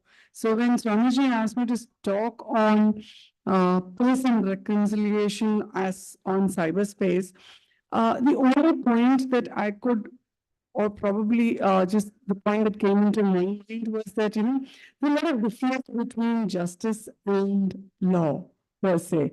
And like how the earlier speaker said, justice is something which will probably bring in peace.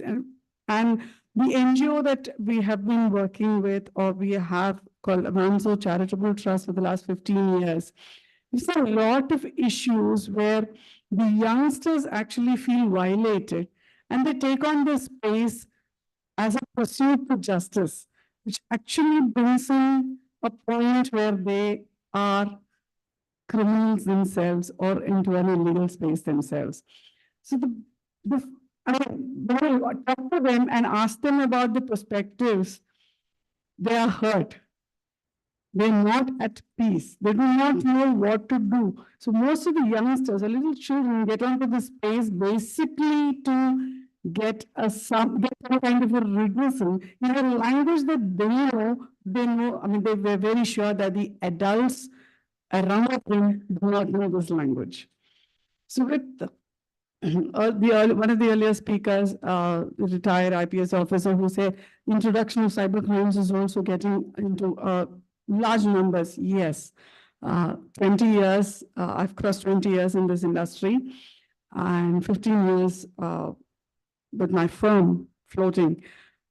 Every year, this particular menace of cyber crimes infiltrating into every human's life is only increased. Now, if somebody tells me that, it's basically because the criminal attitude has shifted or it has increased, no, it is not because of that. Basically, I wouldn't agree if somebody says the entire civilization today has changed to a very unlivable world. No. My perception is that basically the crimes have shifted from the terrestrial platform to the cyberspace, which means the crime rate is almost equal, if not a little more, where the youngsters are getting into the forte of being criminals. I'm not talking about people being victimized. Probably people being victimized, all of us are victimized in one way or the other. Every day or every walk of our life, every now and then, there's always a possibility that we get victimized. You go to buy a kilo of potatoes, probably you're victimized because somebody decided to charge you 2 rupees extra or probably 20 rupees extra. You go to a supermarket, it might charge you more. So every day there's some kind of a vulnerability that every human being deals with as on the perception of being victimized. But the perception of being criminalized is largely increased basically because the youngsters look for a redressal on this platform, a quick redressal. I think the first case that I had dealt, one of the first cases that I dealt with was a child who went up to the social media to get even with his mother. They were at a dinner table where the mother criticized the child and said, he's not learning or he's not behaving and things like that. The next day, what he did is he opened a social media account with the mother's photo and the number saying, this is, anybody can call in for any kind of favors. This is one of my first cases that has come. Now, these kind of issues largely are on a rise now, especially when it comes to a relationship dynamics or when a child is involved in the process, which personally, some time back itself, we came to a conclusion that probably children need to be taught about how to behave in this particular space, rather than being accustomed to using this space. I think all of us just got used to this particular space, using it every now and then for everything. Even we do not know or we are not aware about the pros and cons of this particular situation. It's not that we don't know, probably we do not have that alarm system embedded in us to be alert all the time. If asked questions, yes, we all answer it in the in 100% surety on the right answer. Like, if you ask whether social media is a public platform, all of us know. If a question is asked, internet is private or public, all of us know it's public. So then what is our private information actually going on a public place? We have not thought about it. How much of our private information can go on a public place? We have not thought about it. What happens to such information when it goes on a social media or on a public place? We have not thought about it. We do it, and the children replicate in multiple magnitudes. You click one picture, post it online for no reason. They will click 100 pictures and put it online for no reason, where they are actually communicating or passing on personal information. All of us fly out. The first thing probably most of us do is that go on to the airport and say, we checked into this particular airport and we're flying from this destination to the other destination, as if we not be on board if this particular information doesn't go on the social media. We're actually giving out a lot of information that for so many hours, our contact number will not be active. For so many hours, our phone will be on a switched off mode where we are not reachable to do any kind of a redressal mechanism. If you look at most of the financial frauds that are happening around us, it is because of this particular loopover that every user has. It is not because the term hacking is actually happening on the technical platform. See, hacking basically, if you ask me, it's an art. It's like singing and dancing. Everybody can do it. If somebody asks me to sing, that's going to be the most situation. Anybody can ask me, or as an audience, ask yourself to be true. Somebody asked me to sing. It's that big an art. when you talk about hacking, technically, you can upskill anybody who has that kind of a trait in them, but not everybody can hack. But what happens is that the hacking actually happens to the human brain, where you convince somebody to give out certain information. And certain things that we tend to take it for granted. We have a Gmail account, which we have been using for the last 20 years. We never thought it necessary to review that account to find out what are the new avenues. We all change our cars. We all change our phones, but we never understand, or we never take out the time to understand the virtual assets, to evaluate the virtual assets, our contact points, our email IDs, our social media virtual IDs. All of these are our virtual assets. It requires a regular analysis, regular study, and a regular review of how you can maintain it properly. Then when something happens, some wrong happens, especially when you talk about certain kind of bullying that happens online. Some people are body shamed, some people are shamed for the language they use, some people are shamed for the opinions that they actually put out there.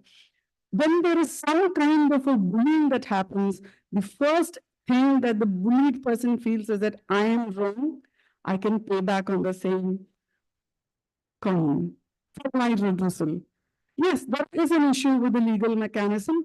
Again, there's no problem with the technical mechanism because, see, technology behaves the same way. So we can reach out from the victim to the criminal on the technical platform in any way. But there are a lot of challenges that the jurisdiction or the police or the law enforcement authorities face. There are a lot of jurisdictional issues like, Kerala police to come to Chennai and even go through our operation. It is impossible. Permissions, cost of investigation. Second is that entire conflict between the jurisdictions. It is not easy, practically not easy. Not again technically, I'm talking about the legal issues and the jurisdictional issues. Imagine if within a country, in a state, within states we have this issue. We have this issue on an international basis within countries.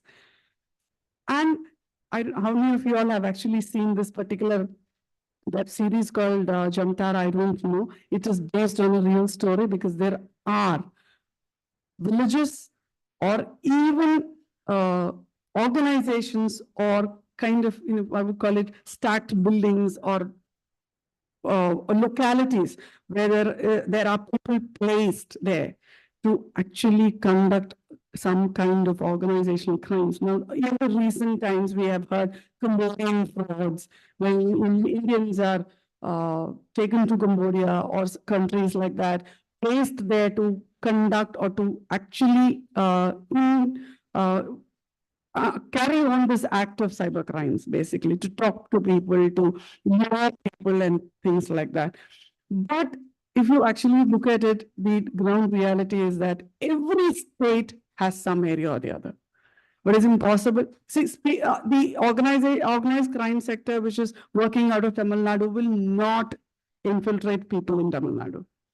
They will only attack people outside Tamil Nadu. It was impossible or very difficult, at least for the investigation to go on. And like I said, any kind of wrongs that happen to me on this particular space of cybercrimes, I've always found that people try to respond back in the same coin where they also become or they take part in the illegal activity. Even if you talk about financial frauds, the transfer of money, whether it is done in a legal mechanism or not. Most of the times when clients come up to me and they lose about 86 lakhs. Recently, a client came in saying, I lost 86 lakhs to a crime. When we looked at it, only 14 lakhs has been actually transacted on a legal mechanism. The rest of the money is completely illegal. The entire transaction is illegal. That I cannot ask my client to go and file a police complaint for 86 lakhs. It is only to 14 lakhs that I can ask them to go and file a complaint. A lot of challenges in this way where most of people come in front of us do narrate and they go through this. Very quickly, I have summed up the 8-page note that I made up, may have been created, because I don't want to take a lot of time. I can take questions, if there are any. Yes, yes, sir.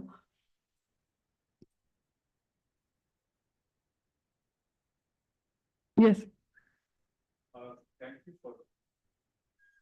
Thank you for this very timely presentation. How do we make sure that we can reach this out to people who are very secretive in these second number transactions that you said? Because by nature, this is a number two activity. And as you said that you yourself could not ask them to file a complaint. Have you given some thought to this? So actually, we can't encourage our clients to go and talk about these number two activities. It is not possible. So the awareness or the teaching has to go before any kind of an accident. And if this particular awareness and thought process is there, then we don't need to actually address a number two activity at all. So I don't know how to reach out to people. Probably all the organizations, all the infrastructure in totality should come together to create some kind of an awareness, if possible, as young as possible. Also, I wanted to ask you about what the Prime Minister has been saying, talking in the campaign about concentrating on corruption-free India. Now, without getting into the rhetoric or, the minuses and pluses, do you think we have made some progress in the last few years in that direction? You're putting me in a very tight spot, sir, because answering this would definitely create some kind of an issue. So being completely away from politics, I would say yes, there are some trial, basically not because there is a political push towards it, but basically probably because all the transactions, 99% of the transactions which common man today carries on is on the digital platform, it's all recorded. So there is a change. I will not say there is no change at all, but probably even the big corruptions that has been happening, it's still going on. One for your answer. Thank you. Yes. Yes. Then we will take further questions. Okay. We will complete the. Okay, so I will just leave with a closing remark saying that on our platform of cyberspace, the thought that probably comes to me is, since law and justice are entirely different, every citizen, law-abiding citizen, it's up to us to actually understand what the legalities are, understand the black and white and the gray aspects of law, and live a legal under the legal perception of life, and leave justice to the larger unperceivable law of nature. Thank you very much.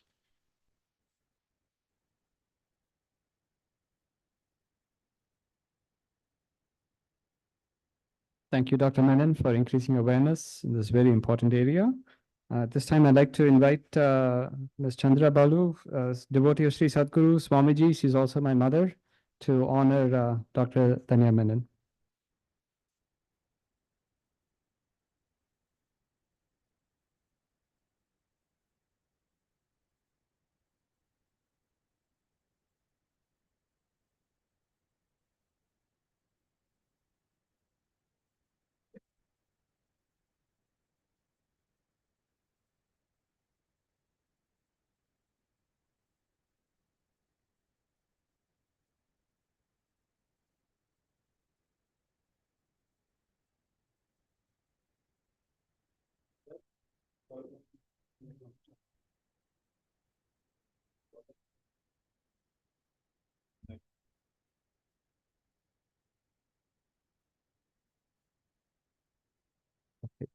Thank you. And thank you to our speakers online for patiently waiting. We have two more speakers before we conclude for the evening.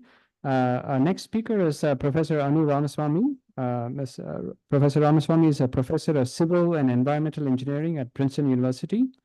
Her research as director of the Urban Nexus Lab addresses how key physical provisioning systems in cities shape health, well-being, sustainability, and equity. So with that, I'll turn it over to Professor Ramaswamy. Great, wonderful. And thank you for the introductions, and thank you to the foundation for inviting me to speak. I'll speak without slides, and also just wanted to acknowledge that all the views are my own personal views. And I actually am going to maybe try to intersect equality, equity, and sustainability in my talk today.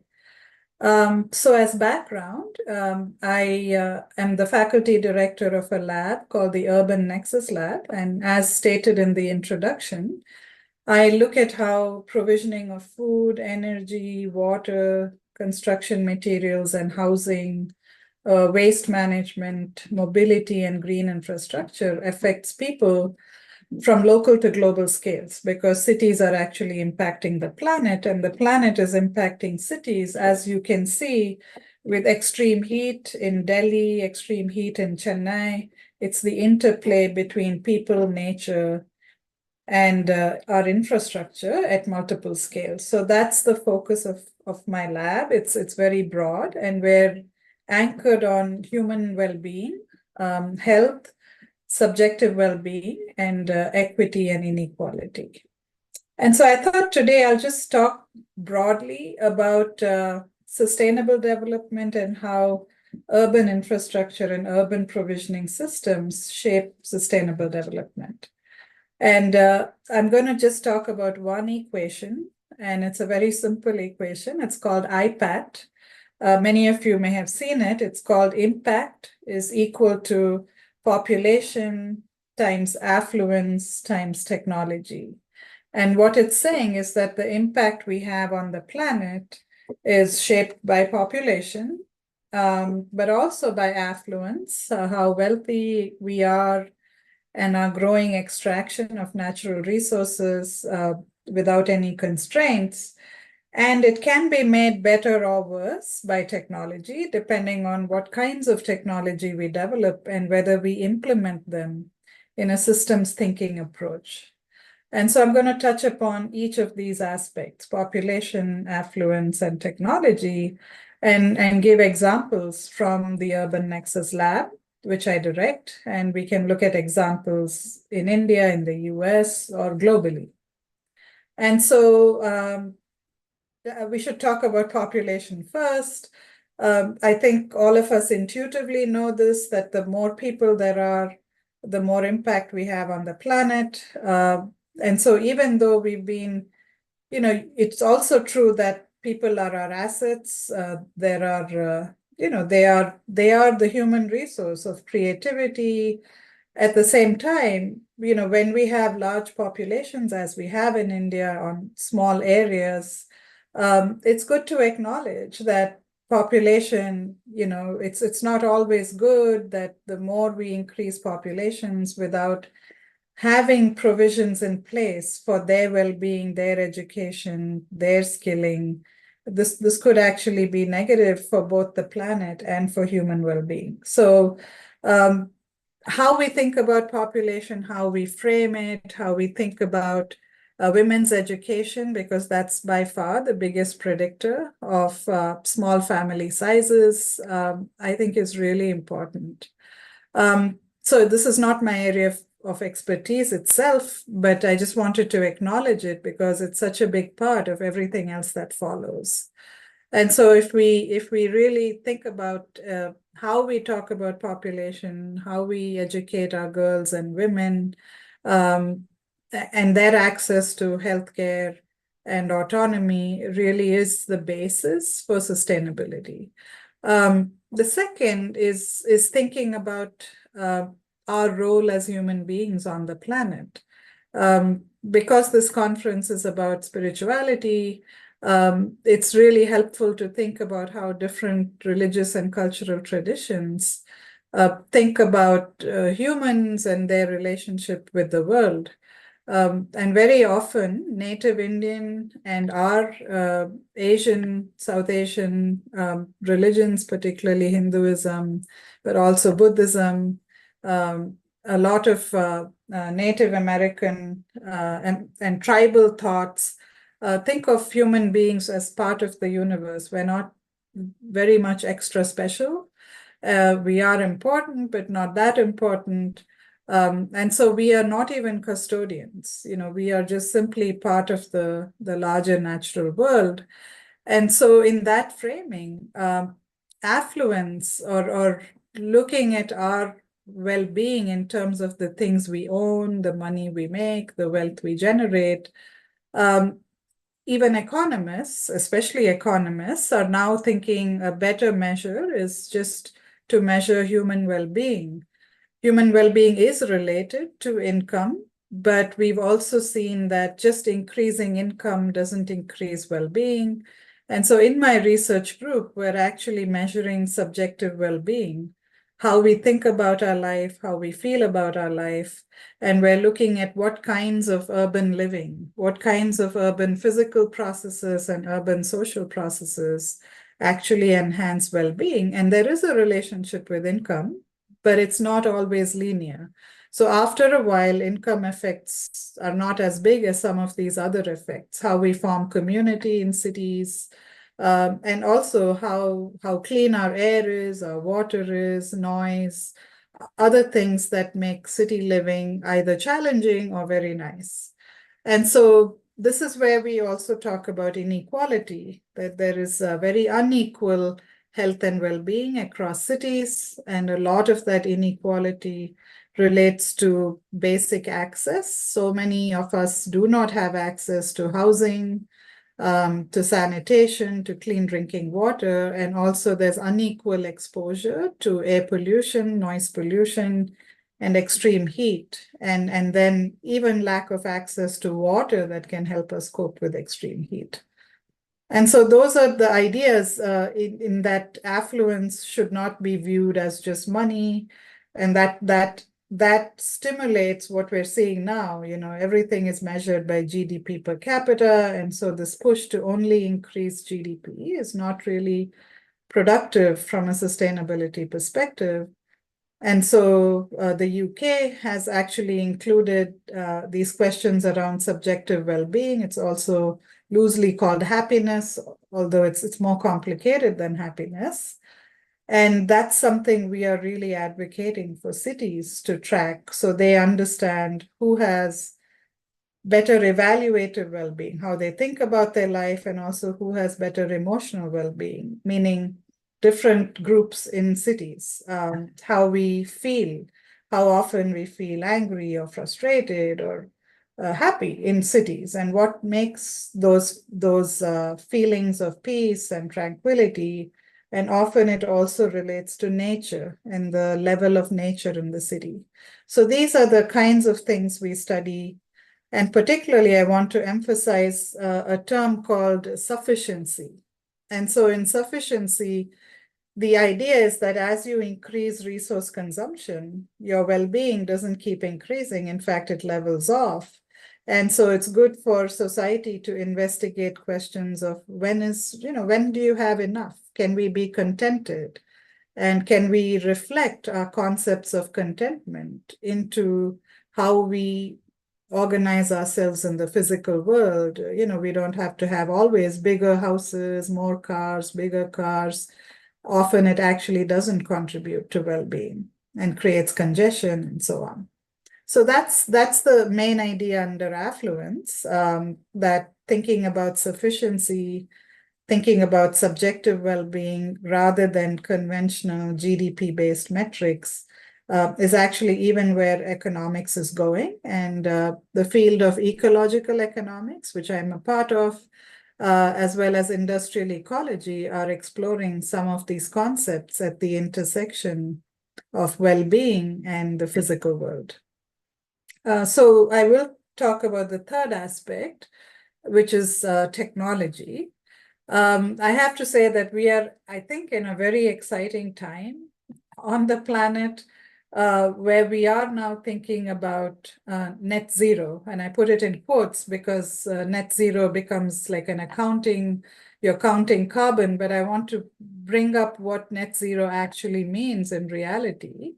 a net zero carbon goal is really asking us as a society to live within the means provided by renewable energy. So can we harness the energy of the sun, the energy of the sun indirectly manifested as wind energy, bioenergy, which is also energy of the sun, but in the form of wood-based and nature-based crop waste that we can harness as fuels. And so India has pledged to be net zero by 2070. Several other countries are aiming for 2050. My group is looking at what a zero carbon transition means for cities and urban areas and provisioning systems. And I think it's really, when we start talking about net zero as an accounting problem, it fails to fire your imagination. But what I want to convey here is that the idea of living in a net zero carbon world is actually bigger than that. It's asking ourselves, can we organize our energy system, our construction materials, our food systems, our water supply systems, so that we are within our planetary budget? So we stay within the renewable energy mostly. We will supplement with other forms of energy, but we will have renewable energy. Can we stay within our available land resources while preserving the land, regenerating more trees, more forests? Can we stay within our water budget, which is going to be very important for India? Water is also important for energy. Water is important for food. And so taking this big provisioning systems perspective under the umbrella of a zero carbon transition actually says, I understand that I have to live within the bounds of nature. And so I just wanted to reflect that the technologies that we are developing, I studied them in a systems framework as a range of exciting technologies, but as important as the technologies is to understand how they come together in a system so that we are not destroying the water to create better energy solutions or destroying the land to create so-called renewable energy, because bioenergy can go both ways. But also there are wonderful technologies that are coming up, not only in the energy space, but how to cool our buildings without using too much energy, how to think about efficiency through better architecture so that we have homes that are passively cooled, a range of technologies in the energy space, in materials, particularly as India urbanizes. Some 400 million people are going to be living in cities in India. I think thinking about zero carbon, climate resilient, equitable cities will automatically generate health and well-being benefits. And so the last thing I want to talk about is how these three things come together. So population, affluence, and technologies, they come together in urban systems. And when they come together, we want to pay attention to inequality. Who is not gaining access to basic services, who are at the bottom rung, they're not sufficient. They don't have sufficient resources. How can we tackle overconsumption, but also over-fertilization, application of fertilizer? Where could we do better, have better well-being outcomes without using resources? And how can we really harness human creativity to live within planetary boundaries? So that's the overall message, that different parts of society have different access and different exposure. So can we simultaneously address social justice issues through this transition towards a zero carbon future? Thank you.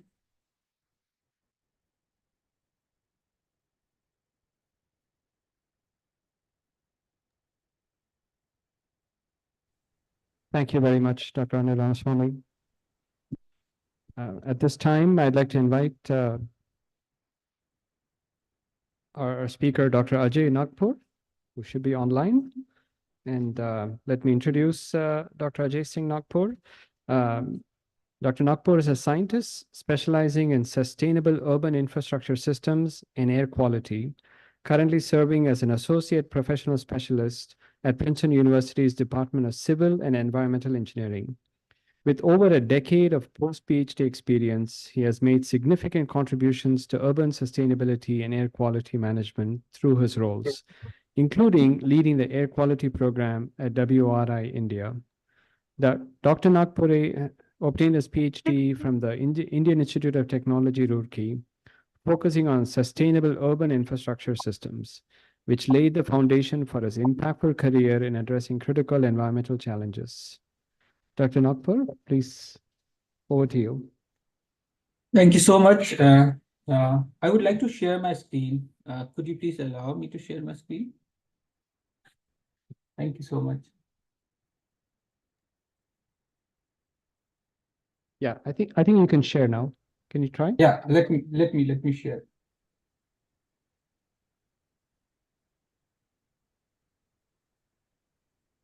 Just a minute.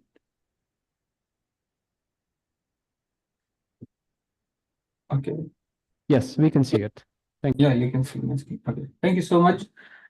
First of all, I would like to thank Ashram for inviting me for this peace conference.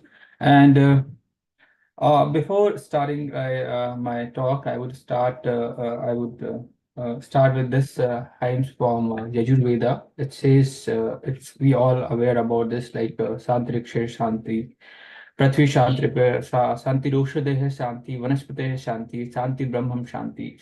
So this is I think I would say one of the old ancient texts which talks about like all the sectors on which we are right now working. And first, and before proceeding for my presentation, I would like to say that I'm working with Professor Ramaswamy, Anu Ramaswamy, who spoke before me, and she is my guru.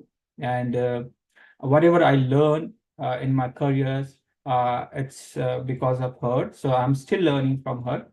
So right now, I think we are working on different sectors like air, water, energy, food, and we are trying to understand their contribution and how we can develop a better policies for the better future of the communities.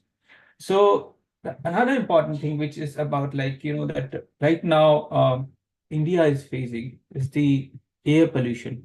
Air pollution, many of times we are hearing about millions of people are dying, or we see things on news. And that before it's about a health of everyone. That I think initially when we were talking about there was some awareness campaign going on about the smoking. But the same thing, I feel that nowadays the air pollution has took a place of the smoking, and that number of people dying every year is almost equal to smoking in India. And many of them are children. So in this presentation, I would like to talk about how air pollution is affecting our children or young generation, and how we can protect them from this rising threat. So before I think in the first slide, I would like to remember this number. It's 2.8 crore. This is a very significant number. I would like you all to remember this number. I will tell you what this number talks about. What is the meaning of this number? And this is a very alarming number. It shows that why we have to work for air pollution mitigation strategies, or at least aware people that this is the one of the alarming threat, that I would say it's a slow poison. I'm not going to go into the technical details of the air pollution, but one pollutants which we often see on newspapers, or I think scientists are talking about the particulate matter. So the particulate matter is the small, tiny particles, so very small, we can't see by our naked eyes. So these, I think it's more, I think I would say it's about 30 times less than the human hair diameter.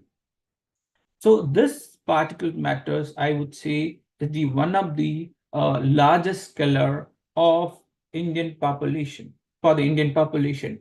So the particulate matter levels across Indian cities are very high, and 99% of Indian population are exposed to the higher level of, or the unhealthier level of the particulate matter pollution.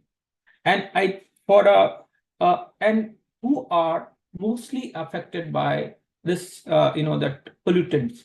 The people who are getting mostly affected by this pollutants are people who exercise outdoor, pregnant women, children. And this is not like COVID picture. This is a picture before COVID. It's a 2018 picture from some Delhi school.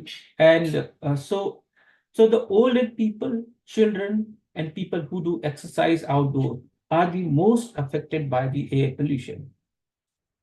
So I think, these are the some, so these are the some, like when we are qualitative things, when we talk about like, these are the people are mostly affected by the air pollution, but those are the qualitative things. But here are the real numbers. This on your screen, you are seeing this graph. It shows a very important message to all of us. It says that about 60% of the premature mortality, which is happening in our country, is, and 60% of the mortality is associated with the old age people, and about 10% people who are dying prematurely in our country is children. 10% of the people are dying every year just because of this air pollution, and mostly children. So the majority of the population who are getting affected by the air pollution in our country are either children or old age people.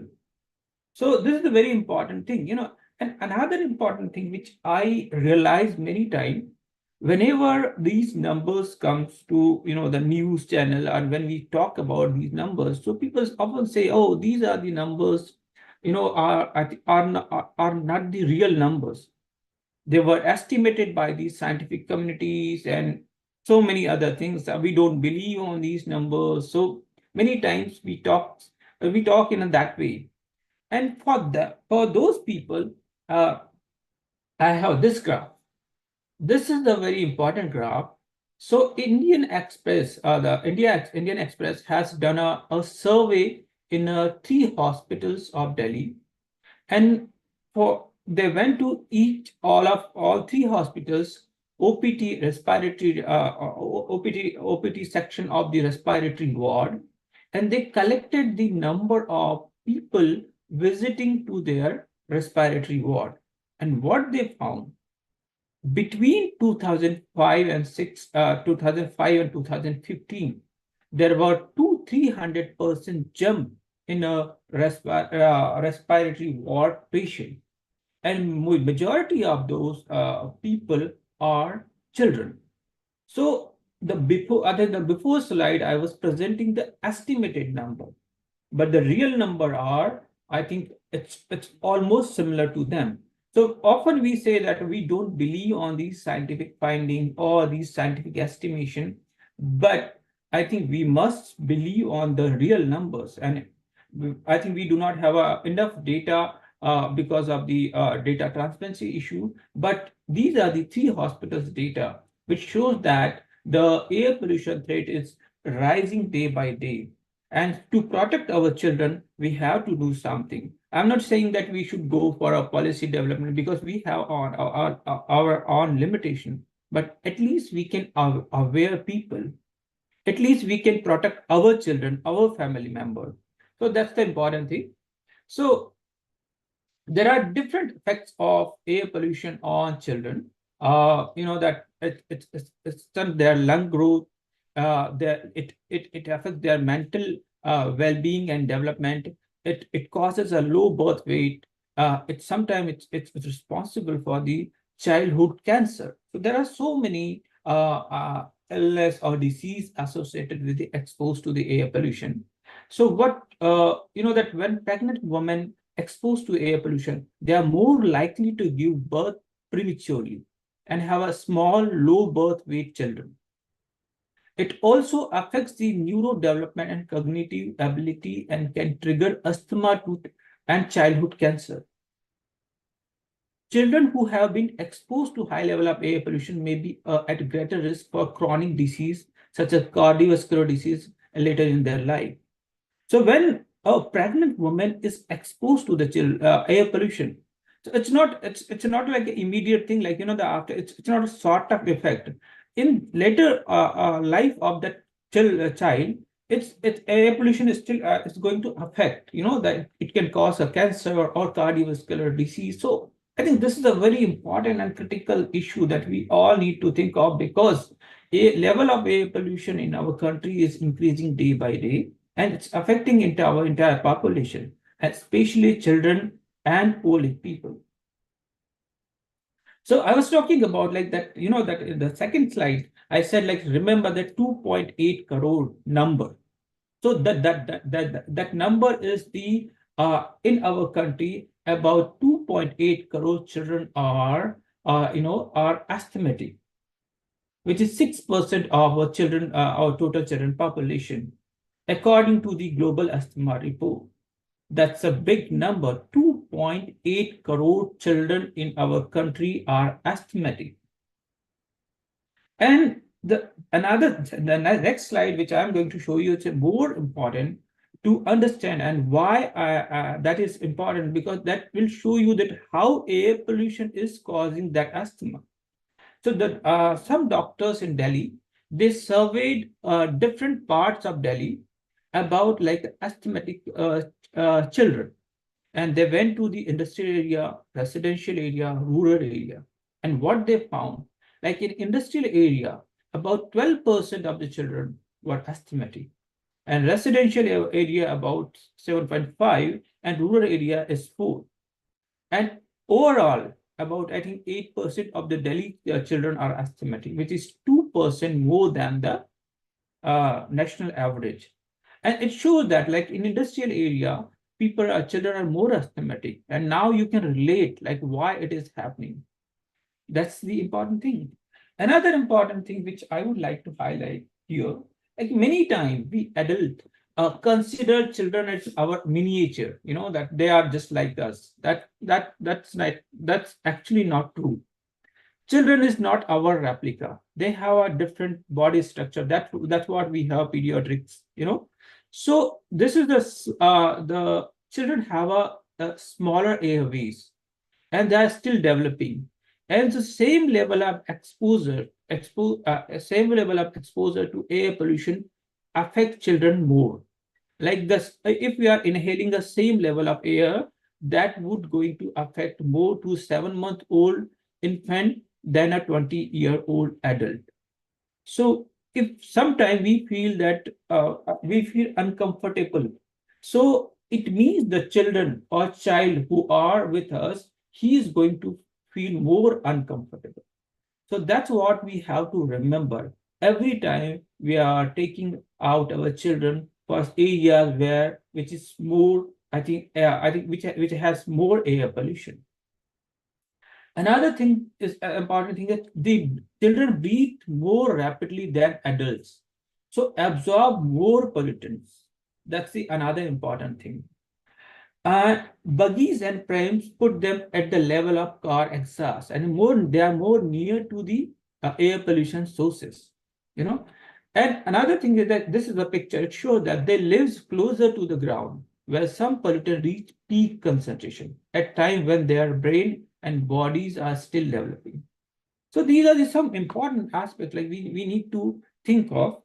That children spend majority of their time with their caregiver, so they are exposed to the the air pollution. And still in our country, majority of the population are using biomass cooking fuel for cooking.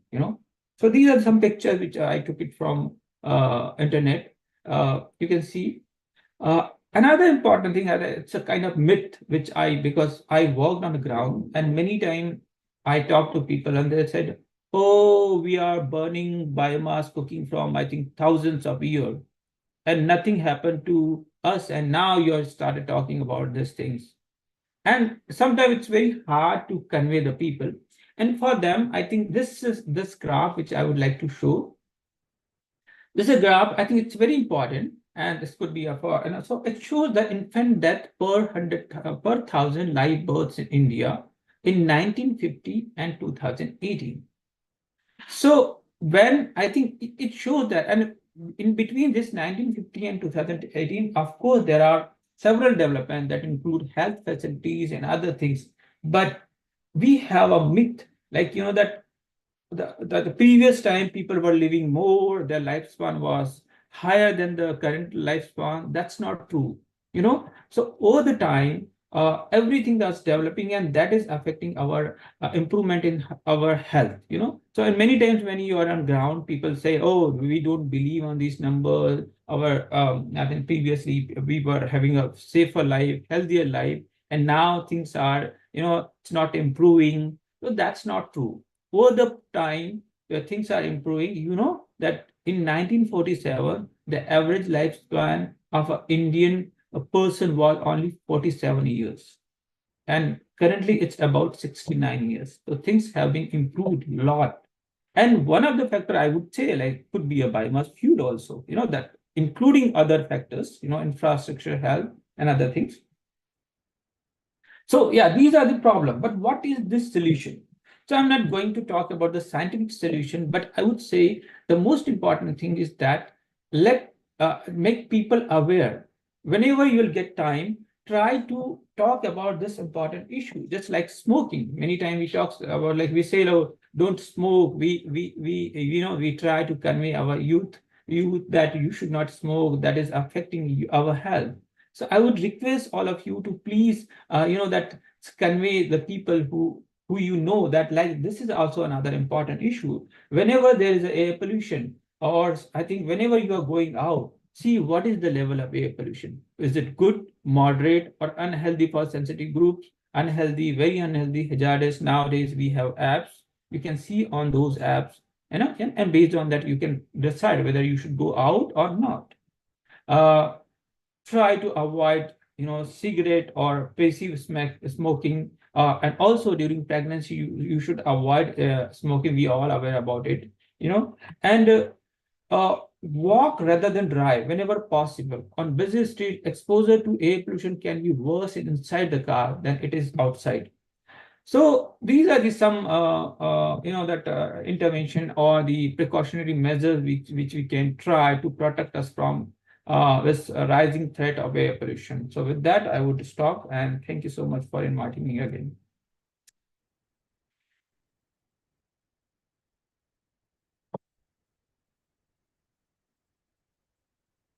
Very informative talk.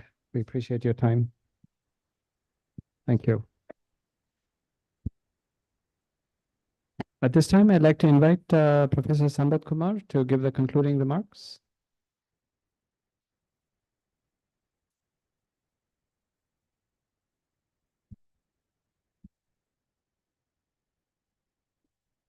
Good evening to all. Pranams to Gurubai. I don't want to take much of your time. Actually, every learned speakers in this session, they have approached the concept of peace from their own perspective, from police angle, from diplomatic, from historical, and from technology.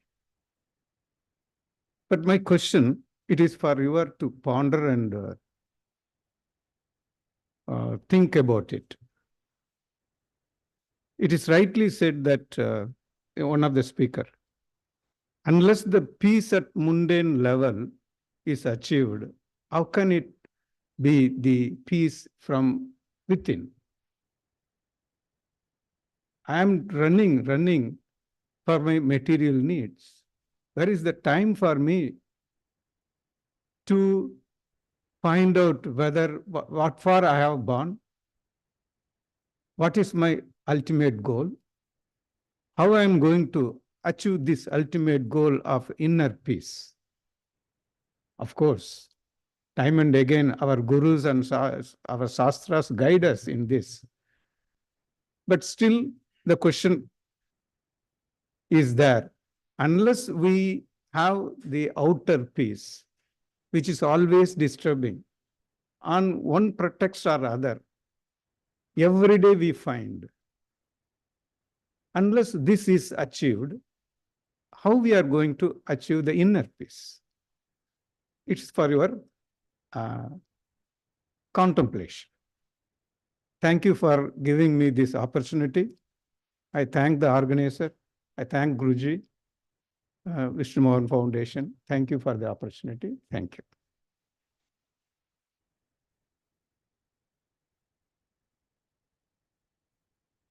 This time, I'd like to invite Mr. Mahesh Venkatraman, the Sri Vishnu Mohan Foundation trustee, to honor our chairperson.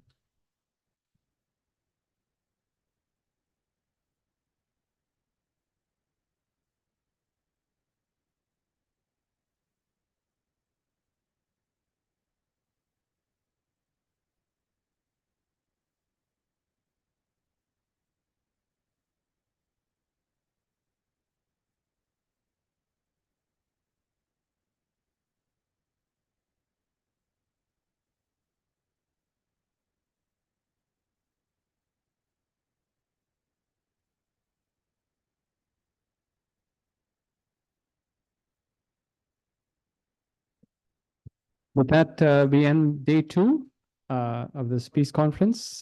See you all tomorrow. Thank you. Have a good evening.